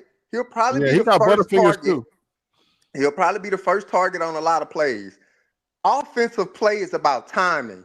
So if I'm dropping back and the timing between the quarterback and the receiver is, hey man, I'm gonna need probably 3 seconds, 3.5 seconds, right? To get this ball down 3.5 seconds in the NFL, bro. You saying the offensive line is only giving them like 2.5 seconds. Well, that's a timing thing. That's why I said when you look at the offensive line play, the job of the offensive line is to try to keep the quarterback clean for as long as possible. You create a pocket and you try to keep them clean for as long as possible. Most quarterbacks are only getting in the NFL. Most quarterbacks are only getting 2.5 to 3 seconds. But Harry, the rest you got to do with your movement. If somebody on the Cleveland Browns offense is constantly getting beat, if you look at the left tackle on the Cleveland Browns, if he's constantly getting beat, right? So now you got to change up the offense. Now you got to put Njoku on that side to give a chip block. Guess what? That throws off timing for the tight end to get clean off the line. That's Or if you fine. got to chip the running back, that takes the running back out of the route concept. So But there's a but the lot of only thing things that you're that occur. saying is what NFL teams got to do every Sunday anyway. It's not like you're saying anything that's so out of bounds. You're just saying what NFL teams, what adjustments they got to make every single Sunday because duh, And you know why? you can watch as much tape as you want, You but when know you why? actually get that guy in real person, he's gonna You give you know some problems in real time. you know why they have to make these adjustments every single Sunday Yes, and because the every tape single can time of lie. the game? Because Because the tape can lie. the offensive line play is not that good. It's No. not that good, All man. right, give me a It's second. not. Give me a second. Let me make my argument. You made your argument, but here you can obviously you can always attribute it to the offensive line being no good, but most NFL teams have to make adjustments because you can watch the tape against this team, this guy, he ain't that great, right? But when you get them. Now, all of a sudden, you see his skill set is a little different than what you saw on tape. So you have to make that adjustments. You got to make that adjustment. Most NFL teams have to do that every single Sunday, and that's how it works in the NFL. So it's not unique to the Browns. The Browns' offensive line, go back and watch those 3 games. I'm trying to tell you right now, watch those 3 games and count 1001, 1002, 1003. You will see what I'm talking about. They do have protection. Sometimes Joe Flacco actually gets 3.5 seconds. And I'm like, oh, wow, he has time. But guess what they don't have? The wide receivers have a hard time getting separation. So when you have to wait for those guys to get separation, it's real tough. So now they need maybe one really good wide receiver that can get the separation faster because their ace that they thought was really good maybe a year ago or 2 years ago, their ace is not playing up to the potential that they know he has, right? So they need some wide receivers, but Flacco is the best arm they got. He is getting the protection. That's why they won on Sunday. He is getting the protection, but again, if they go with one of the young guys, they can even buy more times because sometimes all Flacco needs is some swifty legs, but he ain't got them. He ain't got the swifty legs. Sometimes you got to buy some more time. Most quarterbacks have to buy time. Have you seen Lamar Jackson this year? It's not about Lamar Jackson always had legs. That's what I'm saying. That's a terrible comparison. No. I'm not saying his legs. I'm saying, would you say that the Baltimore Ravens offensive line is better than Cleveland's? Yeah, I would say that. So yes. Park it right there. Do you know how many times he got sacked in the last game? 7 times last night. I think it was 8. Or 8 times. 7, 8. Okay. Okay. So think about what you're saying, right? If you're saying that, their offensive line is good, right? Then what is exactly causing him to get sacked as many times as he got sacked? Lamar Jackson. You know why? Because he does depend on his legs so often. 4 of Lamar Jackson's sacks came because he was still trying to look downfield, and guess what? The defender just tackled him from the back. So if he would have just ran, he would have avoided 4 of those sacks. If he would have just ran. I'm telling you, he got out of the pocket. What you're trying to explain now is the same problem that Cleveland has. The offensive line is not the problem. No. Sometimes it has to do with the quarterback having to wait for separation from the DB by the wide receiver. So it's not a strange thing. That's the totality of the offense. But if you, like I said, does that mean when you said that's the totality of the offense, are you agreeing with me or disagreeing with me? If you just look at the play of the Cleveland Browns offensive line, and you just focus on their offensive line. We're not worried about receivers. Have you watched their games this year? If you're looking at the offensive line, have you watched their games this year? They getting beat up front. Have you watched their games this year? I watched the first game, yeah, but I'm not a Cleveland fan, so I'm not going to sit here and just watch all of their games. So I'm watching Cleveland Browns. They got beat up front, and then look, it's not. They're not as bad as you think they are. They're not. Harry, hold on, man. It's not all about passing the football as well. It's also about running the football. They don't get a lot of push up front. They had a better game this last game with Quinshawn Junkins coming in, but relatively up into the 5-minute mark of the fourth quarter, the Cleveland Browns offense did nothing. They did nothing until the last 5 minutes of the game. So when you said, well, Cleveland offense won them the game, no, Cleveland defense won them that game because Cleveland defense kept them in it. The last 5 minutes of the game, they were just on 2-minute drives. So everything was quick. Boom, boom, boom, boom. We got to go fast. They had to score. I mean, eventually, right? So listen, that's what they had to score. Eventually, they had to put points on the board in order to win the game. But yes. So that's what I'm saying, man. From defense, my vantage point, their defense is the better part of that team. Yeah, absolutely. Their defense for Cleveland, the defense has been the stalwarts for the last 5 years under Kevin Stefanski, which is ironic because Kevin Stefanski is an offensive-minded coach. But their defense has just been lights out. I can't bring myself to give you they got terrible offensive line play. I cannot give you that because that's not the truth. I mean, that's fine, man. And what you're gonna see when Dylan Gabriel come in, Dylan Gabriel gonna be running for his life. One, due to inexperience in the play of the offensive line. And then when Shador come in, you're gonna see the same thing. Shador gonna be running for his life too, due to inexperience in the offensive line play, man. That's why they got Joe Flacco out there. So here's my assessment based on that. Joe Flacco has enough tenure in the NFL to understand, all right, I got to hang in this pocket for as long as possible. I got to try to allow the receiver to win downfield for me to throw him open. That's why Joe Flacco is starting.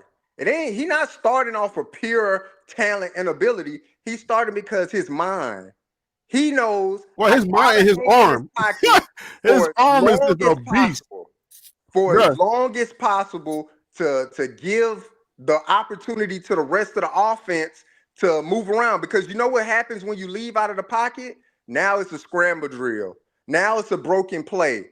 So if you're going to live off of broken plays for the entirety of the game, you're going to lose the game. Right? Okay, so let me make my argument. Of the offense runs from the pocket. And if you don't have time in the pocket, then you can't really operate the rest of the thing. Sure, receivers got to get open, but offensive linemen, it starts with offensive linemen. They got to block to give the receivers time. What if they getting jammed? What if they can't get off the press? So all of that stuff goes into timing. That's why I say the job of the offensive line is to block for as long as possible. It ain't, well, we're going to give you 2 seconds. After that 2 seconds, it's not on me. That's not how it works. It has to, because that's how football works. But let me make my argument. You made your argument. If you tell an offensive lineman all you got to do is block for 2 seconds, you shouldn't be paying that person. No. Listen. Hold your block for as long as possible. If it's 2 seconds this time, cool. If it's 5 seconds the next time, cool. But it can't be, well, just hold your block for 2 seconds and keep it moving. No. That's not what I'm saying. I'm not saying you're telling your offensive lineman to just hold your block for 2 seconds and then let him go. That's not what I'm saying. You know that. Anyways, I'm not, you know that. But listen, this is what I'm telling you. In essence, I'm just going to make this one statement before I get into my defense of I want to give my argument about Shador or Dylan. But the thing about the offensive line, the offense, the DBs, right, and the schemes are only going to allowing you is difference between you telling them how long to block. Allow you 2.5 to 3 seconds. 3 seconds is an eternity when you're talking about offensive line holding dudes. Because the thing about the offensive line is you got dudes who are down either on 3, you got 3 dudes down or 4 dudes down or whatever, how many they want to put down, right? And then you got dudes who are on the corner, you got the edges, and then you got the DBs, right? On the outside, you got your linebackers who are coming, but they're not just coming forward.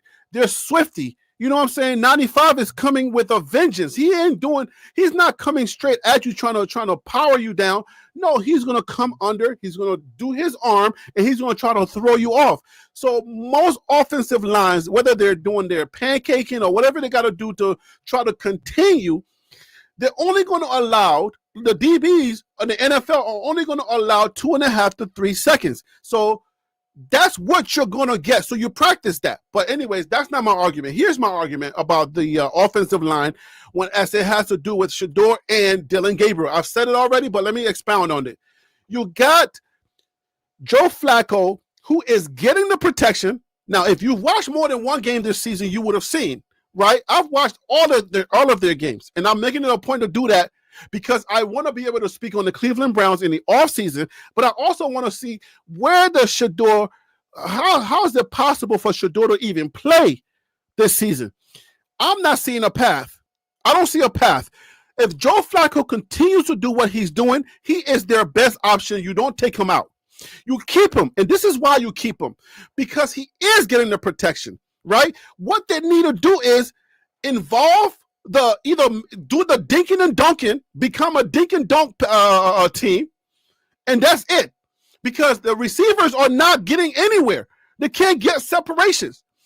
But if you want to say or make the argument about Shador and Dillon Gabriel, you said they were going to be running for their lives. Here's why I think that's incorrect. Because the protection that Joe Flacco is getting, he is getting that allowable 2.5 to 3 seconds NFL criteria, obviously with the exception of every now and then it breaks up, right? Now, if you're making that same argument for the younger guys, they're going to be able to buy more time, which is perfect because Shador needed that extra 3 seconds, right? He needed that 3 as opposed to the 2.5 because he's a holder of the ball. He's still trying to make sure that his receiver gets open so he can throw a bomb. But the Cleveland Browns, their offensive line is actually good enough to give him that. And then with his foot and his youth, Dillon Gabriel or Shador should be able to use their youth and their quick thinking and be able to make the type of play to buy themselves that half a second or that whole second because the offensive line is good enough to do that. That's why I'm making an argument and I'm pushing back because if they flat out sucked and they looked like Colorado, I would concede. I would say, yes, you're right. But because I've seen all their games and I'm like, wow, Cleveland Browns offensive line is not bad at all. They're okay. They're good enough to be a mid-tier team, not a bottom-tier team. They are good enough to be a mid-tier. And if the young guys come in and be able to use their young legs, they can buy the extra half a second or the 1 second to be able to do good in this NFL. Now, whether they do that and whether Stefanski sees that or not, I don't know because he feels comfortable with Joe's arm and his accuracy. Joe has an arm on him, and he is accurate. Whether the guys are going to catch the ball or not, I don't know. But Joe can't run for crap. So that's the thing that hurts them a little bit because when the block does break up, Joe can't get out of it. He doesn't know where to go. And his legs are too heavy. Like you see, man, I've seen when Mark Rippon with the Washington Redskins, when he was declining, boy, it was tough to watch. And I'm seeing that in Joe. And I'm like, dang, he's still got the arm and the accuracy. And he is the best quarterback for them right now. But man, I wish I could give him fresher legs. He ain't got the fresh legs to make that extra give him that extra 5 seconds. So Harry, second. Yeah. When you saying all of that, right? Yeah. When you design a play, are you designing the play to say, all right, QB, now after the offensive line and block for you for about 3 seconds, if nobody's able to get open downfield, you're going to have to scramble out of the pocket and make something happen. You don't design plays like that. You design plays to say, this is the way the play is designed. The quarterback takes a 3 to 5 step drop, and then you throw the ball because either the receiver's going to get open or the quarterback's going to throw the receiver open. That's how you design the play. So that's what I'm saying. It's flawed to believe that. No. But you're talking about best case scenario, right? We're talking about how plays are designed and then how they actually end up working. But Harry, that do you agree with that statement or not?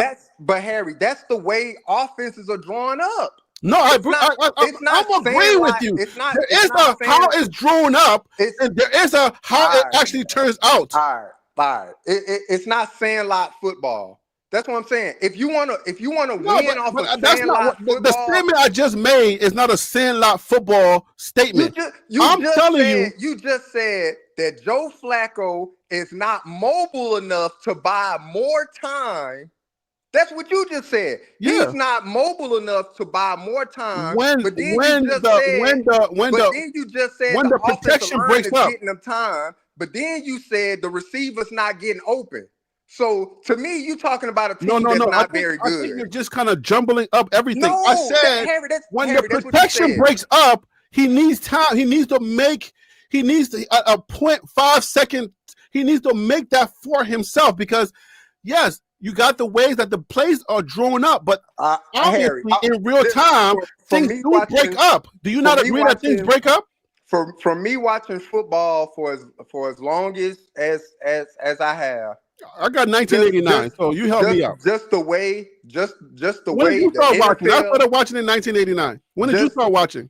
just the way the NFL works, Harry, is Answer my question. When did you start watching? I don't know, probably 1995. Okay, so I got years on you.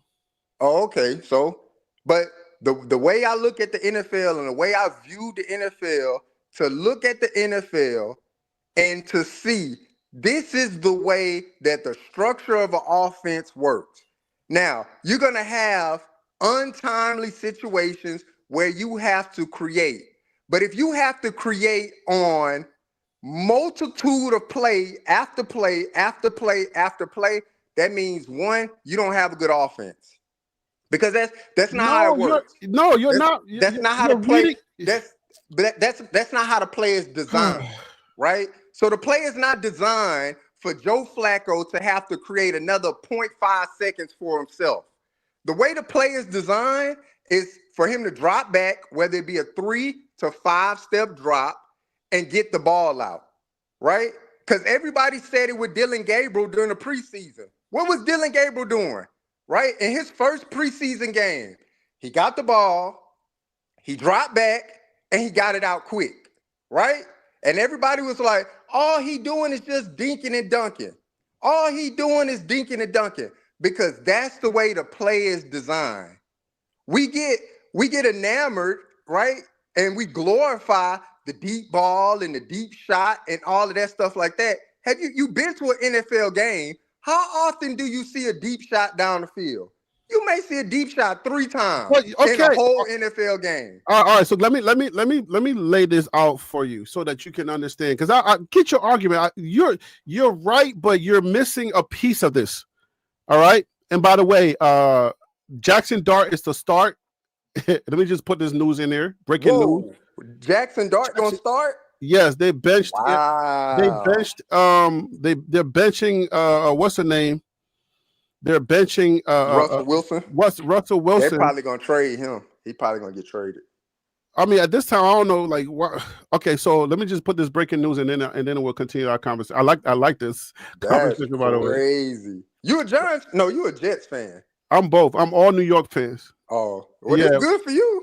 Oh yeah, I never get. I don't sweat it because I support everything New York. So breaking news: Giants to start rookie quarterback Jackson Dart. Again, just a little commentary on this. I don't think it was the quarterback play that's hurting them, but again, maybe they're trying to need new energy. So maybe that's why they're doing this. But it doesn't make sense to bench the quarterback when it's not your quarterback that's causing you to lose games. It's kind of weird. Like, why would you do that? Like, it's like this is a Coach Prime thinking. let me just put somebody else in and see what happens. Okay, like, anyway. And then Mike Gundy, who just said that? Somebody said Mike Gundy just got fired. I want to give you credit. Okay, Lamar 1107. Thank you so much. That's the other story that we wanted to break as well. Thank you for breaking that while we are chatting over here about the Cleveland Browns. But yeah, Mike Gundy. And this is important because this is Big 12 land as well. Next year, I'm going to be digging a lot into the Big 12. This year, I'm taking my time to learn them. But wait, hold on. Mike Gundy?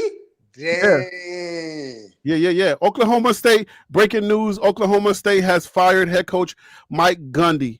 Reports Wow. Gundy was the second longest tenured head coach in college football, having coached there since 2005, bro. Yeah, that's what I was going to say. I know he was 2005. the longest tenure coach in the Big 12. That's Yeah. crazy. Yeah, so this is Big 12 land. So, yeah, this information is good. So I do appreciate it, Lamar 1107. I don't know if that 1107 is just an extension, but Lamar, thank you so much for breaking that news. All right, so let's go. Let me break this down. I give you credit for being right, but I think you're missing a piece about football that if you're just like a Candace Owens or a name the rest of them, Officer Tatum. Whoa. And come on, man. I'm trying to make put me in the same breath as them. No. Let me make the correlation, then you'll understand where I'm going with this. If you're just those people who just make quotes and use statistics about the obvious, then yes, you're going to miss nuances that makes things work the way that other people are trying to describe it. So let me tell you why. Yes, you are right by saying you get this. This is how the play is designed, right? But one thing that you also have to add is you have to understand there are nuances that will cause the play to change in real time because you're not accounting for certain things that are happening. No matter how much you plan for Garrett, ain't nothing, right? Ain't nothing like actually getting him in real time.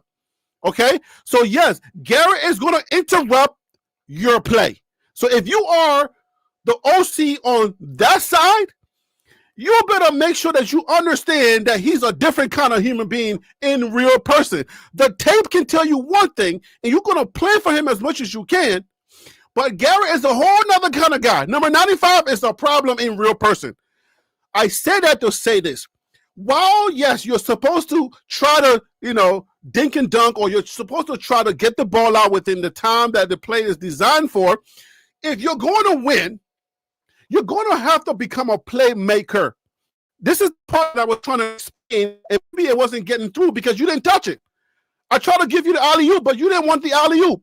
I'm trying to let you know that, yes, there are times the good teams, the teams that actually make it a little further, are the teams that their quarterback or their leader has to make plays to make it happen. That's why we give credit to Shador, because you actually made this point for us in one of the lives. You said, no, you made the argument that I'm trying to make. Now I'm on the other side and you're not agreeing with it. You're not taking the alley-oop. I don't know why, but it's okay because it's making the argument work, which is great. It's good for TV.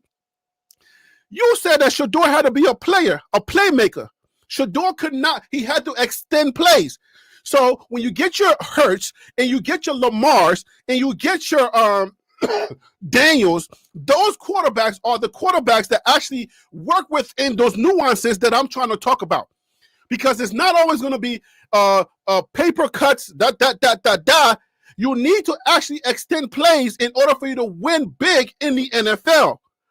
That's where I'm parked at. My brain is parked there, but you're refusing to go there. You're like, oh no, if he can't do this, then that's too static of football. That's why some teams don't win. But I'm saying Cleveland Browns have the average offensive line. All right, they have the average offensive line, and if whoever's going to argue against that, then they're not watching the Cleveland Browns. The Cleveland Browns have the average offensive line. The average offensive line is supposed to give you 2.5 to 3 seconds. Joe Flacco sometimes gets a whole lot more than that. He's getting that. He's standing there, and I'm like, wow, this is 5 seconds. 1001, 1002. It's not out yet. 1003. It's not. Oh my gosh, he's still there. He's getting that. But the daggone wide receivers are not getting open. So sometimes it's going to break up. But yes, my argument, which I would love for you to argue against, if you deem, a good argument or bad, let me know. But there are times where, yes, you're going to have to make plays to make it happen. It's not always going to go like, what's on paper. Do you agree to that? Or you're just thinking, and do you think Cleveland Browns are capable of being successful because they do have the average, and if they put in one of the younger guys, when the plays do break up, they have the capability of a Lamar, a little bit, Hurts, a little bit, or Jaden Daniels a little bit, because at least their legs can get up and get out of the pocket, bottom of 0.5 or at least 1 second. That's what I want you to talk about.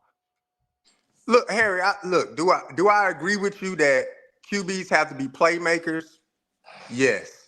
But when you looking at the structure of an offense, if you're relying on the QB to just be the playmaker, that means everything else is thrown off. All the timing for everything else. Is it always, or you think just sometimes? I'm going to what you said. The QB needs to be a playmaker, because I agree with you. And I did say that. I said that for Shador during that preseason game. In order to elevate yourself, right, you got to be a playmaker. You made the argument that Shador had to be a playmaker at Colorado. That was you made that argument. So I'm like, why are you backing off of that now? Well, look, even being a playmaker at Colorado, but the college football game is different from the NFL, Harry. It's different. No, but the concept is not different. If the offensive line doesn't give you enough protection, the sufficient amount of protection, you gotta be able to make a play to extend the play.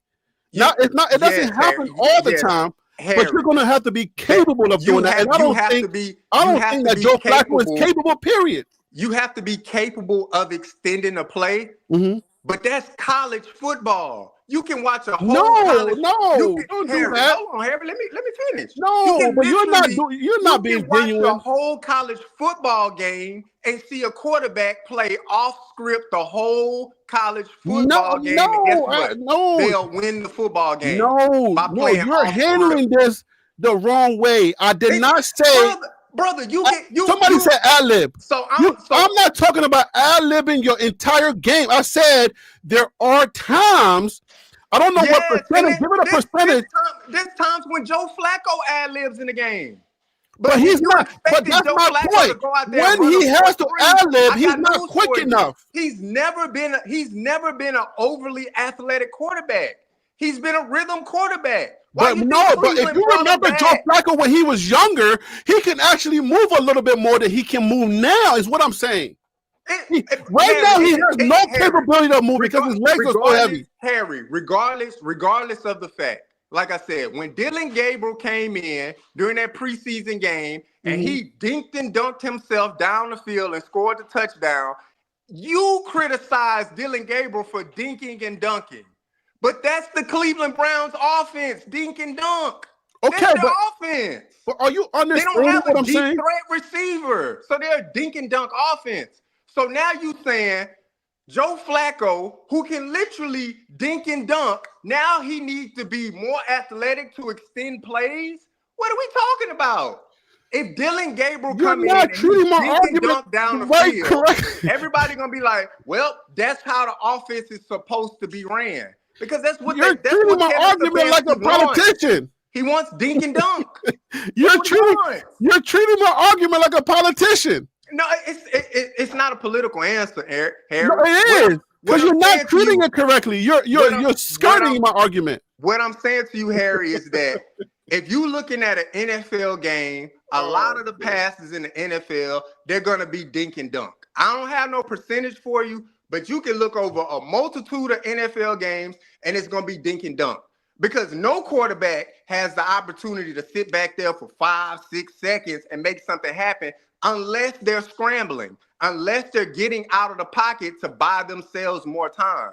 So if you're looking at the premise of the offense and it's to drop back, three-step drop back, or 5-step drop back and get the ball out, that's why they do that. They do that because of Myles Garrett. That's why they have a 3-step drop back, because of people like Myles Garrett. Because if you take a 5-step drop back, you may not be able to get the ball off because Myles Garrett coming off the edge real fast. So that's why the Cleveland Browns offense is. Why is it that I can agree with you, but you don't see the argument I'm making? I said I agree with you, but what are we talking about? No, but I'm saying, like, you're missing the nuances. It's like you're taking the argument I'm making and you're trying to wrap it up into. Hold on. You're taking the argument I'm making and you're trying to wrap it up in a way to make it seem like I'm saying that the entire offense needs to be ad-libbed. And I didn't say. I I'm never not said saying that the entire I never said the that. whole game plan doesn't need to be ad-lib. I I'm never only saying that the said times that, where Harry. I'm But saying that, we both agree that Joe Flacco gives them the best chance to win right now. Because what? I would Their take Joe offense is Flacco's not very arms good. and I would give him Dylan Gabriel's or Shador's legs, and then they can go deeper into the season.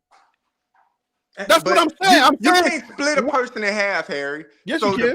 the best option for Cleveland right now is Joe Flacco. That's yes, the you best can. option. You can split them in half. You can give It's Joe it's Flacco, called bro. Shador. It's Joe Flacco. You can The split Joe Flacco in half. That's offensive line got to Shador. play better. Wide receivers got to get open. But the premise of the Cleveland Browns offense is dink and dunk. And they'll take a deep shot every once in a while. Well, even when you're dinking and dunking, there are times where the dink and dunk process breaks up, and you gotta move. And when you have to move, Joe Flacco cannot move. That's why I said the offensive line hasn't been very good, because the first 2 games of the season they couldn't even run the ball. But I'm not agreeing with you. You and I will argue all day in the barbershop telling you that you're not watching enough Cleveland Browns football to make the assessment to say that the offensive line is terrible. It's not terrible. If you watch football carefully and you understand the nuances of football and how the offensive line is supposed to protect the quarterback and how long it takes, and you put your fingers up and you start counting. You talking about how long? You're like, all right, 1,001. A magical number about how long it takes for a QB to be protected. I'm telling you, the job of an offensive line is to hold their block for as long as possible. And if you selling it short at 2 or 2.5 seconds, hold on, that's unrealistic. Are you making a DUH statement? A what? A DUH statement. What's a DEH? DUH. DUH. What's that? A duh statement? Well, that's what I'm telling you. I've been trying to tell you. I said, well, duh. They're supposed to hold it as long as they can, but that is what they're supposed to do. I'm not sitting here telling you that. Oh, if you can, once you reach, you're not the offensive lines are not sitting there counting in their heads 1,001, 1,002, 2.5. Okay, I'm leaving them. No, I'm not saying you're making a duh statement. I'm like, duh, that's what's supposed to happen.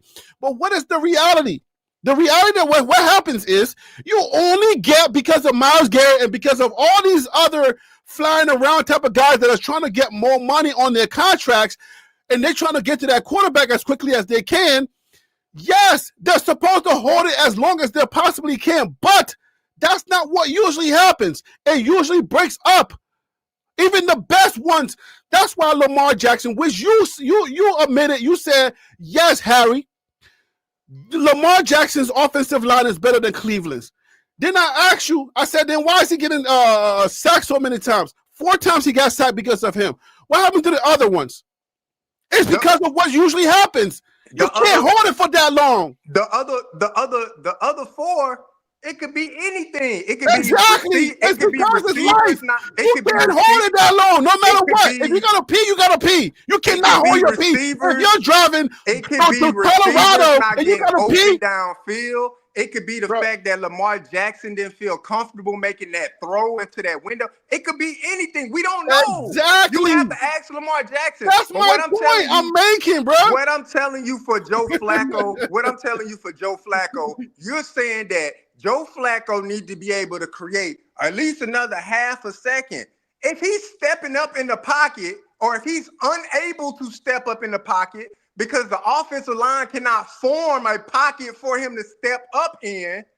Now you like, well, he needs to scramble outside the pocket. But that's not his game. His game is not scrambling. So you asking a guy, you're requesting for a guy to do something that's not his game.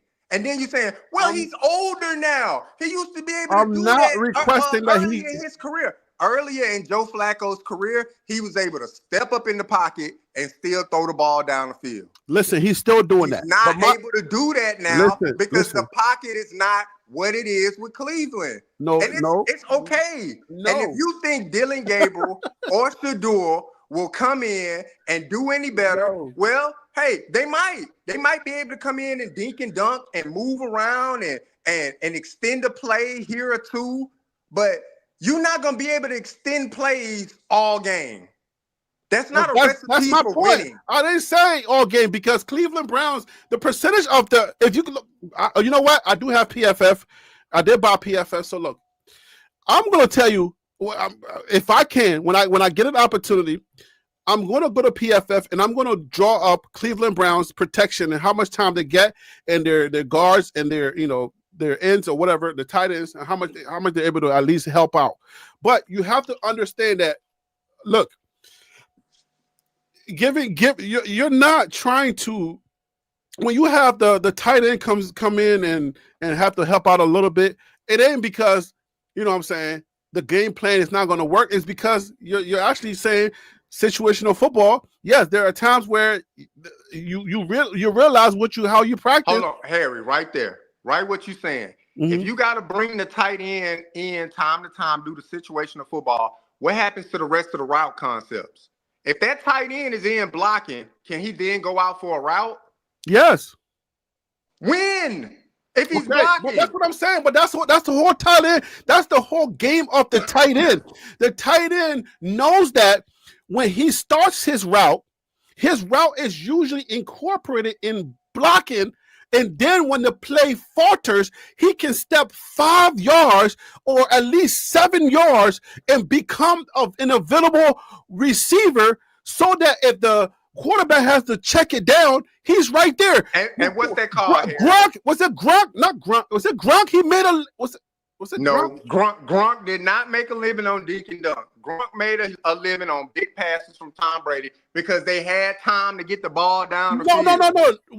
The Kelce's made a living off of just turning around when the play was either broken up or whatever. All you gotta do is turn around 5 yards. I need 5 yards. So you got in tight ends. I forget the Washington Redskins tight ends, but I'm telling you, when you're watching the game, the tight end's job for the most part starts off with the block. He blocks and then he goes out. The tight ends are not going straight for a daggone pass. Nobody draws up a plays and like, oh yeah, just go straight. Yeah, man, what are you talking about, man? You already knew that. Now you said you started watching football in 1989, right? Yes. And now you telling me tight ends don't go out for passes? Oh, come on, man. How you hear? How do you hear things? You never. How do you hear? You never. Hold on. I love this argument. How do you hear things? How you hearing me say the tight ends don't go out? Harry, you literally just said to me, that's not how football works. The tight end don't just get lined up in the play and go out for a pass. You just said that. And I'm telling you, listen to the essence of what I'm saying. Listen to the essence of what I'm saying. Sometimes you have a design play for the tight end. He lines up and he does that play if he's going out. A tight end's normal job, all right? Just like you've been talking about this entire conversation. You say there is the anomaly or there is the norm, or if it's not the norm, right? A tight end's normal job is to first block, then become open. Maybe we should take it a step at a time. Is that not how it works in football? Yeah, the technical term, yes. Okay, so thank you. You start off by blocking and then you go out. And then sometimes there are design tight end plays where the tight end, this is where you can insert Gronkowski with New England Patriots, okay? This is how you get him going down straight because they knew that he was a different kind of beast.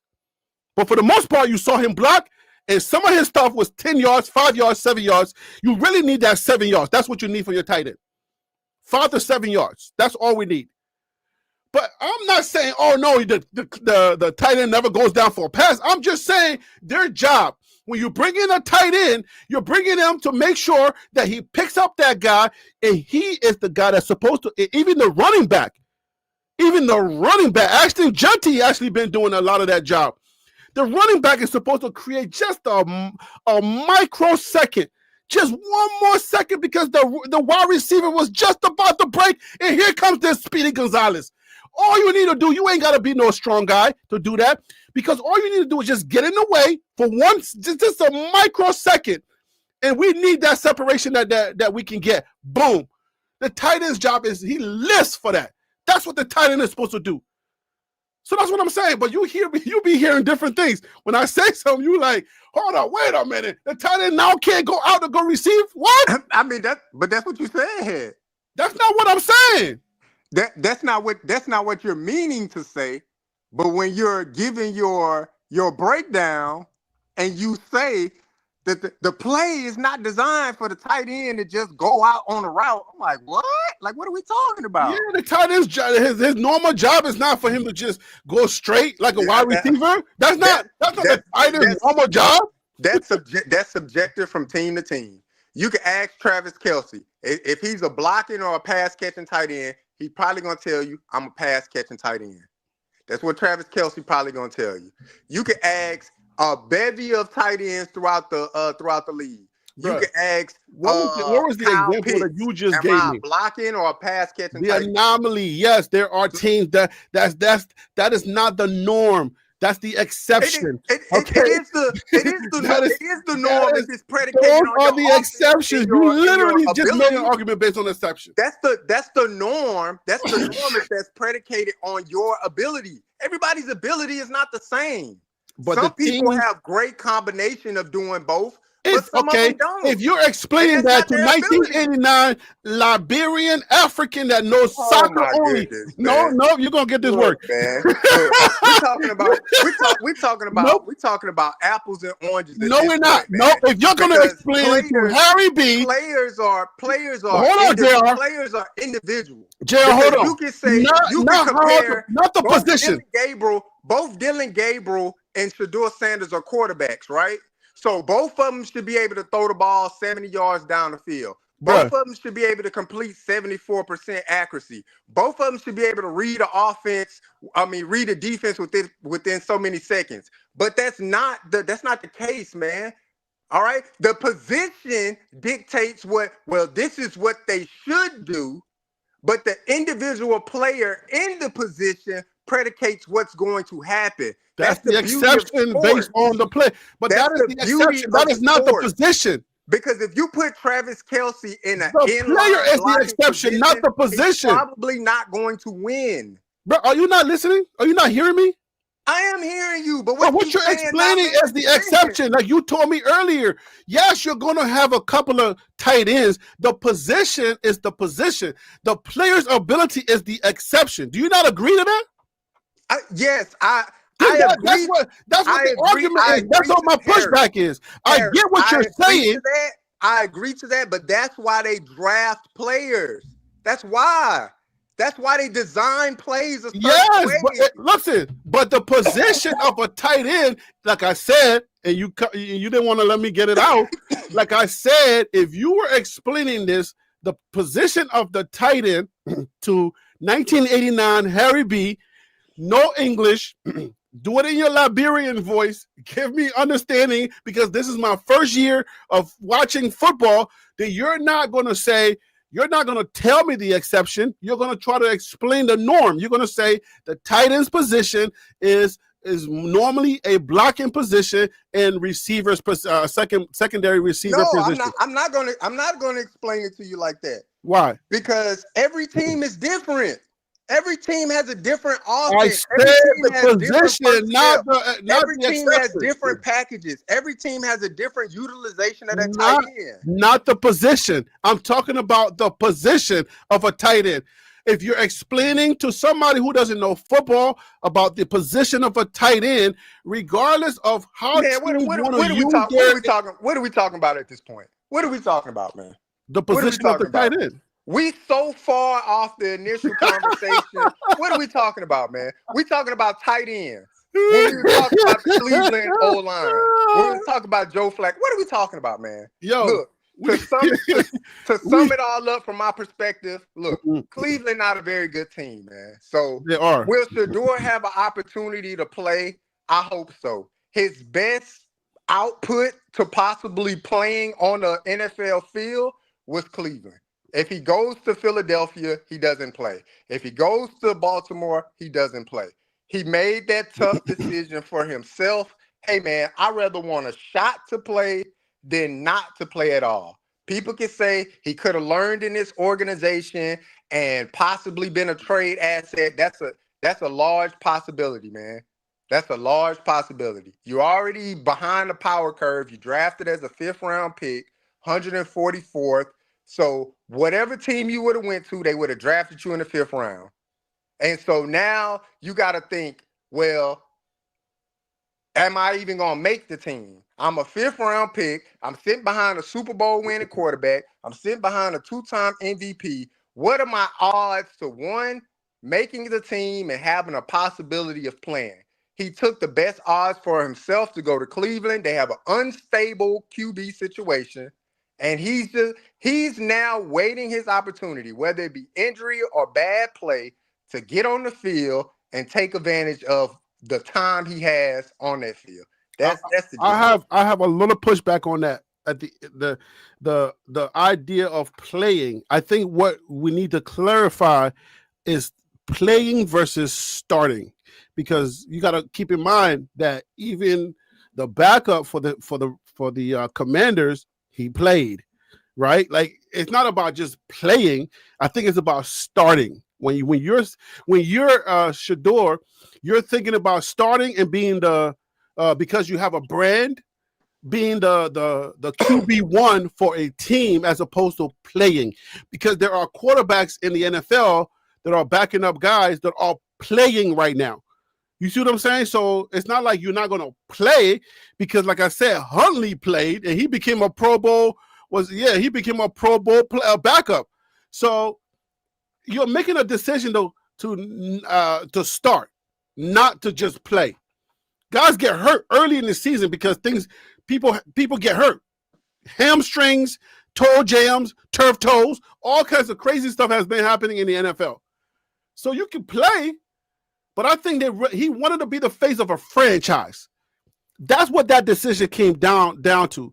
It was never about playing. It was about being the face of a franchise, because you are a big brand, and you knew that if you went anywhere else and there is a face already there, you had no chance of becoming the face of that franchise, because your brand was way too big to be covered under somebody else's face.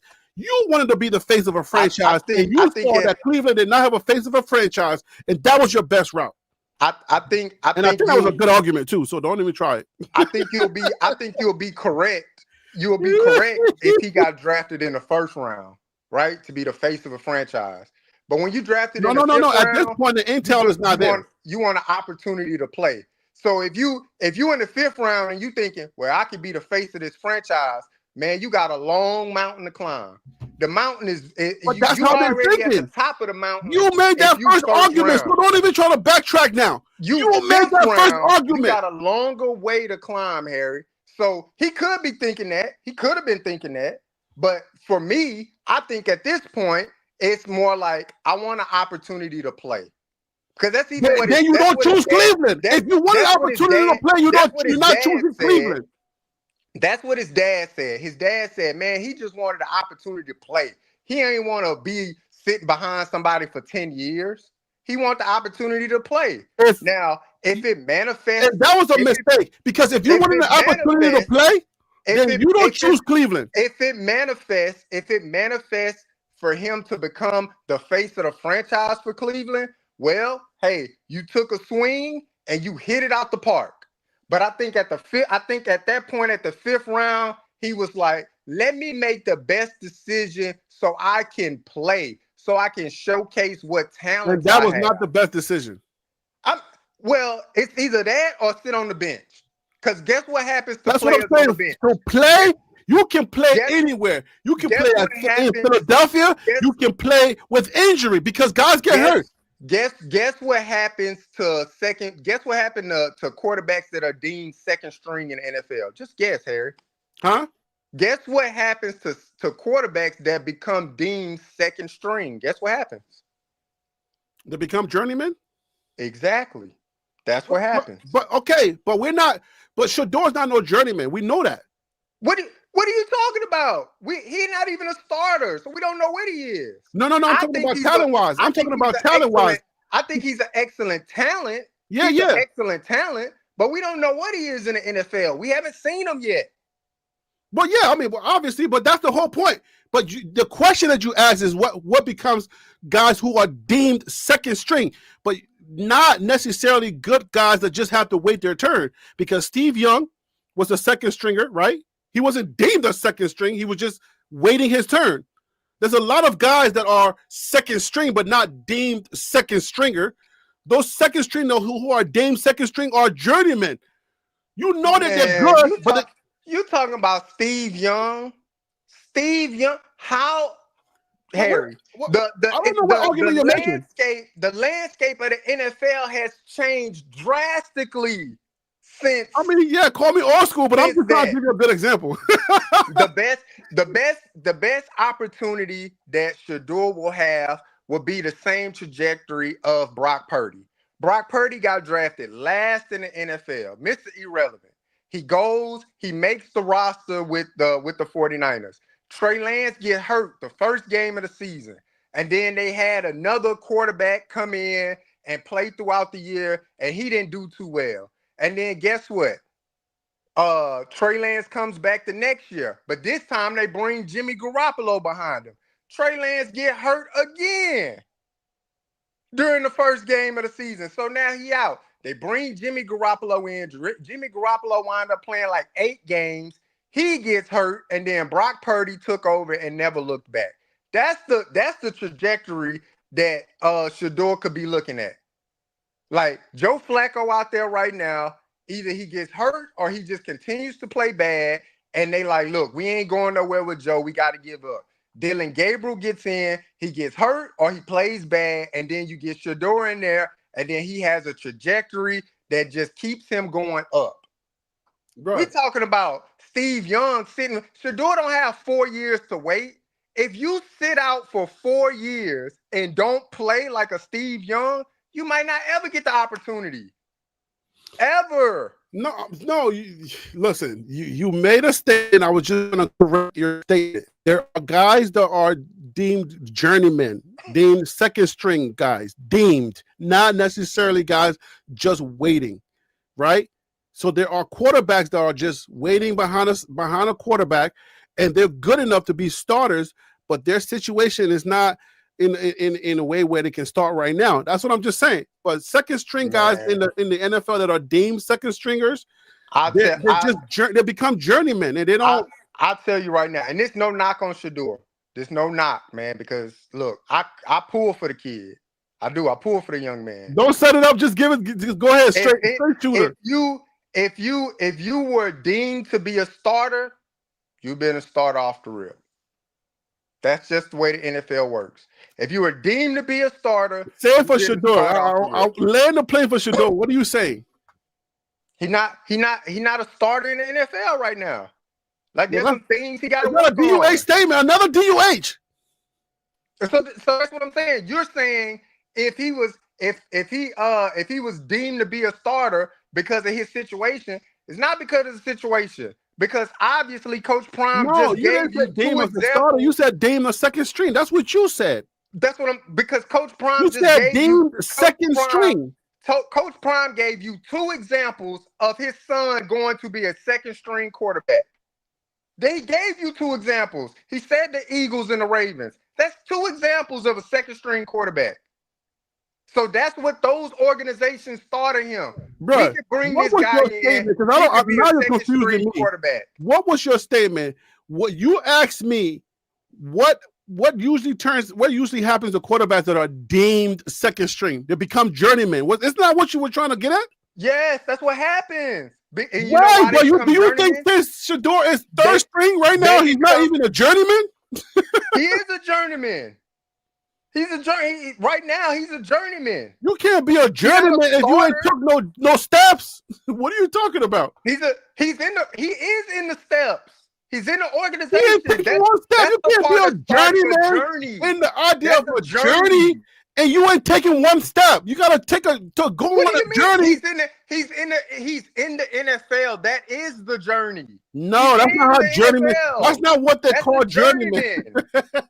A journeyman is a quarterback that has been on multiple teams. That's called a journeyman. No, man. It's not a journeyman is somebody starting something. Like when you're going on a journey, you're talking about life. You're not talking about football. You're moving in a direction. So Shador is moving in a direction. Yeah, stop playing with me. Be a starter. Stop playing with me. On a journey, bro. Stop playing with me, okay? Bro, that's what I'm saying. That's not what you call a journey. That's not what journeyman is. Bro, Google it, bro. Don't play with me, bro. I don't have to Google it. But that's not what you call a journeyman. I don't have to Google. I said a journeyman quarterback is not a quarterback just starting a journey. That's on a couple of teams.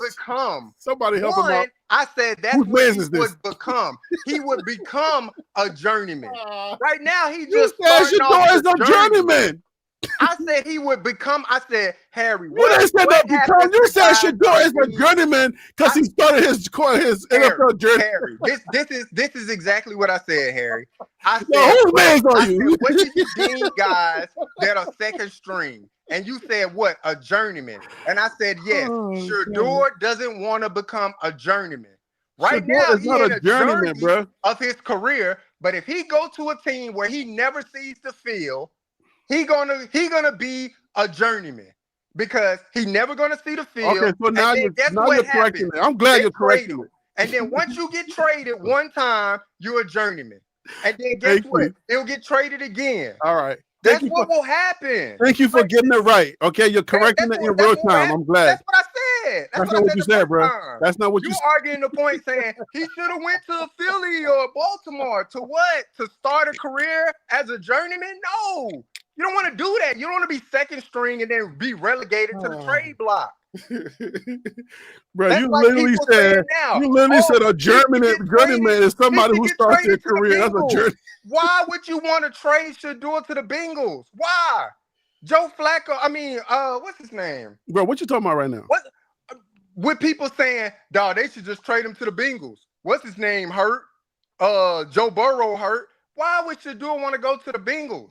Why? Why would I want to go to the Bengals? Why? So just VR born and bred is just giving you the regular VR born. It wouldn't make no sense. Bro, listen. VR born is just making sure that you understand what a journeyman is. A journeyman is a player that goes to multiple teams in his career. Okay. And that I know. And I'm just trying to make sure because you was like you was off kilter a little bit there. Don't try to play me as dumb because what I prefaced. No, because I was trying to reel you back in. Hold on, let me get mine off. Because what I said if Shador goes to the Philadelphia Eagles or Baltimore Ravens as a second string, what would that make him? And what did you say, Harry? What did you say? What? When did you bring that up? Harry, when I asked you, because please go back and listen to the tape. When I asked you, Harry, I said, if Shador were to go to the Philadelphia Eagles or the Baltimore Ravens as the second string guy, what would that make him? You said what, Harry? What did you say? Second string guy? No, you did not. You said a journeyman. And I said, no, that's not the question you said. Yes, Harry, that was, man. Play the tape back, man. I don't want to go back and forth with you on that, bro. But it's in the tape. I'll tell you. Listen to it. But that's said who is deemed a second string. You said a player who is deemed a second string. Yes, if he goes to the Baltimore Ravens or the Philadelphia Eagles, he is deemed a second string. He's not starting over Jalen Hurts or Lamar Jackson. That's the question. You said a player who is deemed a second string. What would that make him, Harry? And you said he would be a journeyman. Yes, because you know why? Because he's gonna go there and he's never gonna play, and then they're gonna trade him, and that makes him a journeyman. Yes, that's what. That's what I said. If they deem you a second stringer, Shador's thinking in his head, if I go to Philadelphia or Baltimore, this begins my NFL journeyman career because I never see the field at any of those places. They're going to trade me, right? Even if I go in and preseason what and about cut it up, Jalen Daniels? they're gonna What trade about me. Daniels? Now I'm a journeyman. Now they're gonna trade me. Now I'm a journeyman. That's the premise of the conversation. So go when you have a time to listen back to the live, and when I asked you that question, you said journeyman. You said it. And I was like, You I asked me and I agree. said, Because yeah, he'll but never get on the field and he'll get traded. no, listen. No, hey man, My I'm done. argument that I made. I'm done, man. Cause we going in circles, man. We going in circles, bro. We're not going in circles. Yeah, yes, we But are. do you know that you don't let me talk? You know that? Hey man, I'll talk to you later, man. Go ahead and finish your show, man. Salute to you, brother. Cause at this point, man, we going in circles. I'll be trying to make a point, and you. No, I mean we're not going in circles. All right, go ahead. But you make your point, and then you overtalk me. You don't let me talk. I don't get it off, so I don't mind because you're my guest. Go ahead. But you just keep talking, and I can't get it out. We made a whole idea. We were talking about the idea of Shador, and you're trying to tie the whole thing in as a one string conversation. It wasn't. It was multiple segments or different things that we were talking about, and we were saying, hey, if Shador makes the decision to go to Philly, I think if we're I think I made the point of saying, listen, if he decides to go to Philly or Baltimore, you got to think about the idea of playing versus becoming a franchise quarterback or the face of a franchise.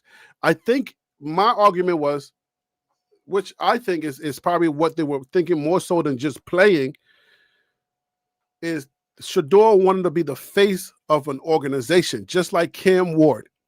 That's what they were thinking. That's what I think. And I'm not saying yours is wrong or mine's right. It's just that's my thought, because the way that what's the name?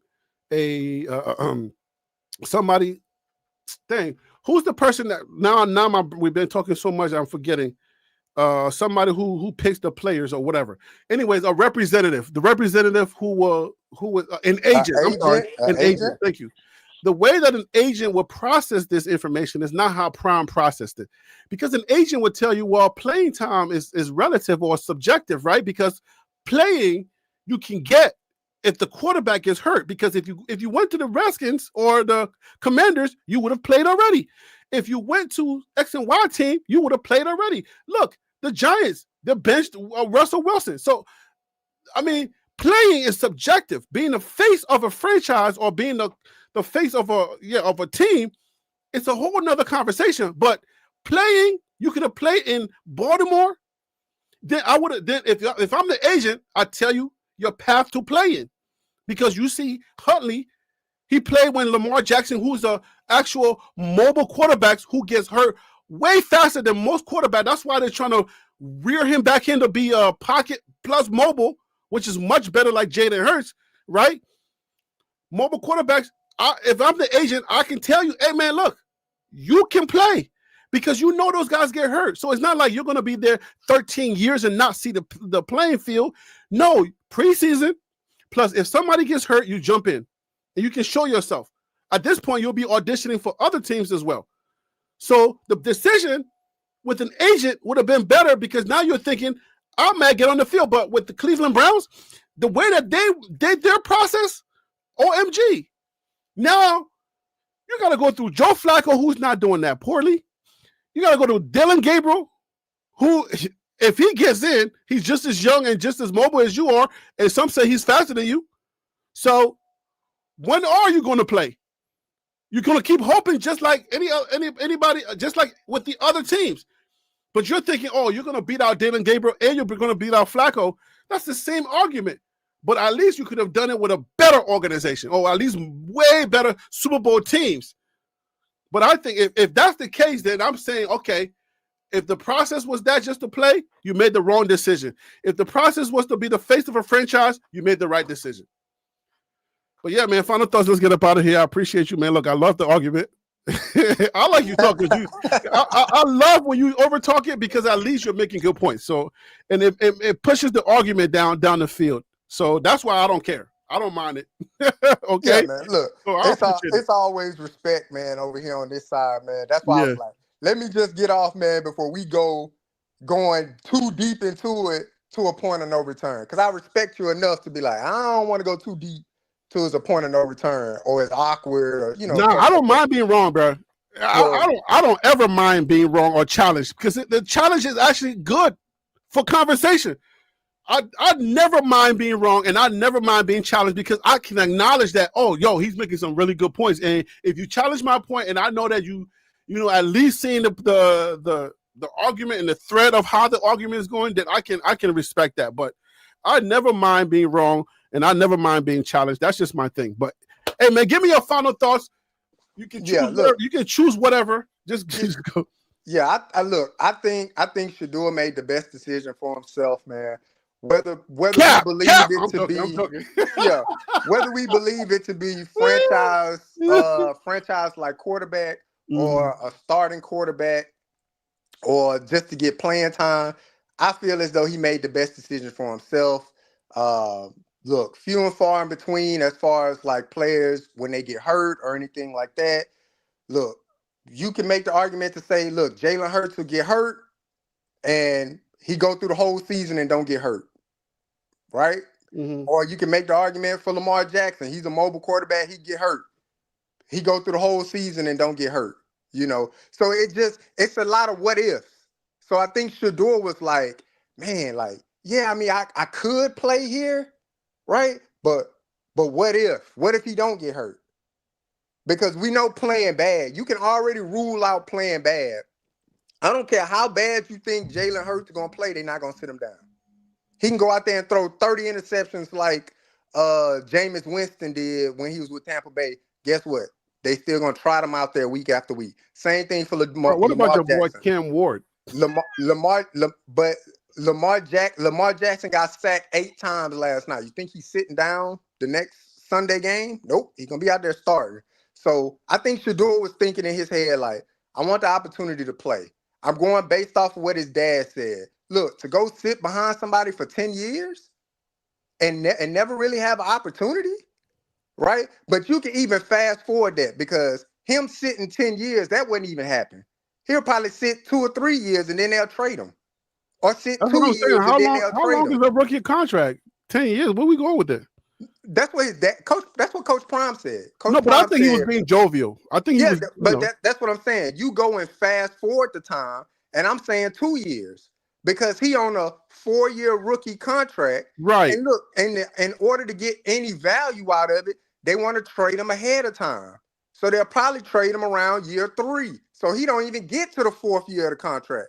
They trade him in year 3. Right. But that's for his benefit, though. That's for his benefit. That's for his benefit, but it depends on where you getting traded to. Because you don't have no say at that point. You just getting traded. They could be trading you to another team that got another starting quarterback. Right? So we thinking like, oh yeah, he get traded and maybe go to a starting team. Who gonna trade for you and they ain't seen you play football in 2 years, right? Hypothetically.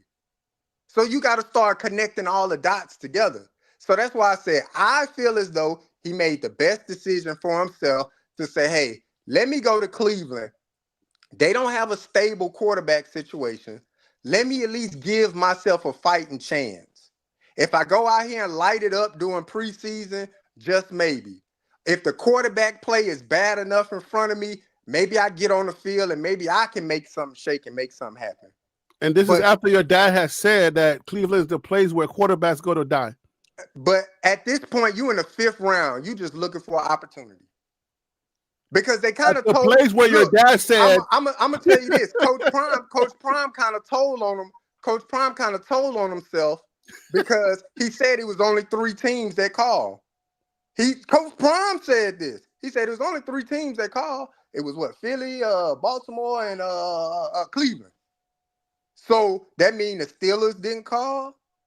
The Saints didn't call. Other teams that needed quarterbacks. So did they not call? Or did he just leave that out? Did he omit that, right? But I can only go off the word that came out of his mouth. He said, look, 3 teams called. And now we got the reports of who the other 2 teams were. Baltimore and Philly. So, he looking, you sitting down, you talking with your dad, you talking with representatives and all of these people. Hey, man, what's my best opportunity to play? At this point, you're in the 5th round. If you thinking franchise quarterback, I'm not gonna tell you tone down your thoughts, but I'm gonna tell you, hey man, let's take this one step at a time. If I'm representing, let's take this one step at a time. What do you want? If you want to be a franchise guy, you're gonna need a lot of luck. Because that's what Brock Purdy had. Brock Purdy had luck on his side. Good defense, right? Players got hurt in front of him to have the opportunity to get on the field. Same thing with Tom Brady. Everybody say, oh, he could be Tom Brady. They forgot Tom Brady sat behind Drew Bledsoe. So if Drew Bledsoe don't get hurt, do we hear about Tom Brady? Does his trajectory and the arc of his career still start the same? That's why my argument makes the most sense, because he's trying to be the face, because these teams that he said no to already have faces, valuable, good faces. So it's not just about playing. He's trying to be the face of something. And if he's trying that, then that's why I said, if he's trying to be the face of something, taper your expectations. Just get on the field first. What if he don't get on the field in Cleveland at all? Then that's what I'm saying. That's a possibility. Yes. So being the face, right? That's why I'm like, if his process was just, I need to be the face of something, then you're going into it the wrong way. Because that's why he chose a place where his dad said, you go to this place, you die. That's it. That's the only reason why he chose Cleveland. What I'm saying is the organization not even putting that backing behind you, right? They may have had you on social media. You don't know that before. You don't know that before you get drafted. You just find that out. And use your name, image, and likeness on their social media account and stuff like that, because they're a business at the end of the day. They're an organization trying to funnel money. Like, so they're going to use your name, image, and likeness. They drafted you. They got your rights to do that. But again, we hear reports about him not getting practice reps. And then the following week, we hear reports, oh, well, he on a scout team and he taking each scout team practice as though it's a game. You know, so what do you value as an individual? And for me, I would just tell them, hey man, let's just focus on getting better. So when you get on the field, you can play, right?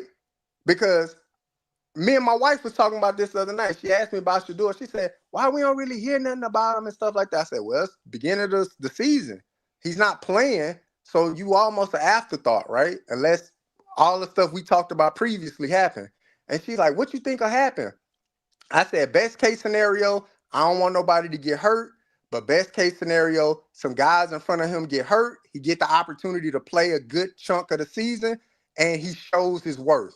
I said, worst case scenario, Kevin Stefanski get fired, Andrew Berry get fired. They bring in a new GM, new head coach. Then what you left with?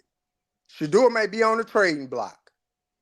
Or he may be on the cutting block next offseason. I would see it differently. Any new person comes in and right away they're gonna be like, all right, Shador, you're starting. Just depends, because the MO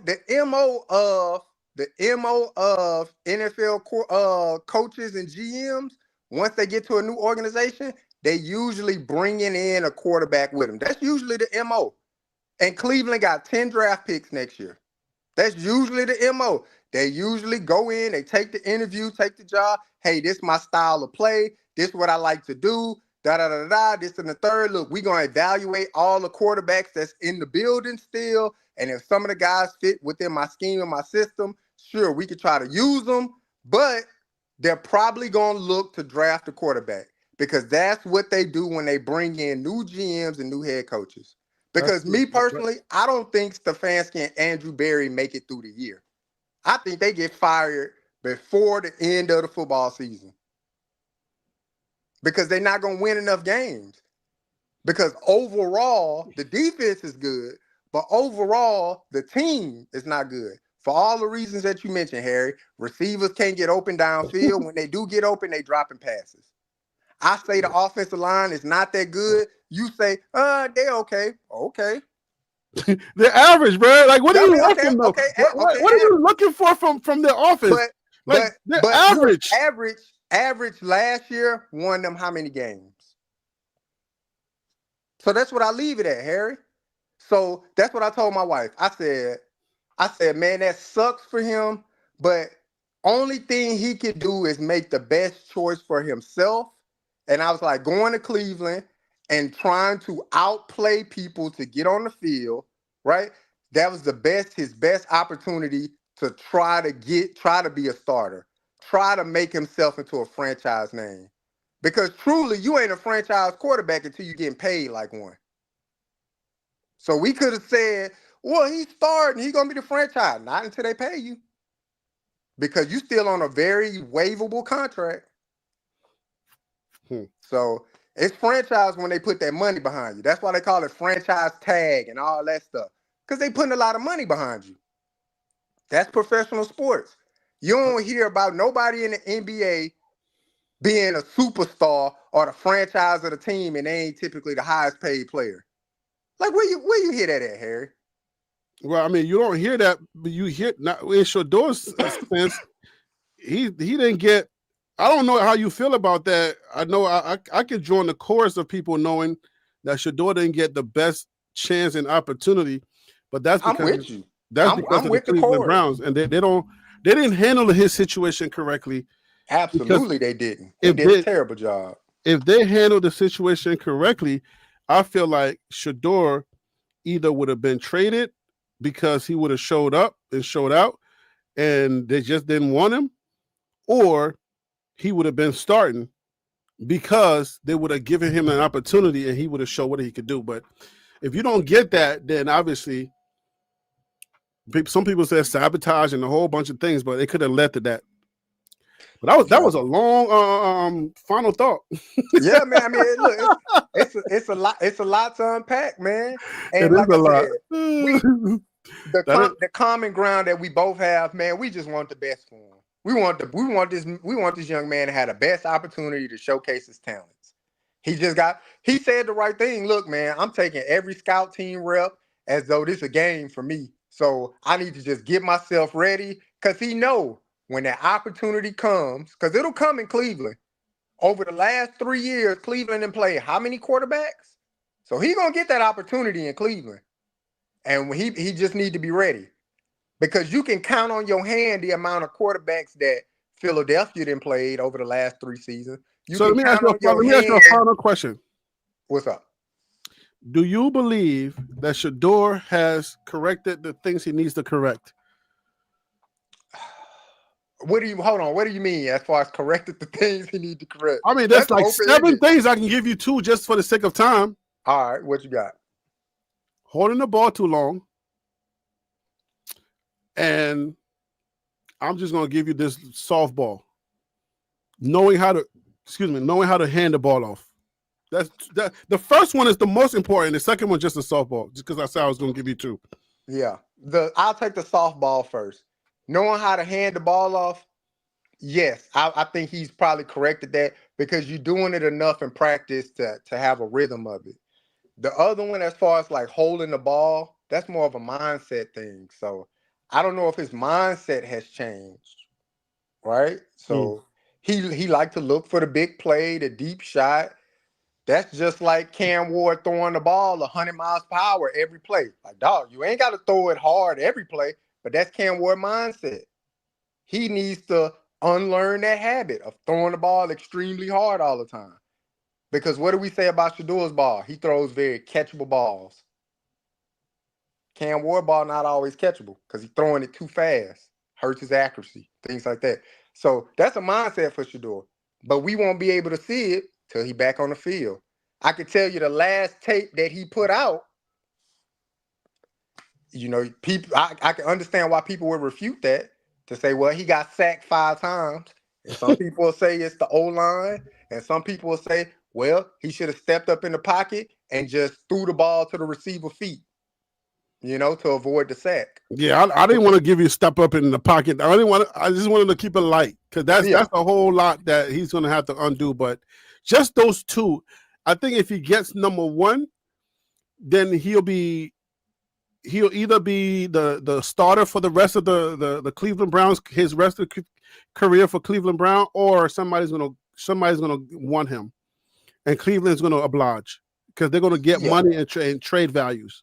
Yeah. I'm like you. I don't know what Cleveland was thinking. They should have just traded him at the before the NFL season started, and then just let him go from excuse me. Let him go from there.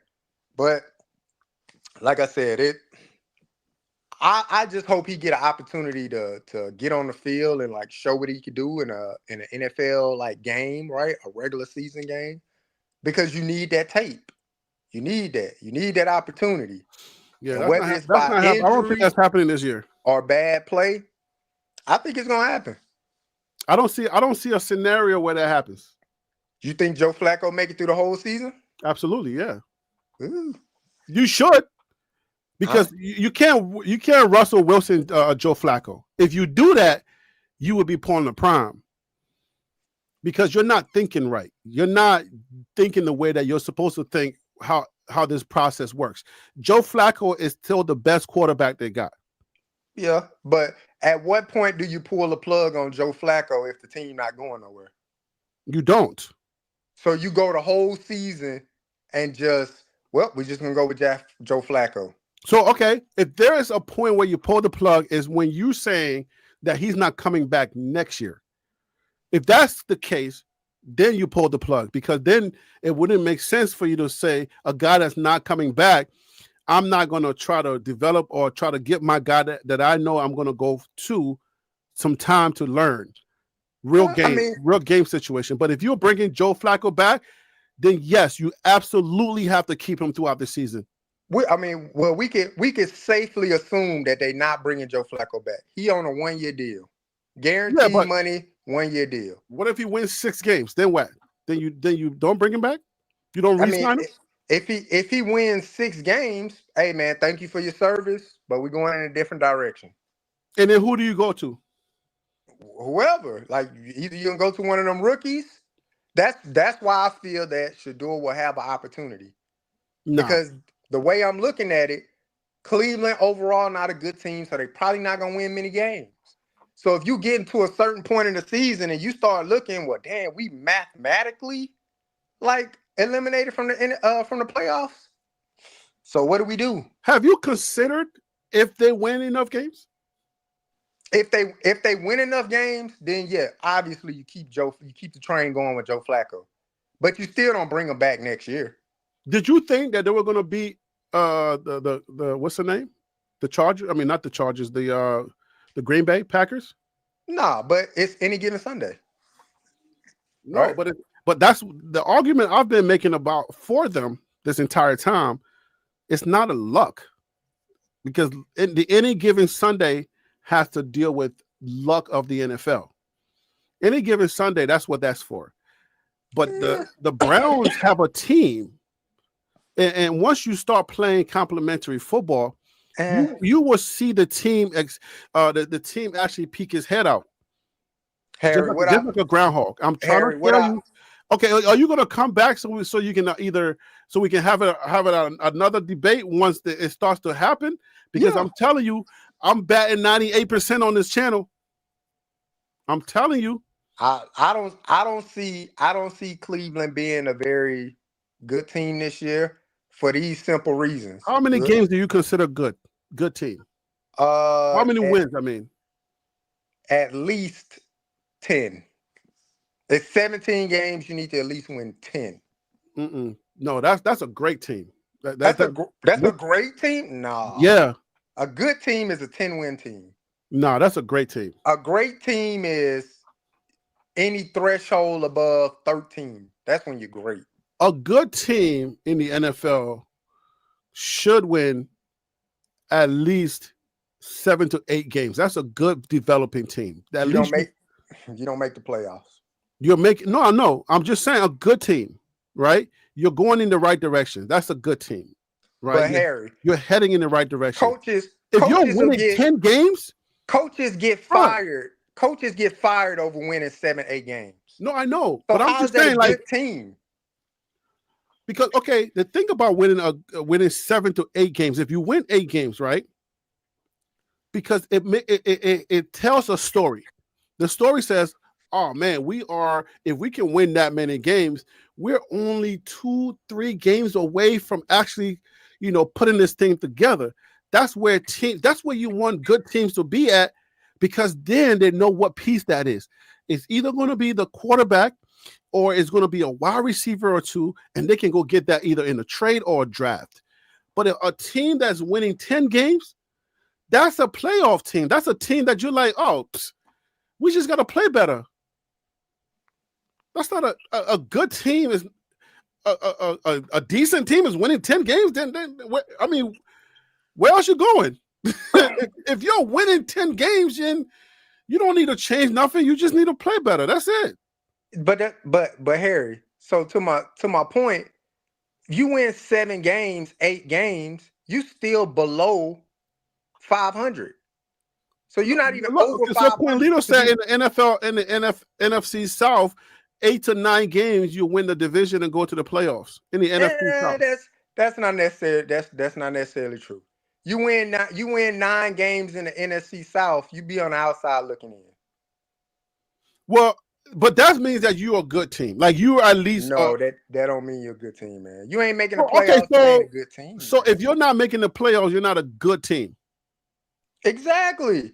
I don't know that's how you evaluate it, bro. Harry, what if I told you the Cleveland Browns won 7 games the year when Baker Mayfield? No, how many games did they win? I want to say they won like 11 games the year Baker Mayfield was there, right? Okay. They won 11 games. They get to the playoffs. Baker Mayfield get traded. The next year they win 5 games. They go in the opposite direction. Okay. So that's what I'm saying. Like you saying 8-9 games makes you a good team. Cleveland won 11 games. And then quarterback gone. But you said they went to the playoffs with the 11 games, right? But Harry, you see what happens? They win 11 games, the quarterback leaves, now they're going backwards.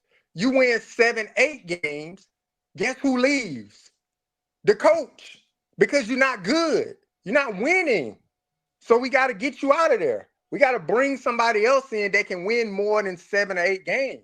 Wait. Come on, Susan. How is 10 wins an average team? What are we talking about? Average? Thanks, Susan. You agreeing that 10 wins is an average team now? That's a good team, man. That's an average team, bro. You're saying thank you?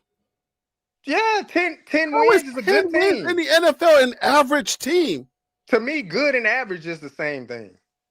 No, good and average is not the same team. Same thing. To me, good and average is the same team, man. I don't know. If you're winning 10 games per season, you're only like one piece away from actually going all the way. Okay. I can That is not average. An average team is 8 to 9 games out of 17.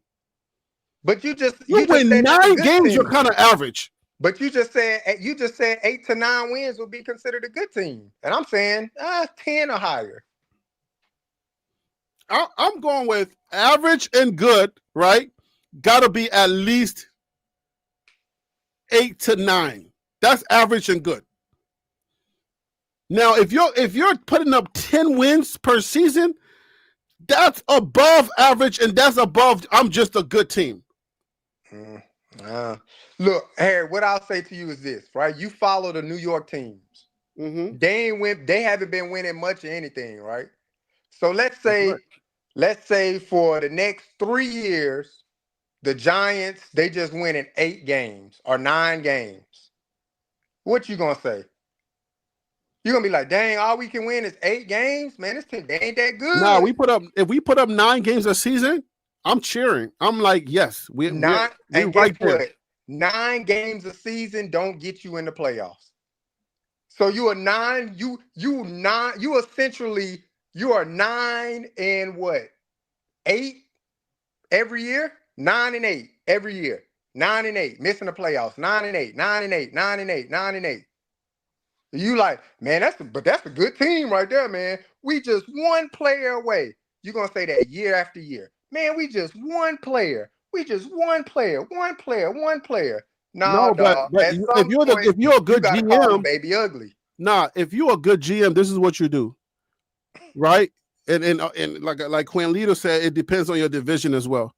But if you're a good GM, then what you do is you say, okay, if we're able to pull off 8 to 9 wins, let me just cap it off and say nine games. If we're able to win 9 games, then you can literally go into your tape and see where you're going wrong. It's tough when you got 4 to 5 and 6 games, 7 games. It's real tough to figure it out. That means your whole team somewhere, either on the defensive line, offensive line, like you got something really wrong when all you can do is put up like 4, 5 games, 7 games. It's hard. It's not that hard to do when you're winning 9, 10 games. That's not that hard. It's not. If you're a good GM, you can see that. Because I lived this out with the Washington Redskins. I lived it out. I also lived it out with the New York Giants, with Eli Manning. I lived it out because I saw we were putting up 7 wins, 8 wins. I was like, oh, okay. Next thing you know, we were Super Bowl. I think that's how the NFL works. You gotta get to the higher end, right? When we were all 16 games, right? You win about 8, 9. You're like, oh, dang, we right there. So if you're a good GM, then you know the piece. You point, the fans will point out the piece for you. They'll be like, oh, we need a tight end. They'll be like, oh no, we need a playmaker on defense. And then all you gotta do is just go get that playmaker, and all of a sudden you Super Bowl. Because when you're winning 8 to 9 games and you're beating people in your conference, and then maybe your 1 or 2 out of conference games, you winning those, like you know that you right there. So I don't know how that's an average. Nah, you good. Like you're a good team, because then your GM should be able to do the rest. I mean, we agree to disagree, man. I know me as a fan, like as a Texans fan, look, for the last 3 years that D'Amico Ryan's been there so far, we've been a good team. And we've been right at the threshold of like 10 wins. So y'all been averaging 10 wins. Yep, 10 wins. Let's see, 10 and 7. Wait, and Susan, come on, Susan. We get in the playoffs. 10 and 7, 10 and 7, 10 and 7. So we're a good team.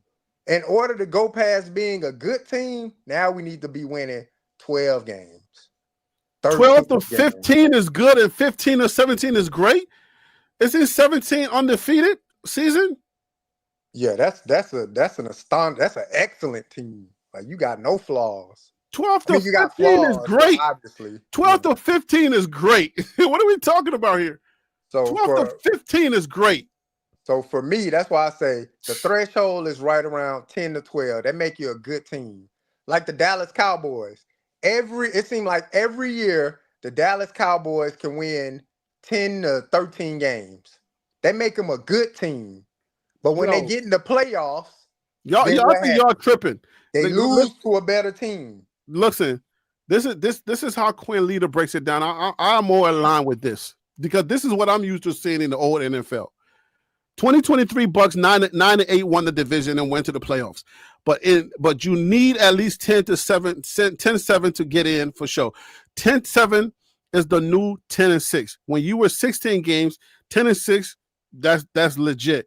10-7 now is the new 10-6. So that's what I'm aligning with. That's what I'm thinking. Like, you a good team if you're winning at least 10 games. Like 9 to 10 games, you're a good team. You know what I'm saying? Like, if you're winning 12 to 15 games a season, you're a great team. That's what I literally just said. That 10 wins make you a good team. No, 9 and 8, that's an exception to the rule. If you're right, that's what I'm saying. If you can get to 9 games, you're winning consistently 9 games, bro. You're a good team. You're gonna just have to just put a few, like you can literally pinpoint where you're going wrong. You know what I'm saying? Now that's borderline. Not you're good. I would say you're a good team. You're a borderline good team. You're a good team. Yeah, 9 games, you are a good team, bro. 9 wins be getting these coaches fired, man. That's what happened. Bro, if somebody's winning 9 games for you, but it's like, okay, if you do it 3 times in a row, then maybe they'll get you fired and say, okay, maybe somebody else need to jump in to take us over the hump. You know what I'm saying?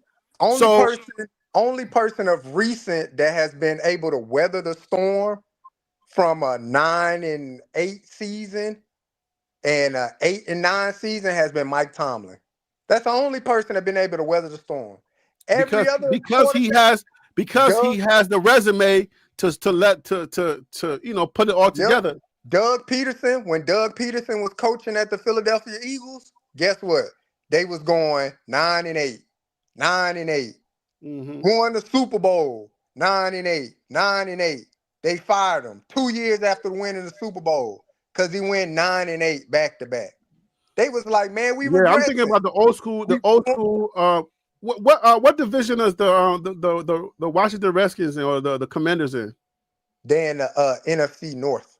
NFC North. I think my I'm biased to that thinking. Hold on. Is it North? South. NFC South. No, we're not in the North. I was thinking like we're not in the North. We're on in the South. So yeah, I think I'm biased to NFC South because I'm thinking I remember the 9 because you know NFL because you gotta keep in mind I stopped watching the NFL after Colin Kaepernick. So from before up to that time, I know that 9 wins was really good in my conference. So the teams that could get to 9 wins, we were usually going to be in the off season. That's why my thinking is like if you are a 9 game winning team and you can consistently do that, that means you got a good offense, you got a good defense. You just need to click it, and then next you know you're Super Bowl. You know. Yeah. So yeah. But that's winning 9 or 10 games every year. What do you learn?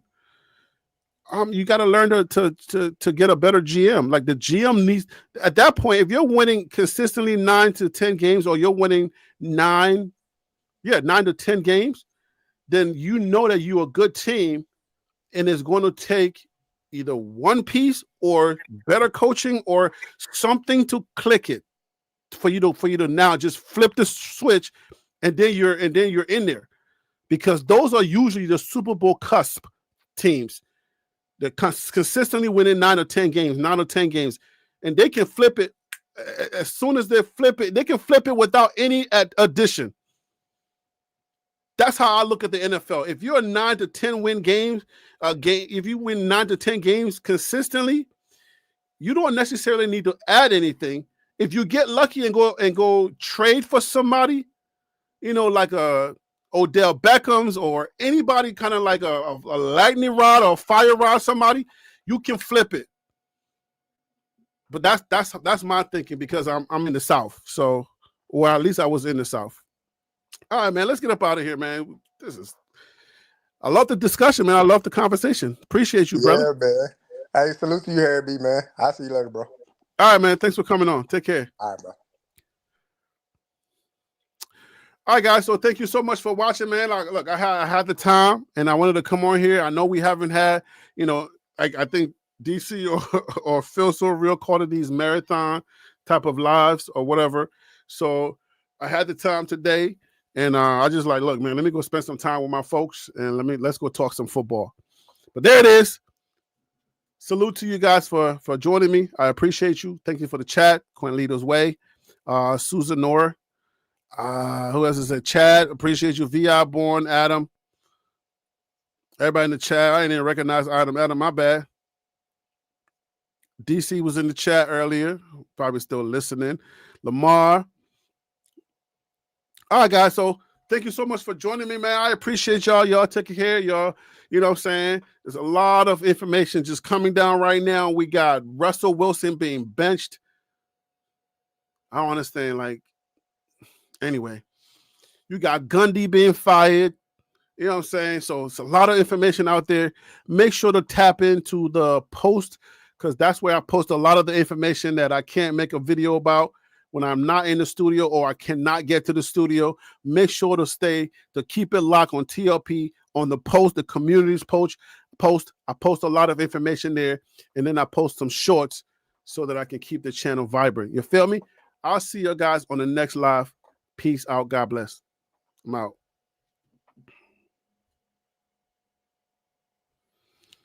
BG gang, what up with you? Thanks for coming in late. I'm out. Salute to you for coming in late. All right, y'all. Peace out. He said, yeah.